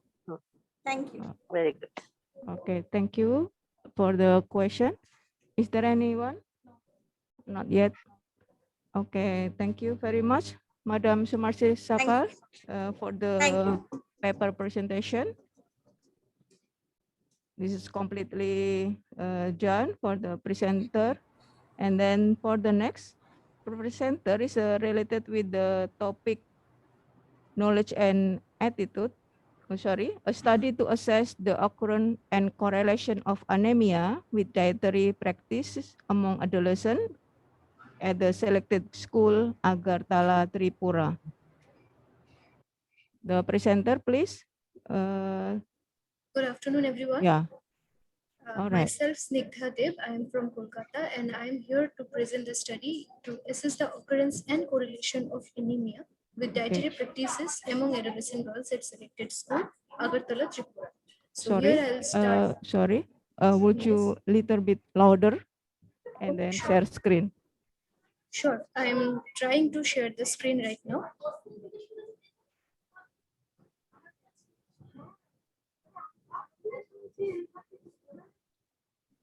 Take the mouthpiece little closer to your, then sound will go home. Yes. Okay, so here I am going to start my study. Yeah, okay. So the statement of the study is a study to assess the occurrence and correlation of anemia with dietary practices among adolescent girls at selected school, Agartala, Tripura West. The objectives of my study was to determine the occurrence of anemia among adolescent girls, to identify the dietary practices of adolescent girls, to assess the correlation between anemia and dietary practices among adolescent girls, to determine the association between occurrence of anemia among adolescent girls with their selected demographic variables. So the assumptions were girls are more likely to suffer from anemia. Dietary practices may affect the hemoglobin level. The methodology I have done, the research approach is quantitative research approach, the research design, correlational survey research design. The pilot study I have done in this place, Chaudhuri Girls Higher Secondary School, and the main study was done in Bojang Girls Higher Secondary School. The population was school-going adolescent girls. The sampling technique was probability sampling technique, under which the simple random sampling technique. The sample size was 100. The data collection method, demographic proforma, checklist, and Sally scale, which was a standardized tool. And the rest of the further things was done by data analysis and interpretation. So the data collection tool, the number one was background information. We have used their demographic proforma, which is paper and pencil technique. The content validity was done by 9 experts. Then the dietary practice checklist for iron intake, iron-rich diet intake, which was also a paper and pencil technique. The content validity was done by 9 experts. And to assess the hemoglobin level, I have used the Sally scale, which is in vivo biophysiological measurement. Content validity was done by 9 experts. The data analysis and interpretation. In the section 1, the frequency percentage distribution of adolescent students by their demographic variables. We have seen that the 50% of students were under 12 to 13 years and rest of the 50% was under 14 to 15 years. Then the religion, majority of the person were Hindu religion, that is 89%. And the educational qualification, though I have selected this class for 4 batches, so each of them were having 25%. The monthly income, majority of the participants were having their monthly income more than 20,000 rupees. The food habit, 100% of the participants were non-vegetarian. Then the time of menarche, most of the students have reached their menarche between 12 to 13 years, that is quite evident. And the duration of menstrual cycle, 80% of the participants were having their duration of menstrual cycle is 5 to 10 days. Then history of menstrual bleeding, 96% of the students were having their history of menstrual bleeding is normal and regular, and only 4% were having excessive and painful menstruation. Then regarding the information of anemia, 80% of the students were aware of the topic anemia, but 20% were unaware. Then the source of information among this 80%, most of them have got their information from the health workers. Then for the rest, occurrence we have calculated. For the occurrence, total number of detected anemic adolescents into 100 divided by total number of adolescents of selected geographic area. So throughout the calculation, we have got the result is 18.8. The next is classification of respondents' dietary practice. Here we have categorized the dietary practice in 3 categories, that is inadequate, moderate, and adequate, and which is done for this iron intake. So here it is clearly seen that below 15 mg per day was the range where they are having the inadequate iron, and most of the students were having the inadequate dietary practices, that is 64%, and 36% were having the moderate, and there is 0% for adequate. Then description of calculated chi-square value, DF, tabulated chi-square value. The first one is age. That calculated chi-square value is 8.31 in degree of freedom 1. And then educational qualification was 5.31. Duration of menstruation was 4.76 and menarche 4.68. Then information about anemia 1.41 in degree of freedom 1, where the tabulated value is 3.84, which is non-significant, and the source of information 0.38, the degree of freedom is 1, it is also non-significant. The rest of the demographic variables, that is religion, monthly income, and history of menstrual bleeding, respectively, we can see the calculated Yates calculation value is 1.22, 0.016, and 0.26, which is clearly non-significant. Then the result, the demographic variables such as age, educational qualification, duration of menstruation, menarche shows significant association as the calculated chi-square value is more than the tabulated value at 0.05 level of significance with degree of freedom 1. The other demographic variables such as information of anemia, source of information about anemia does not show significant association as the calculated chi-square value is less than the tabulated value at 0.05 level of significance. For the demographic variables like religion, monthly income, history of menstrual bleeding does not show significant association as according to Yates correction method, the calculated value is less than the tabulated value at 0.05 level of significance with degree of freedom 1. So to conclude the study found that majority of the students were under inadequate dietary practice. However, there is a correlation between anemia and the selected demographic variables.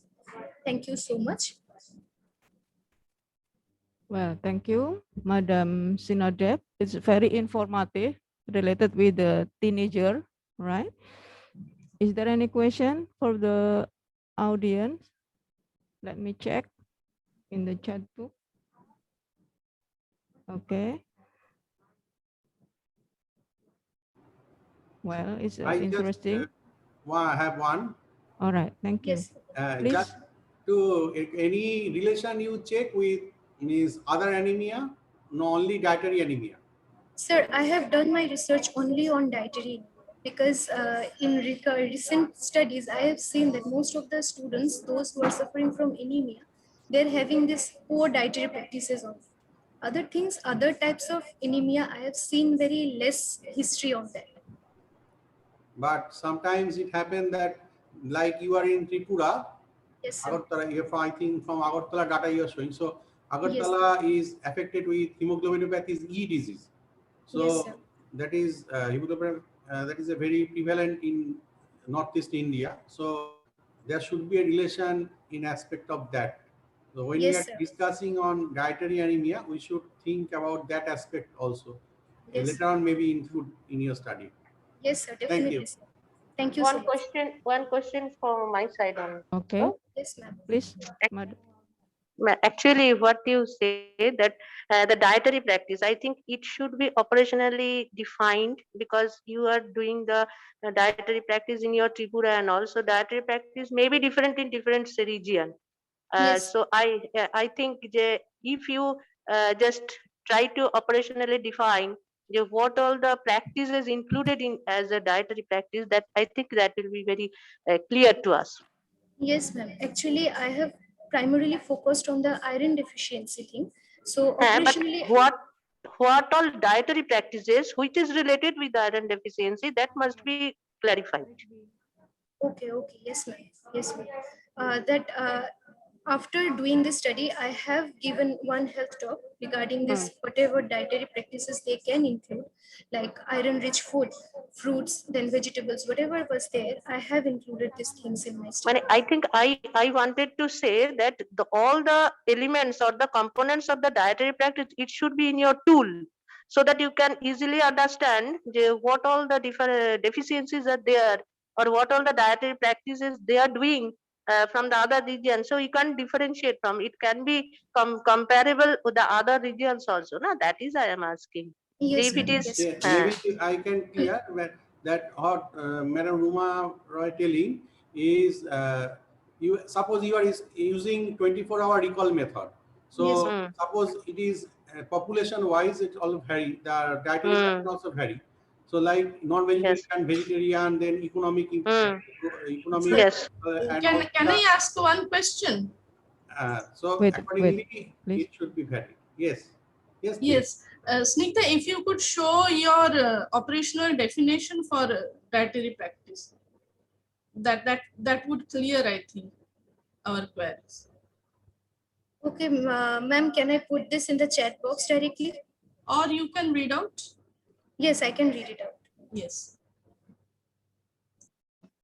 The dietary practices in this study, dietary practice refers to the daily intake approximately, that is 4 meals by the students for 24 hours assessed by the recall method. And for this dietary practice, I have taken the normal dietary practice, whatever is available according to that location or the geographical area. Yeah, so I think the practices suffice from the operational definition. Yes, actually this operation definition is not given by the students. So that is why it cannot be clarified or cannot be cleared enough. So that is my question.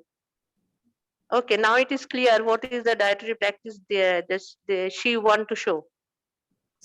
Thank you. Thank you. Okay. Well, there's a interactive dialogue, and then this is a interesting topic. And thank you for Madam Roma and Maharia and Prof. Sandeep. Thank you. Yeah, thank you. All right.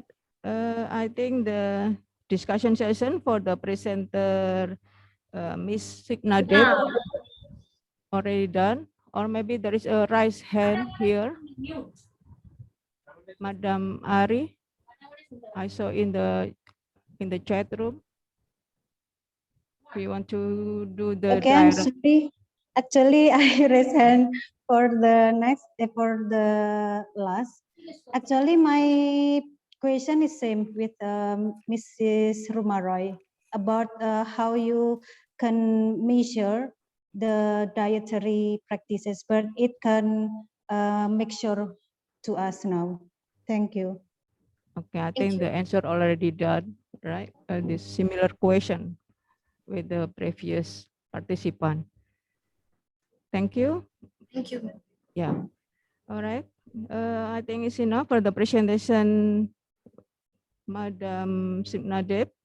The next presenter, moving to the next presenter with the topic knowledge and attitude on face mask using during COVID-19 pandemic among diploma nursing in selected institution, an online survey. Please proceed. The presenter, you can share screen. Thank you.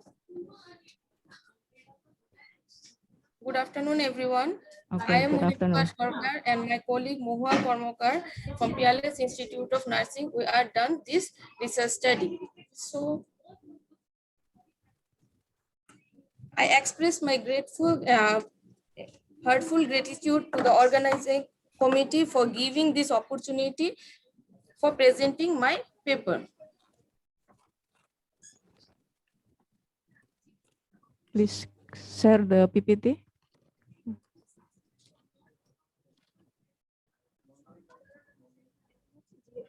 Full screen, please. Okay, time is yours. Okay, so go with my problem statement. So my study, knowledge and attitude.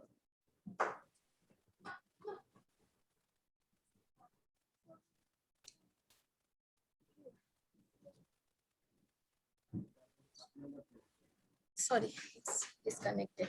Okay, start with my problem statement. Knowledge and attitude on face masks used during COVID-19 pandemic among diploma nursing students in selected nursing institution on online survey method. So my background of the study, information about fever and pneumonia of unknown causes from China. Chinese authorities in Wuhan, China were received on December 31st, 2019, and the coronavirus was shown to be the positive organism according to WHO. Face mask use is considered as a cheap, effective, and safe method with minimum disruption in day-to-day life. So according to WHO, they validated the face masks are an effective method to prevent respiratory infections from coronavirus. So nurses in the hospital unit are present around the clock, which always allow first-hand contact with patients and their relatives to respond to their problems and risks, according to Aiken et al. 2002.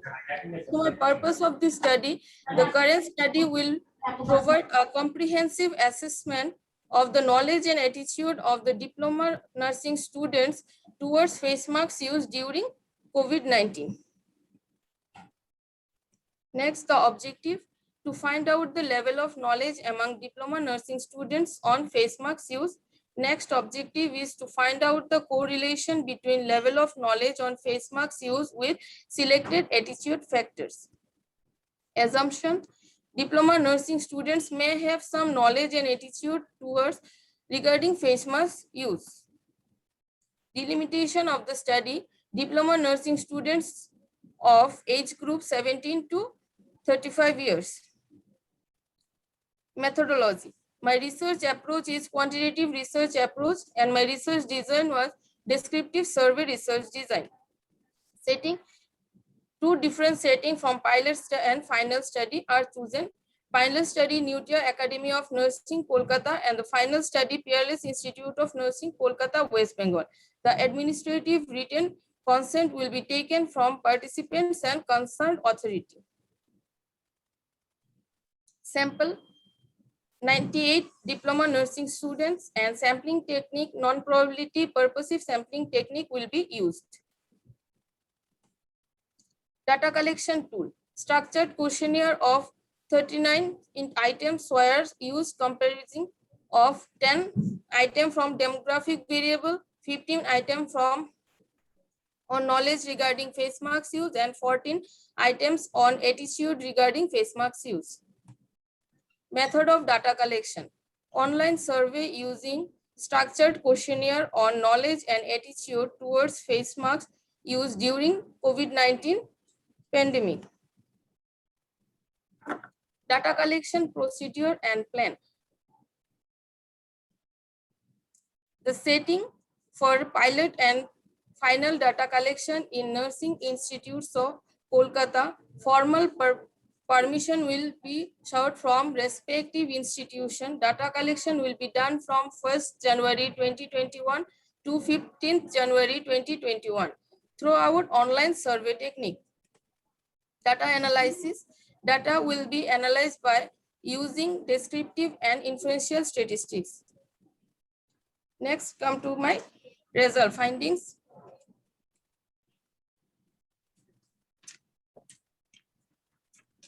So in my study, major findings I found in knowledge level, it shows among 98 diploma students, there are 70%, 75% of them having moderately adequate knowledge and 8% of them having inadequate knowledge and 17% of them having adequate knowledge.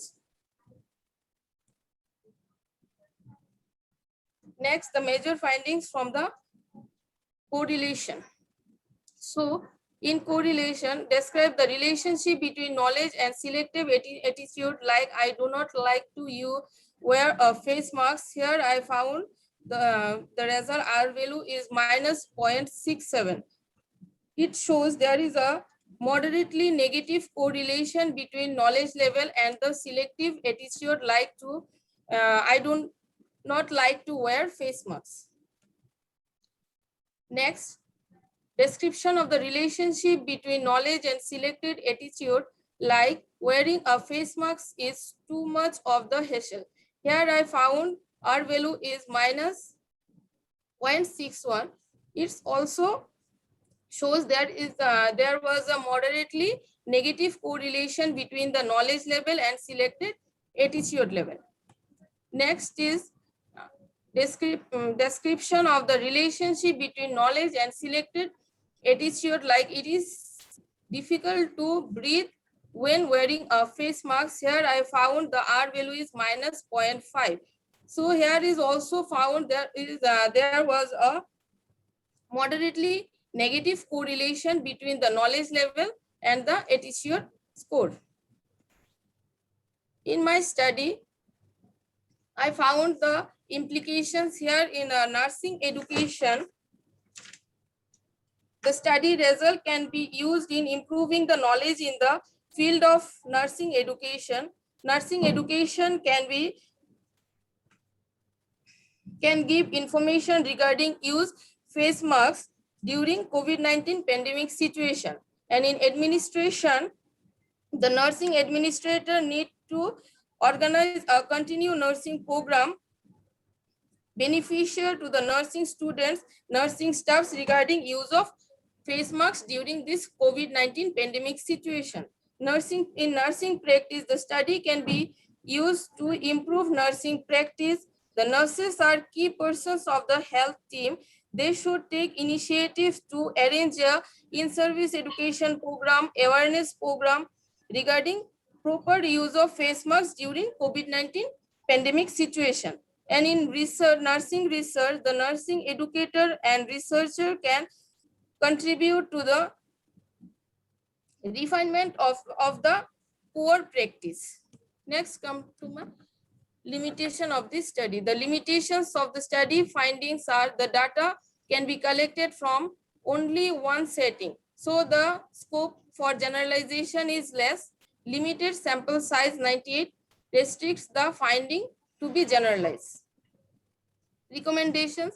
On the basis of findings, the following recommendations have been made. A similar study can be conducted in different settings. The similar study can be conducted with a large sample size.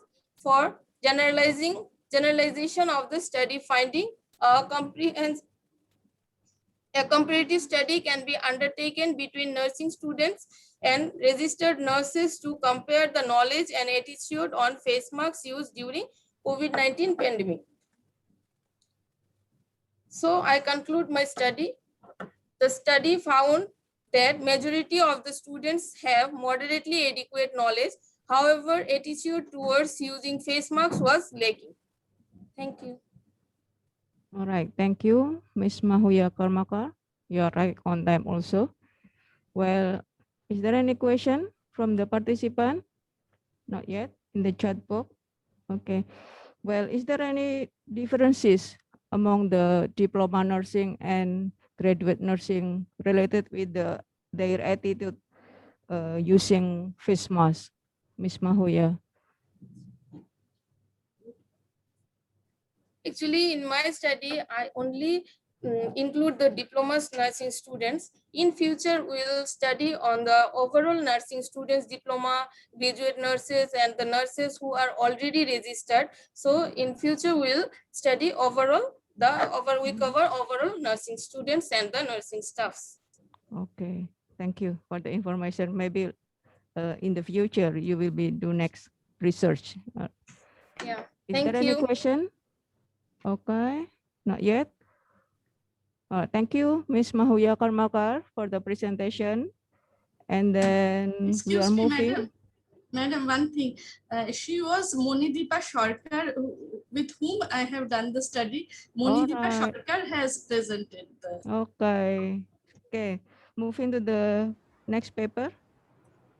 Next paper is mine. All right. Thank you. Please, time is yours, Madam Mahuya Karmakar. Thank you, madam. Yeah. Yes. The screen is visible, madam. Please share screen. Yes, I have shared. Is it visible? Not yet. Yes. Not yet.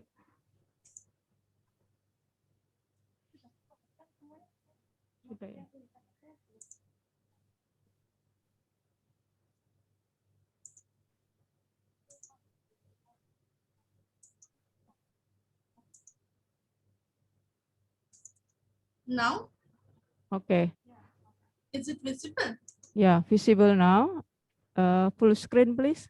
Yes. Okay, good. Time is yours. Yes. So I'm Ms. Mahua Karmakar from PLS Institute of Nursing, and we have done a study to know the attitude of nurses on communication with intubated patients. Intubation is a routine procedure in the critical care unit, and it's often life-saving. Patients admitted in critical care area with intubation are unable to speak and face difficulty in communication.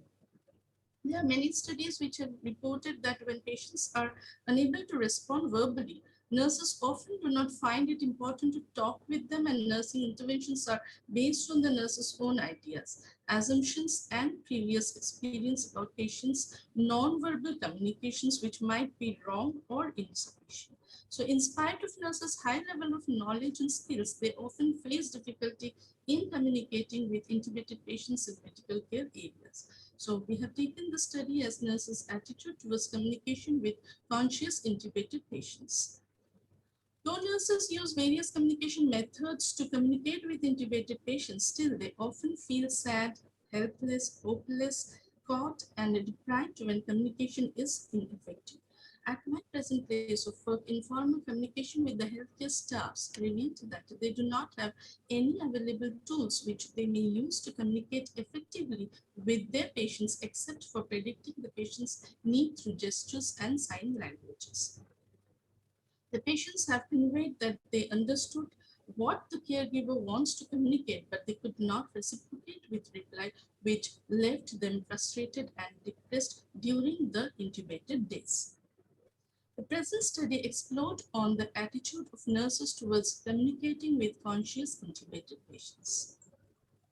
The objectives were to determine the attitude of nurses towards communication with conscious intubated patients, to develop a communication tool for nurses to ease communication with conscious intubated patients. The research question developed for this study are: what are the attitude of nurses towards communication with conscious intubated patients?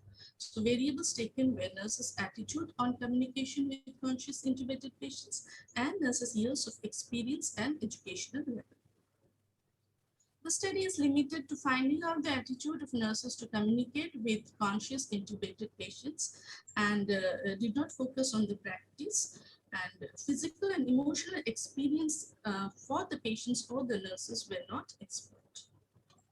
Nurses experience assumptions were the nurses experience barrier to communicate with conscious intubated patients. Communication tool may help nurses to overcome the communication barrier with conscious intubated patients.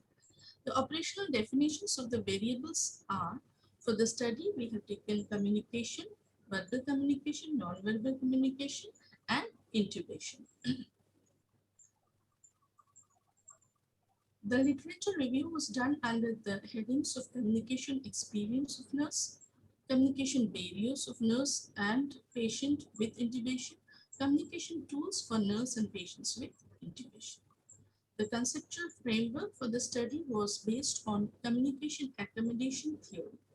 So this is the overall theory where individual A is the patient and individual B is the nurse, and they are interconnected with perception attributions, evaluations from the patients, evaluations from the nurse, and here I will explain.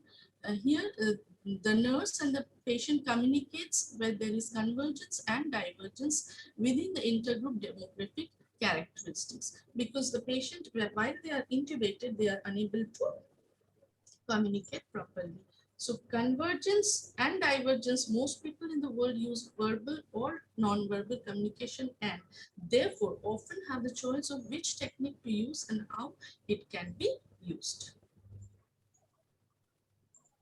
So the research design, exploratory sequential mixed method research design was planned, but only interview technique schedule could be implemented at the preliminary stage, where a descriptive survey study using a self-developed validated questionnaire was conducted through purposive online data collection from May 14th to May 28th, 2021 among 154 nursing personnel with selected samples stratified across educational level and years of experience. The setting was Peerless Institute of Nursing, Peerless Hospital, and B.K. Roy Research Center.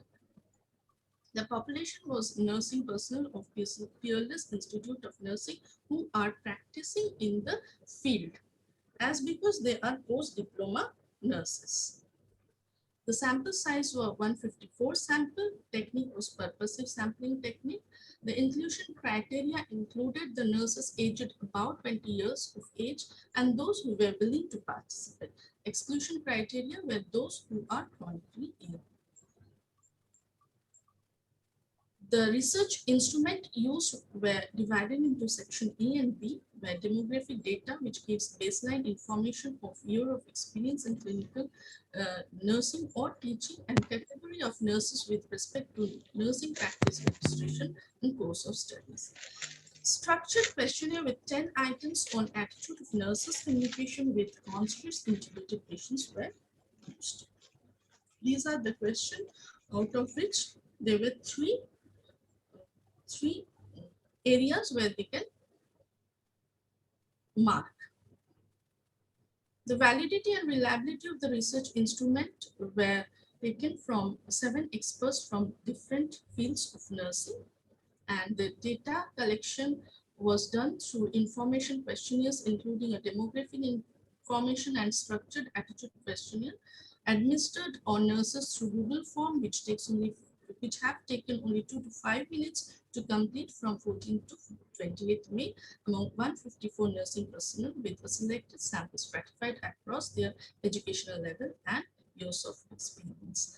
Formal approval from the clinical director of the institution is obtained. The nurses were informed of the study aim and process. Participation in the study was completely voluntary and free from any obligation to administration or research. Furthermore, the nurses' written informed consent were taken.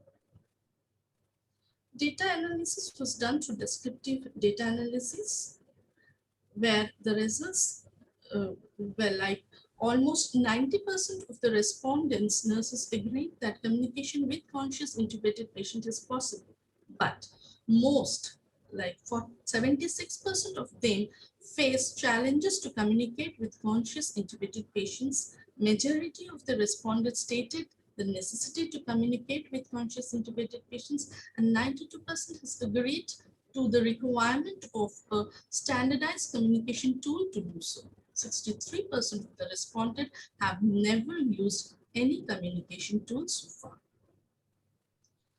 70% of the respondents had never been taught to communicate with conscious intubated patients, and 53% had never asked for any such tool to ease the communication with conscious intubated patients. Most of the suggestions from the respondent for communication tool included non-verbal communication techniques with pen and paper, visual symbols, cues, etc.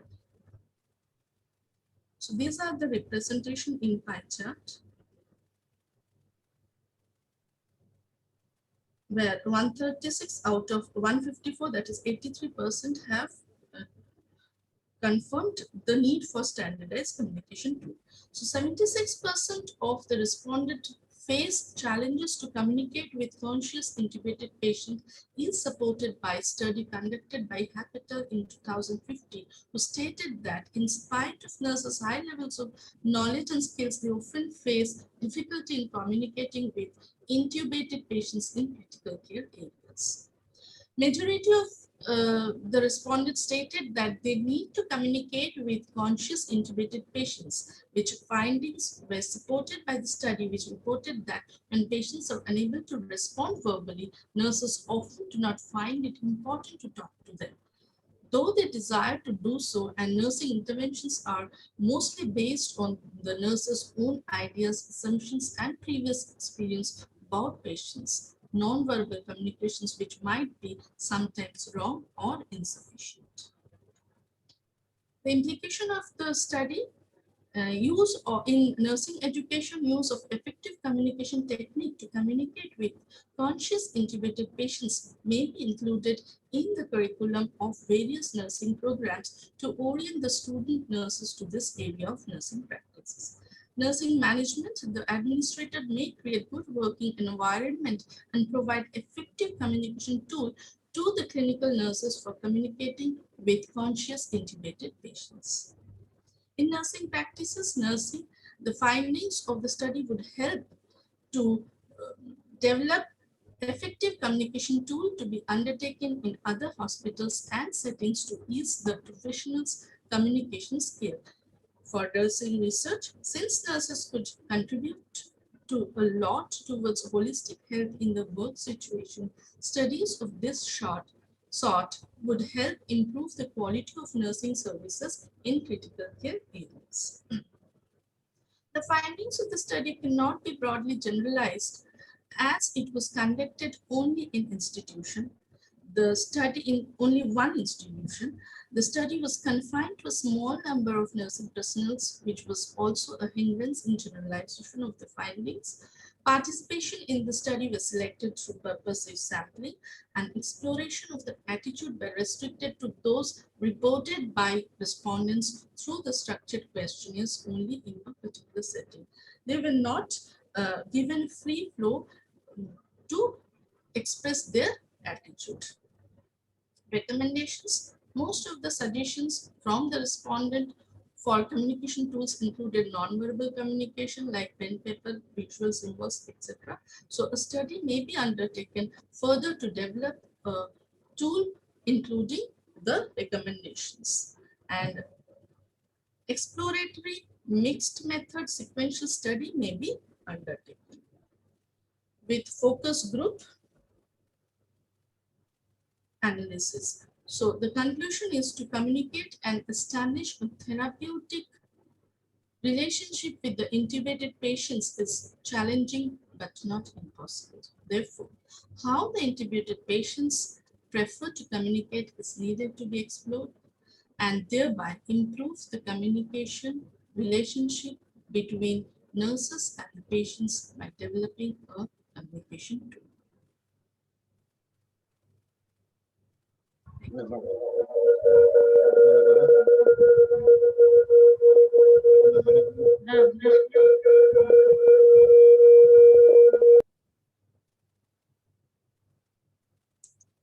All right, thank you, Madam Mahuya. That's a challenging paper because I'm agree with your result that we have to develop the communication tool. Is challenging for us as a nurse in critical care unit. That's a good idea, and then we have to standardize the communication tool for them, the intubated patient, conscious intubated patient. All right, is there any question directly from the other audience? Okay, so far we have right presentation. Is there any chat from the box? Not yet. All right. Thank you, Madam Mahuya, for the presentation. Moving. Hello. Hello. Oh, okay. Hello. There is a one question. Hello. Actually, I have one question. This is an excellent presentation, ma'am.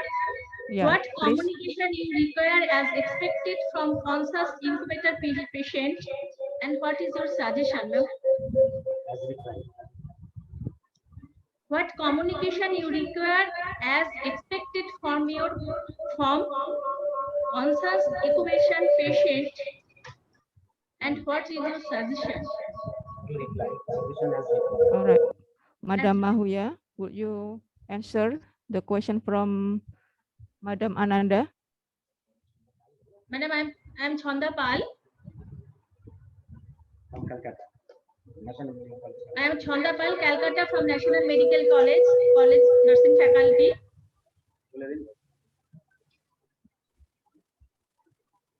Hello, can you audible my voice?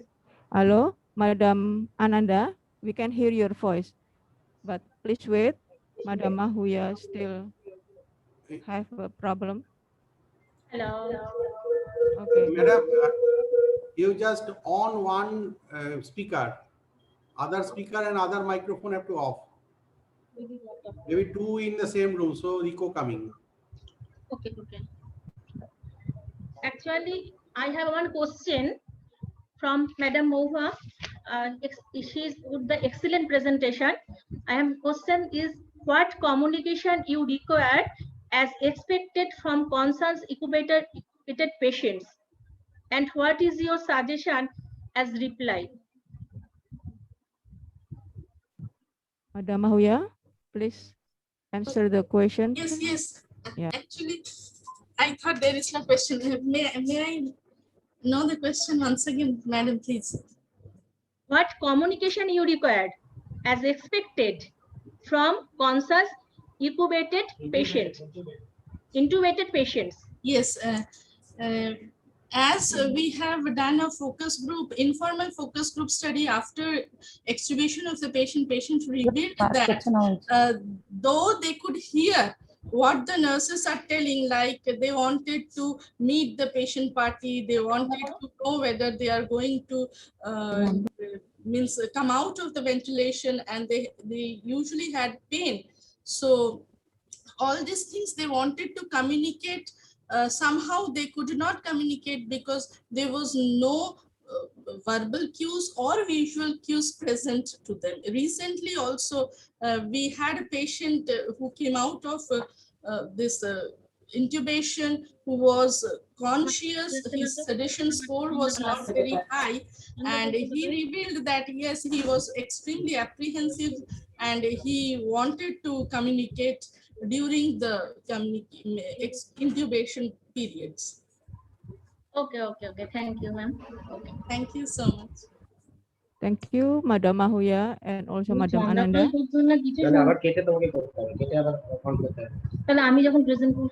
All right. Thank you, Madam Mahuya. We are moving to the next presenter. The topic is relationship stress level and parenting mother. The parenting mother of the children with the autism. Okay, already join. Yeah, full screen, please. Yeah. Okay, Madam Neta, time is yours. Good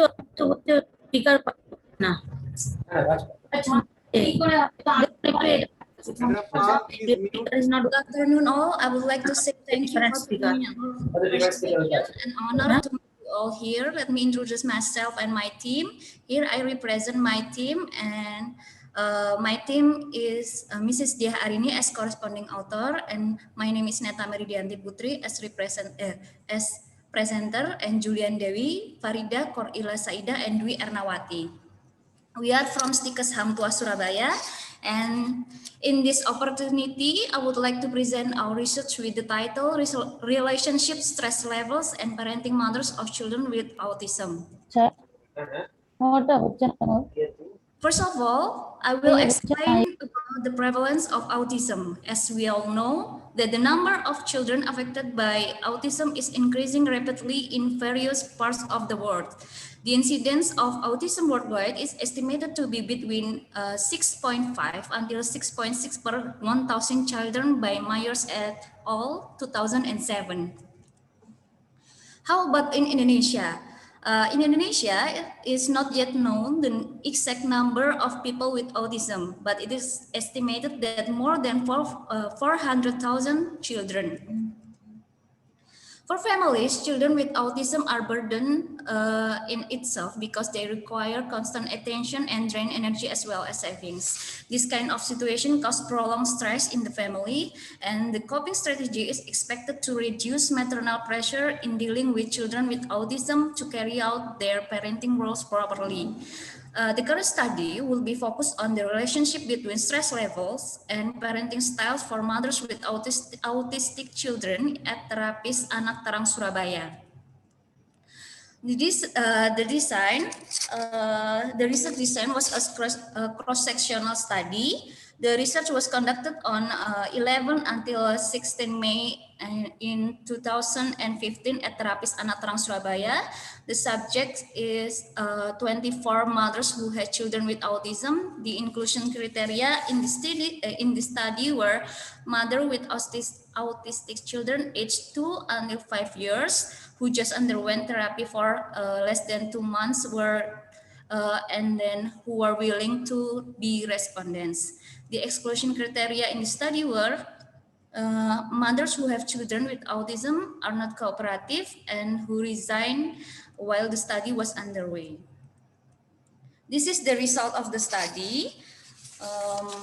From the table 1, it was shown that the age of mothers who have autistic children 20 until 35 years is 17 people, more than 35 years old, as many as 6 people, and less than 20 years old, as many as 1 person.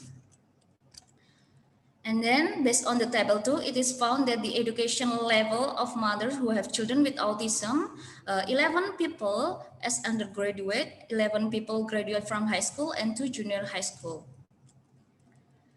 Based on the table 3, it is found that the work of mothers who have children with autism, private as many as 13 people, housewife as many as 8 people, entrepreneur as many as 2 people, and civil servant as many as 1 person.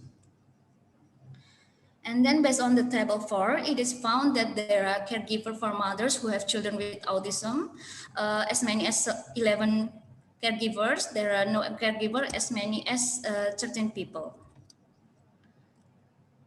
The table 5 shows that mothers who have autistic children with low stress are 12 people, normal stress level are 7 people, moderate stress 3 people, high stress is 2 people, and there is no very high stress.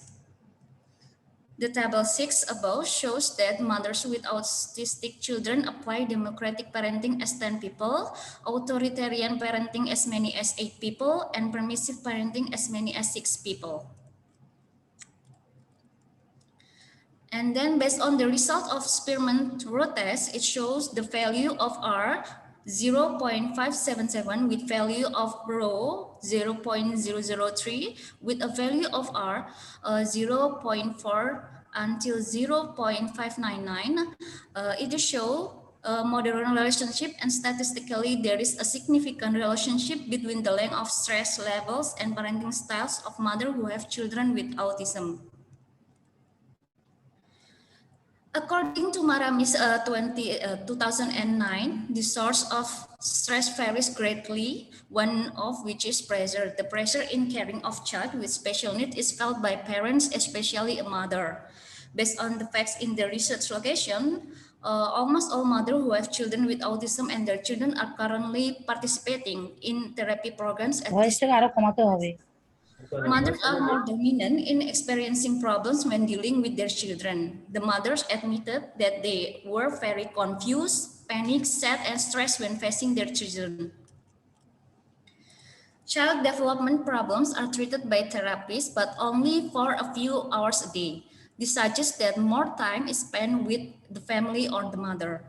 Handling children is not enough with therapy alone, but must be conjugated with the family.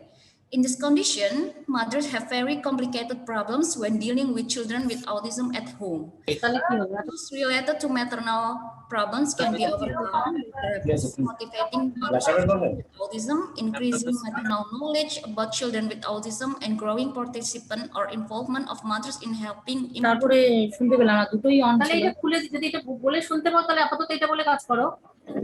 The impact of stress experienced by mothers with autistic children will change the parenting patterns that will be given to these children. According to Ahern, 2004, high stress in parents is associated with less cooperative, less sensitive, and more intrusive parenting styles.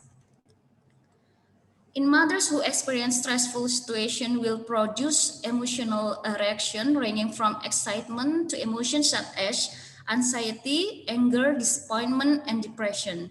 This stress can be overcome by using coping strategies needed by parents who experience high stress when caring for a child with autism. This coping strategy is expected to reduce maternal pressure in dealing with children with autism to properly carry out their parenting roles.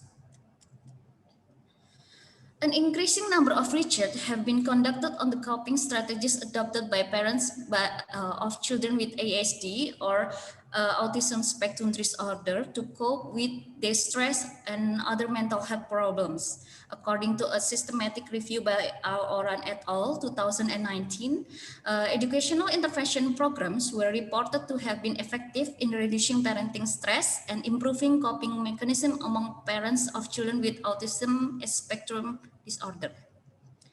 Although Muslim comprise the majority in Malaysia, however, little has been published on the coping strategy used by Muslim parents of children with ASD, as well as in Indonesia.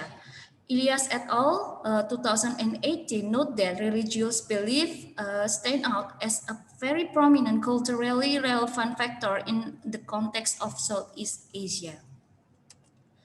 So we can conclude that the stress level of mothers who have children with autism at Terapis Anak Terang Surabaya experience more stress at 20 until 35 years with low stress levels. The most dominant parenting styles for mothers with autistic children is democratic parenting. There is a relationship between stress levels and parenting styles for mothers with autistic children in Terapis Anak Terang Surabaya. Most of the stress is normal with applying democratic parenting, and most of the high stress is applying authoritarian parenting and permissive parenting. Thank you very much for your attention. May all those we have shared be beneficial for all of us. Thank you.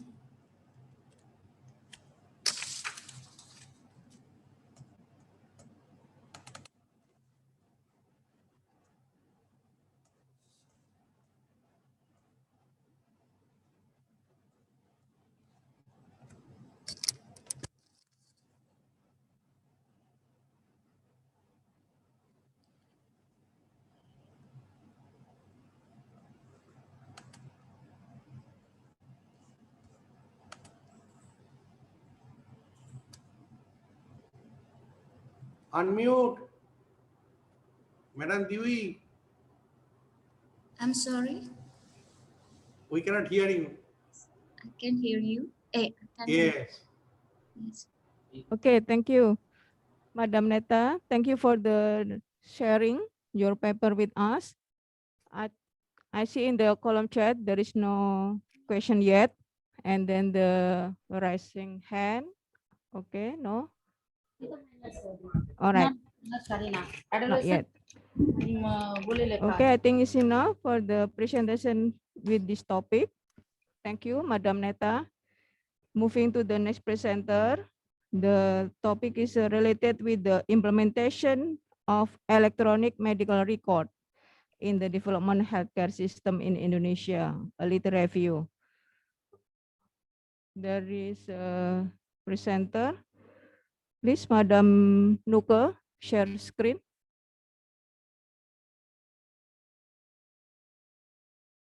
Okay, good. Okay, time is yours. Okay, thank you, Miss Dwi. Okay, my name is Nuke. In our team, there are Nuka Amalia, Muhammad Zul Azri, Ana Rosarini, Dina Ripka Wijayanti, and Maya Ayu Ristiawati. And our topic is the implementation of electronic medical record or EMR in the development healthcare system in Indonesia. This is a literature review. And our team from Health Information Management Department of Sekolah Tinggi Ilmu Kesehatan Hang Tuah, Surabaya, Indonesia. Okay, first of all, the development of information technology is now growing rapidly, including in the health sector. According to World Health Organization, medical records are an important compilation of facts about a patient's life and health. Ministry of Health Regulation in Indonesia state that medical records must be made in writing, complete and clear of electronically. This proves that in the future, medical records will be developed electronically. Electronic medical record or EMR is the development of information and communication technology in the field of health. EMR has long been applied in the developed countries such as United States, Korea, China, England, and etc. In the developing countries, EMR is still applied in some countries. Indonesia is a developing country that not all healthcare implemented EMR. Building EMR requires careful planning because its implementation many parties will be related and focus on the needs of users. So that the aims of this research is to analyze or describe the implementation of EMR and preparations by healthcare in Indonesia. This method's literature review, we researched article from Google Scholar, and in the early stage, we obtained 28 articles, and the article was selected again according to the focus of the research. So 8 articles were we obtained. And the result is all articles mentioned that qualitative research. In Surakarta Government Hospital, in this place already has a computer-based medical record information system. Hospital Management Information System name is Pilar Hospital. In Surakarta Government Hospital, related to medical records are registration, inpatient, outpatient, emergency, laboratorium, radiology, non-operative, pharmacy, and cashier. Pilar Hospital is a desktop-based because it makes use of Microsoft Office and make it easy to use by all employees. And Pilar Hospital using security before entering the application. There are username and password that must be filled. So officers have their own job description. So not all can fill in all modules. Only 2% have access to all modules, IT and head of medical record. The IT is responsible for the running of system, including maintenance, and the head of medical records is also given access because it relates to patient data. And the next hospital is Bethesda Yogyakarta. This hospital is oldest educational hospital and private hospital in Yogyakarta. And medical records documentation service in this hospital have not been fully carried out by electronic. Eventually, this hospital claimed to have many benefits that occur when medical records are electronically. The EMR activities are conducted electronically when the doctor writes anamnesis, treatment, diagnosis in the EMR module on computer. The next hospital is Government Hospital Dr. Cipto Mangunkusumo in Jakarta.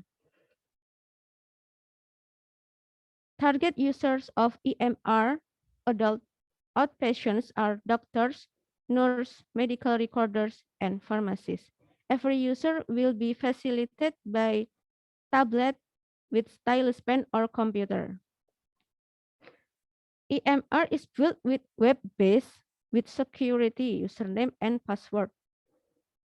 Doctors, nurse, and medical recorders can have every modules.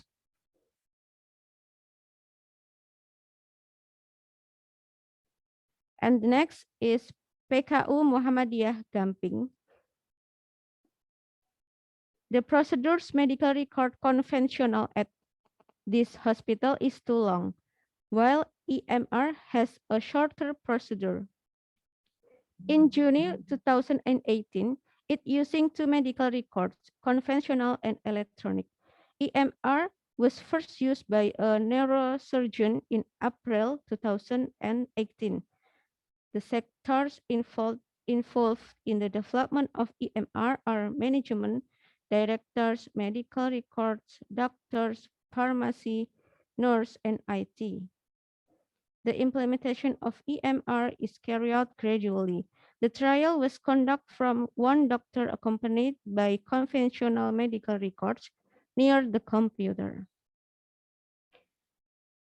And this is a discussion. The preparation of EMR in Indonesia's healthcare, we can state that the preparation of EMR include identification of the needs of medical records patients, including information needs, functional needs, and non-functional needs. Things to note in building EMR in the health service is by identification with the elements of man, methods, machine, and materials.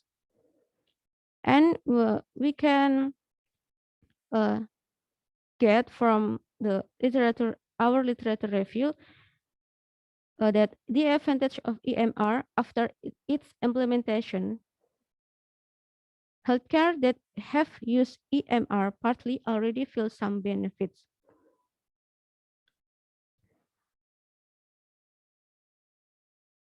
In Bethesda Hospital, Yogyakarta, the quality target of medical records documentation for new patients arrived at the clinic less than equal 10 minutes, and the old patients less than 20 minutes. Medical records document complaints from nurse about its distribution decrease. Besides, there are cost saving in hospital due to the savings of paper and decreased storage needs. The existence of computerized functions improves the effectiveness of the accuracy of input, storage, search, report, coordination between units, and data transmission at Islamic Jemur Sari Hospital.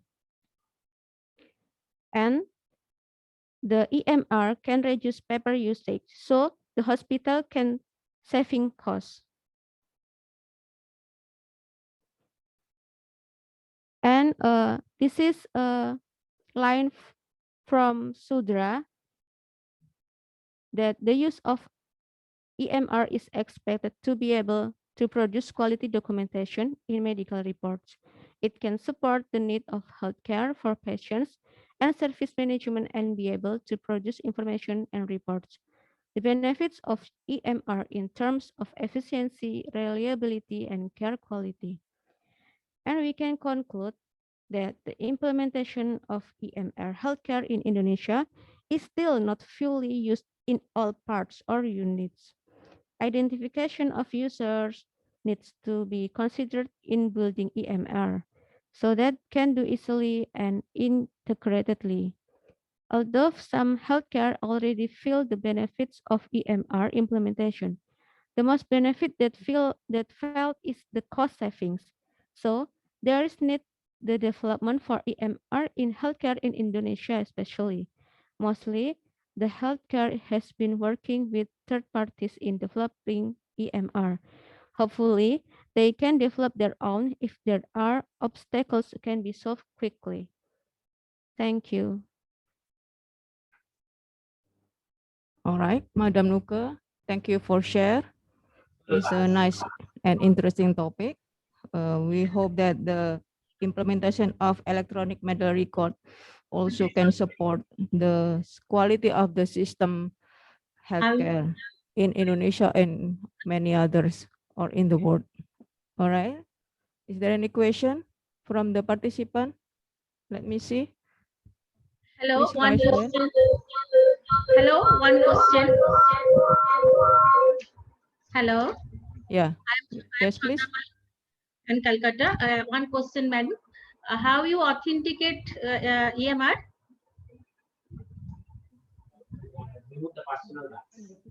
How you authenticate the EMR? Remove the personal bias.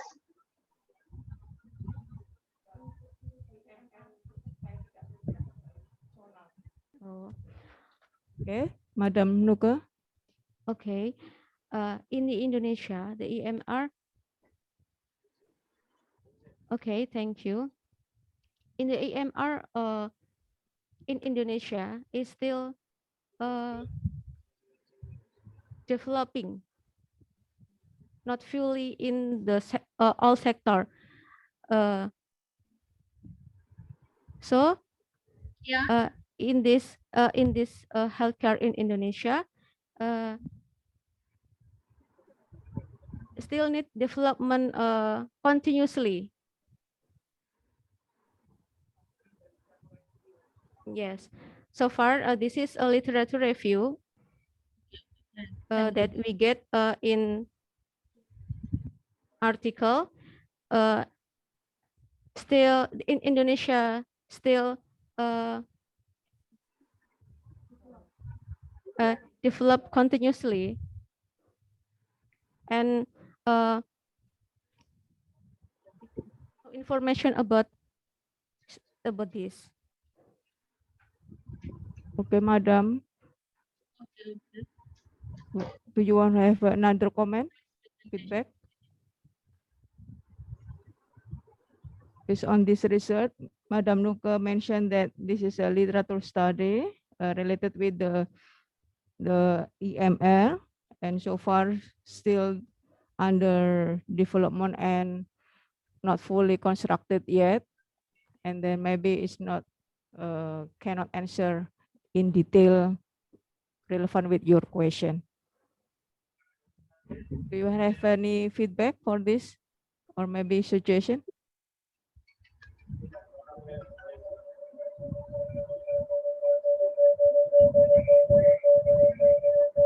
Hello. Hello, Madam. Do you have any comment? No, thank you. This is a very excellent presentation. Okay. Thank you, ma'am. Right. Thank you, Madam. Well, let me check from the chat box. Not yet. Okay, I think it's enough for the discussion session. Thank you, Madam Nuka, for the presentation and sharing the information with us. Moving to the next presenter.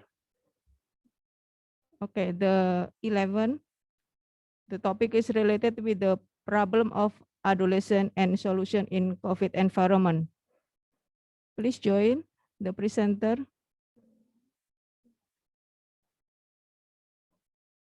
Let me check.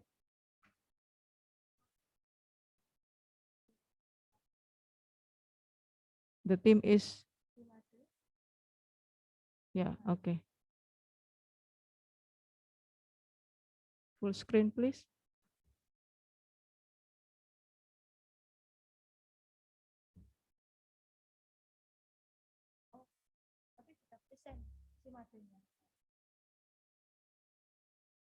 Hello.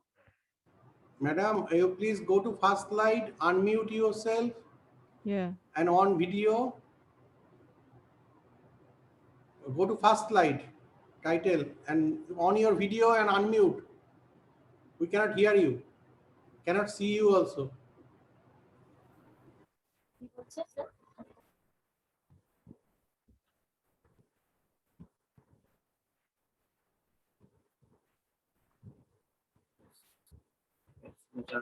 It is visible, sir.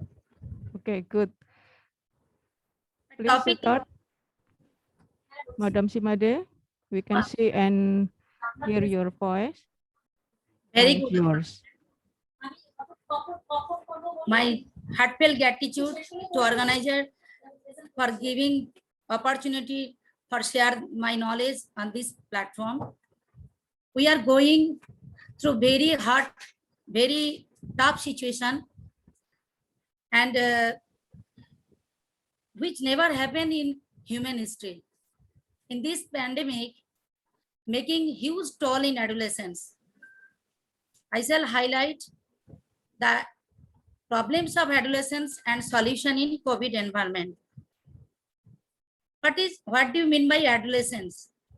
Adolescence is the age 10 to 19 years. Adolescence is a phase of maturation. It is a transitional period of physical and psychological human development between childhood and adulthood. How the brain of adolescents differ from other. It is still developing and will continue to do so until full maturation by the age of 22 to 24 years.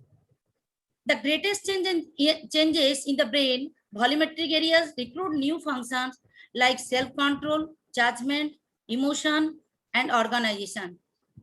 Next, what are the different types of development with relation to adolescent? Under biological development, start puberty in general, growth spurt, and reproduction related changes and changes in the brain. Next is what are the factors are affected the adolescents during this lockdown period. Stressful life events and difficulty to cope up with the situation, extended home confinement, and grief from death of near relatives, and intrafamiliar violence, overuse of the internet and social media. And are the risks of all adolescents? No. Those who have past psychiatric history, those who are girls' child, those who low socioeconomic status, and those who have ethnic minorities are at major risks. Now, what are the root of psychosocial problem? Social relationship is hampered due to inability to see the each other facial expression that lead to psychological development defect. And in this COVID situation, they are suffering from some physical and psychological problems. Physical problems are decreased physical activity, more screen time, net addiction, that is FOMO, fear of missing out something, irregular sleep pattern, and less appropriate diets that lead to obesity and osteomalacia. Under psychosocial problem, feeling of insecurity, worry about the health and work of their relatives, the sudden death, separation from the friends, for absence of school, thus lead to anxiety and depression and suicidal attention. How we can protect our child from physical inactivity? By increase their activity, walking, exercise, workout, skipping in the room, rooftop, and going uphill and downhill in staircase. Do video workout with virtual exercise classes, dancing, breathing exercise, laughing class, and indoor games. And what are the few remedies of internet addiction? And stick to schedule, set up time to wake up, exercise and shower, get dressed, have breakfast, whatever they need to start the school day, plan a mini breaks and 1 hour lunch between study hour, and declutter and donate. And what are the remedies of internet addiction? Speaking out of trace, promote reassurance, convey appropriate positive information to be safe, stress reducing action, engage in dialogue and social exchange, maintain appropriate lifestyle and social contact, avoid smoking, alcohol and other drugs. Now, diversification of low mood, exploring hobbies, extracurricular activities, plan or cook dinner, rooftop gardening, indoor planting, word making game, gentle art, that means new art, kintsugi art and origami, internal decoration. Take a virtual tour of museum or walk through the Grand Canyon with Google Earth and write down experiences. Tip for socialization. Some tips: try hosting a virtual dinner party with virtual guests, family get together with relatives in distance, competition of extracurricular activities like drama, like recitation with friends and family. Some health habits will be grown in home. Adequate exposure to sunshine for production of vitamin D and healthy diet should be given child. High protein and medium fat diet. Check on comfort eating, especially sugar and processed food and natural food, and food should contain dietary fiber. Take home message: the adolescents, being the future of country, should get attention for their growing health habits and socio-psychological attributes. Several problems are added due to lockdown in novel coronavirus infection, along with the natural challenges of growth and development. Different workers throughout the world suggested valuable remedies for effective solution of each problems. Thank you. Thank you to all. Okay, thank you, Madam Simade. That's an interesting topic too, related with the adolescent and the solution for COVID pandemic. Yeah, we would like to invite the participant to give a question or maybe would like to share the experience. Let me check in the column chat. All right. Maybe later on, Madam Simade. Thank you for the presentation and thank you for share with us. We're moving on to the last presentation. Last but not least, I would like to invite the presenter to join with the topic awaiting another silent epidemic in COVID pandemic. Madam Ananda Kishorpa or maybe the other team. Please prepare the PPT.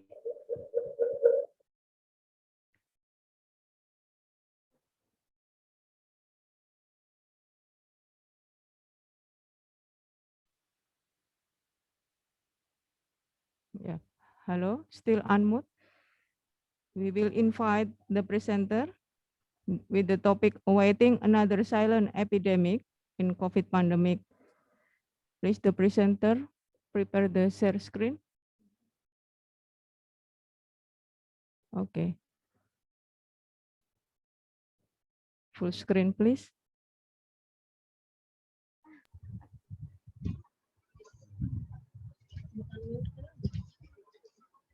Okay, good. Hello. Yeah. Please proceed. Time is yours. Okay. A very good evening, all of dignitaries present in this platform. I am feeling heartfelt gratitude to this organizer of the conference for giving me the opportunity to present my topic in this platform. Today my topic is waiting for another silent epidemic in COVID pandemic. Today the work is locked down due to novel coronavirus infection. So overall, over 1/3 of humanity is subject to some form of respective physical activities in lockdown. This strategy has been proven effective for lowering the disease load of the COVID-19 outbreak. Now, our concern of reduced physical inactivity in lockdown period. Overall physical inactivity attributable disease burden lead to remarkable higher risks of the disability, which is associated with a nearly 24% increased risk of mortality among the general population. COVID with comorbidities also increase the mortality. Now the effect of prolonged lockdown leading to restricted mobility in COVID pandemic. First effect, less physical activity or workouts, less exposure to sunlight, then difficulty to isolate themselves, difficulty arrange for healthy diet, and also difficulty to sufficient earning or work from home. To reduce stress and anxiety, they will be more prone to smoking, also drinking alcohol without eating a nutritionally balanced diet. So in this way, this lead to the some diseases. Number one, the obesity. Number two, chronic illness. Number three, poor bone health. Number four, cancer. Then what is overweight and obesity? Body mass index above 25 kg per meter square, that is overweight, and body mass index above 30 kg per meter square is the obesity.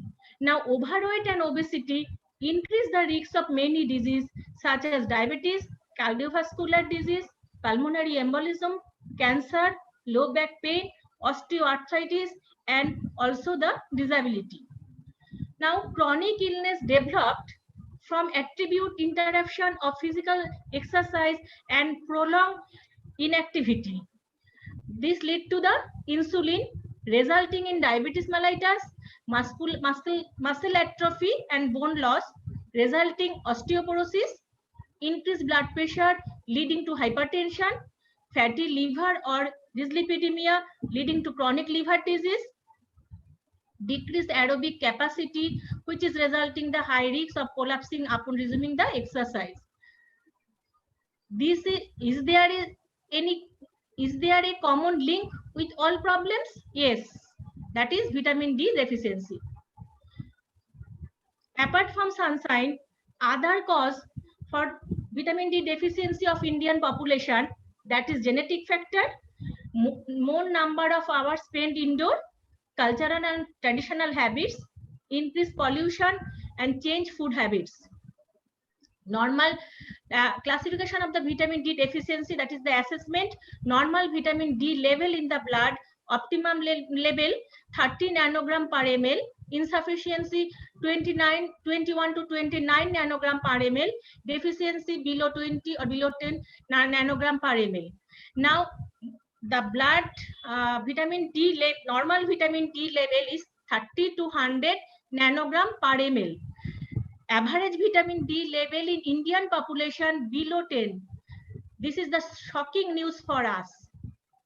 Now, according to the AIMS, New Delhi, Indian 2019 reports, 96.7 Indian population is suffering from vitamin D deficiency.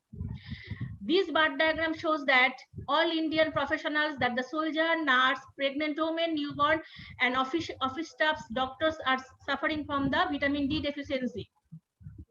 Our study with the 113 individual more than 50 years of age after lockdown, we found 86 sample, that is 76% individual are as osteoporotic, of which 10% of male and 19% of female.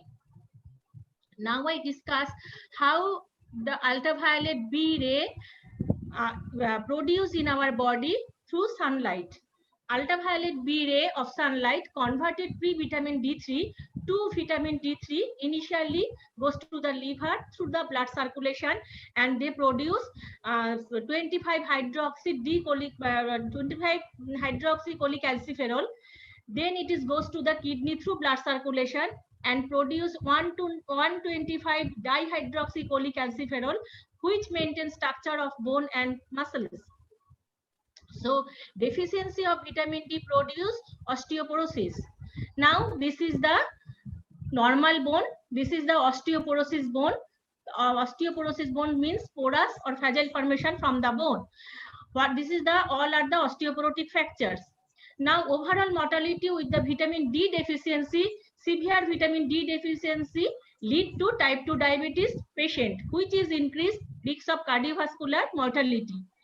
In addition, osteoporotic fracture and injury, surgery related complications, immunity deficiency leading to infection can also increase the risk of mortality in 68%. Now, what some individual are affected more than others? Some several factors, variables depends on that. One, sunlight, number 2, skin texture, number 3, sunscreen, and obesity. Effects of sunlight. Seasonal variation. In winter season, November to February, more oblique zenith angle of the sun ray produce less ultraviolet B. Maximum ultraviolet B produced 10 AM to 3 PM. That is called diurnal variation. Now the social custom. Clothing and sunscreen with sun protection factors effectively prevents D3 production above 30, effectively prevent D3 production in the covered areas. Skin tone and age. People with darker skin need to spend more time in the sun to produce vitamin D than those with lighter skin. Age can have an impact as well. As you get older, vitamin D production in your skin become less efficient. Obesity cause relatively vitamin D deficiency of vitamin D. 4 to 400 nanogram per gram vitamin D2 and D3 can be stored in abdominal fat. So abdominal fat can increase the risk of vitamin D deficiency. So what the solution? According to solution is medicine. According to AIMS study, New Delhi, India, oral cholecalciferol 60,000 international unit, D3 1 tablet per week for 8 weeks, followed by maintenance 2000 international unit daily therapy for 4 months, placebo duration of the treatment of 6 months, including vitamin D supplementation. Sunshine therapy, 10 to 30 minutes of around 1/3 of the area of your skin to midday sun is enough to make plenty of vitamin D for lighter skinned individuals. It also perfectly fine to wear a hat and sunglasses to protect your face and eyes while exposing other parts of your body.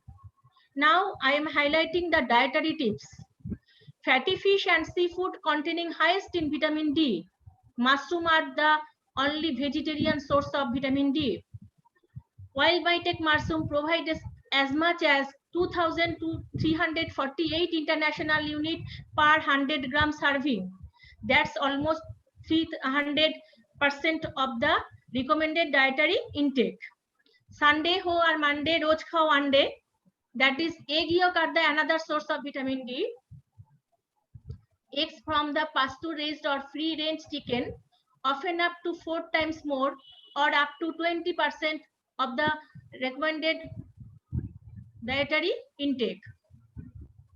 Ideal diet for the overweight and obese. To reduce the overweight, we have to choose hypocaloric diet. Hypocaloric diet means reduce total fat content, low carbohydrate and high protein foods, increase intake of dietary fibers. For enhancing immunity, a diet enriched with immunomodulatory foods such as pro and prebiotic and some vitamins, that is vitamin A, C and D. Remedies to prevent obesity, hyperglycemia and hyperlipidemia. For this reason, we have to do regular moderate physical activity. Physical fitness can also help reduce the risk of acute life-threatening events. To maintain these effects sustained optimally lifelong, physical activity is required. According to WHO, moderate intensity aerobic physical activities not less than 150 minutes per week or vigorous intensity aerobic physical activities not less than 75 minutes per week. These moderate activities are walking, cycling, swimming, gardening, dancing, and household working. Muscle strengthening activities involve major muscle groups for 2 or more days on a weekly basis. Other studies recommended that other study shows that possible outdoor activities including walking, jogging, and cycling, sensible sun exposure can reduce the osteoporosis. Home-based exercise Tai Chi exercise, that is the lancing and dancing exercise with the help of music. Staircase walking, muscle strengthening exercise can be carried out using the elastic band. Aerobic and free hand sit up, push up, exercise, etc. Don't do the excessive exercise. Now this is the general conditioning exercise for all, aerobic exercise for all, focal muscle strengthening exercise for young, for elderly and fit person, Tai Chi exercise as a freelancing and dancing with music, use of stair cases with the folding bar, how to control post-meal rise of glucose and lipid in the blood. For reduce of blood glucose level, 15 minutes of post-meal walking, 6 minutes of stair climbing and descending, For reduce of blood lipid, 3 times 10 minutes of brisk walking at a day, reduce triglycerol concentration by 16%. Now take home message. Lockdown for novel coronavirus lead to lack of physical activities and lack of adequate sunshine lead to vitamin D deficiency. Another several disease arising out of the vitamin D deficiency, osteoporosis is the most common, as we found 76 of our patients, which is spreading like silent epidemic, causing severe health issues, morbidities and mortalities. Therefore, multimodal measures are required, including medication, specific diet plan, activities, exercise, adequate and optimum sun exposure, apart from the vitamin D supplementation. Thank you. Thank you all. All right, thank you, madam. That's a good and interesting. This is also applicable for us related with the effect of the prolonged lockdown. Thank you for your share and solution. So this is a influence and also impact to us and try to apply at home. Your take home message is very useful. Physical therapy, sunshine therapy, dietary therapy, and also the other on. That's interesting. Well, there is one chat question related with the measurement of the adequacy of the vitamin D in your research. Would you share the question from Madam Habibia? What is the question? What is the question? The question is, how do you measure the adequacy of vitamin D in your research? That is the blood. I have taken blood sample from the outdoor during lockdown period. I have taken the 113 sample, and I have blood through blood taken the blood sample. Then I have done these things. The vitamin D deficiency. Okay, I think the answer is enough from. And I have one question actually, madam. Do you have checked any relationship with thyroid? Yes, no. Definitely. In this study, no. In this study, I will know.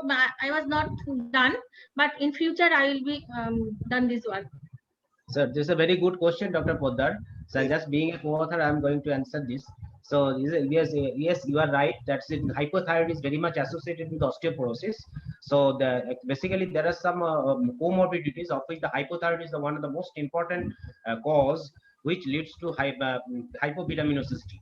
So that is the part of the study. We'll actually include what are the comorbidities specifically associated with the osteoarthritis in the next part. Thank you for. Yes, actually, sir, this one, hypothyroid and abdominal fat, both is implicated to me. So I am very much concerned with this study. Thank you. Okay. And one important thing, just let me highlight, the abdominal fat is basically it acts as an irreversible sink for the vitamin D. So you can have vitamin D adequately in your body, but as the fat is the basic sink, irreversible sink of the vitamin D, in spite of having your adequate vitamin D, that vitamin D is stored in your abdominal fat, and that is unavailable in your system. So it is what is the amount of the active vitamin D is very less, which is actually responsible for the osteoporosis. So in spite of having the adequate vitamin D, so you are deficient. That is the relative deficiency. That is the very worst news. Okay. So very depthful study we have to do on this later on. Thank you, sir. Thank you. I was wondering, so the consume the vitamin D is one of the recommended solution when we are in lockdown movement, right? This. What do you think, madam? So it is recommended, right? We consume the vitamin D during the lockdown. It is routinely recommended in the COVID situation because we are in lockdown. So each and every person will take the vitamin D as well as the vitamin D capsule or as well as the vitamin D supplementary diet. Okay. Actually, that's a very interesting question as you have. Being a author, I'm going to answer this. Vitamin D is required not only for the bone and muscles, but it also a significant action as anti-inflammatory action. That is for an immunomodulatory action, which is very important. So as you well know that the COVID in COVID scenario, some persons are going to have a significant cytokine storm. Some persons doesn't have.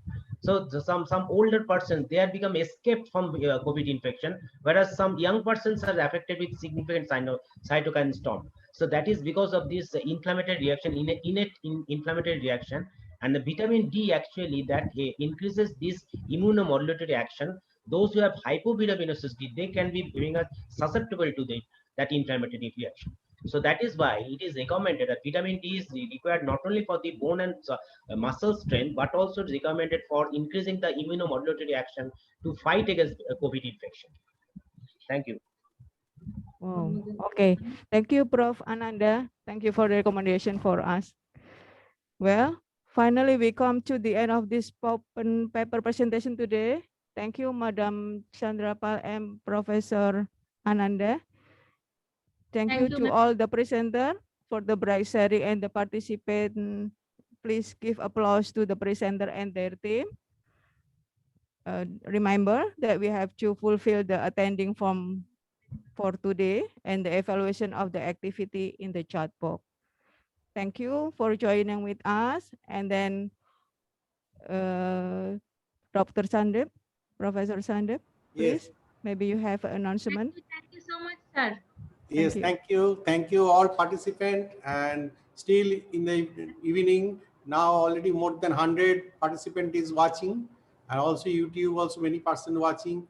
Thank you all to participate in this pandemic condition. India and also Malaysia is in total lockdown condition and very bad condition here now.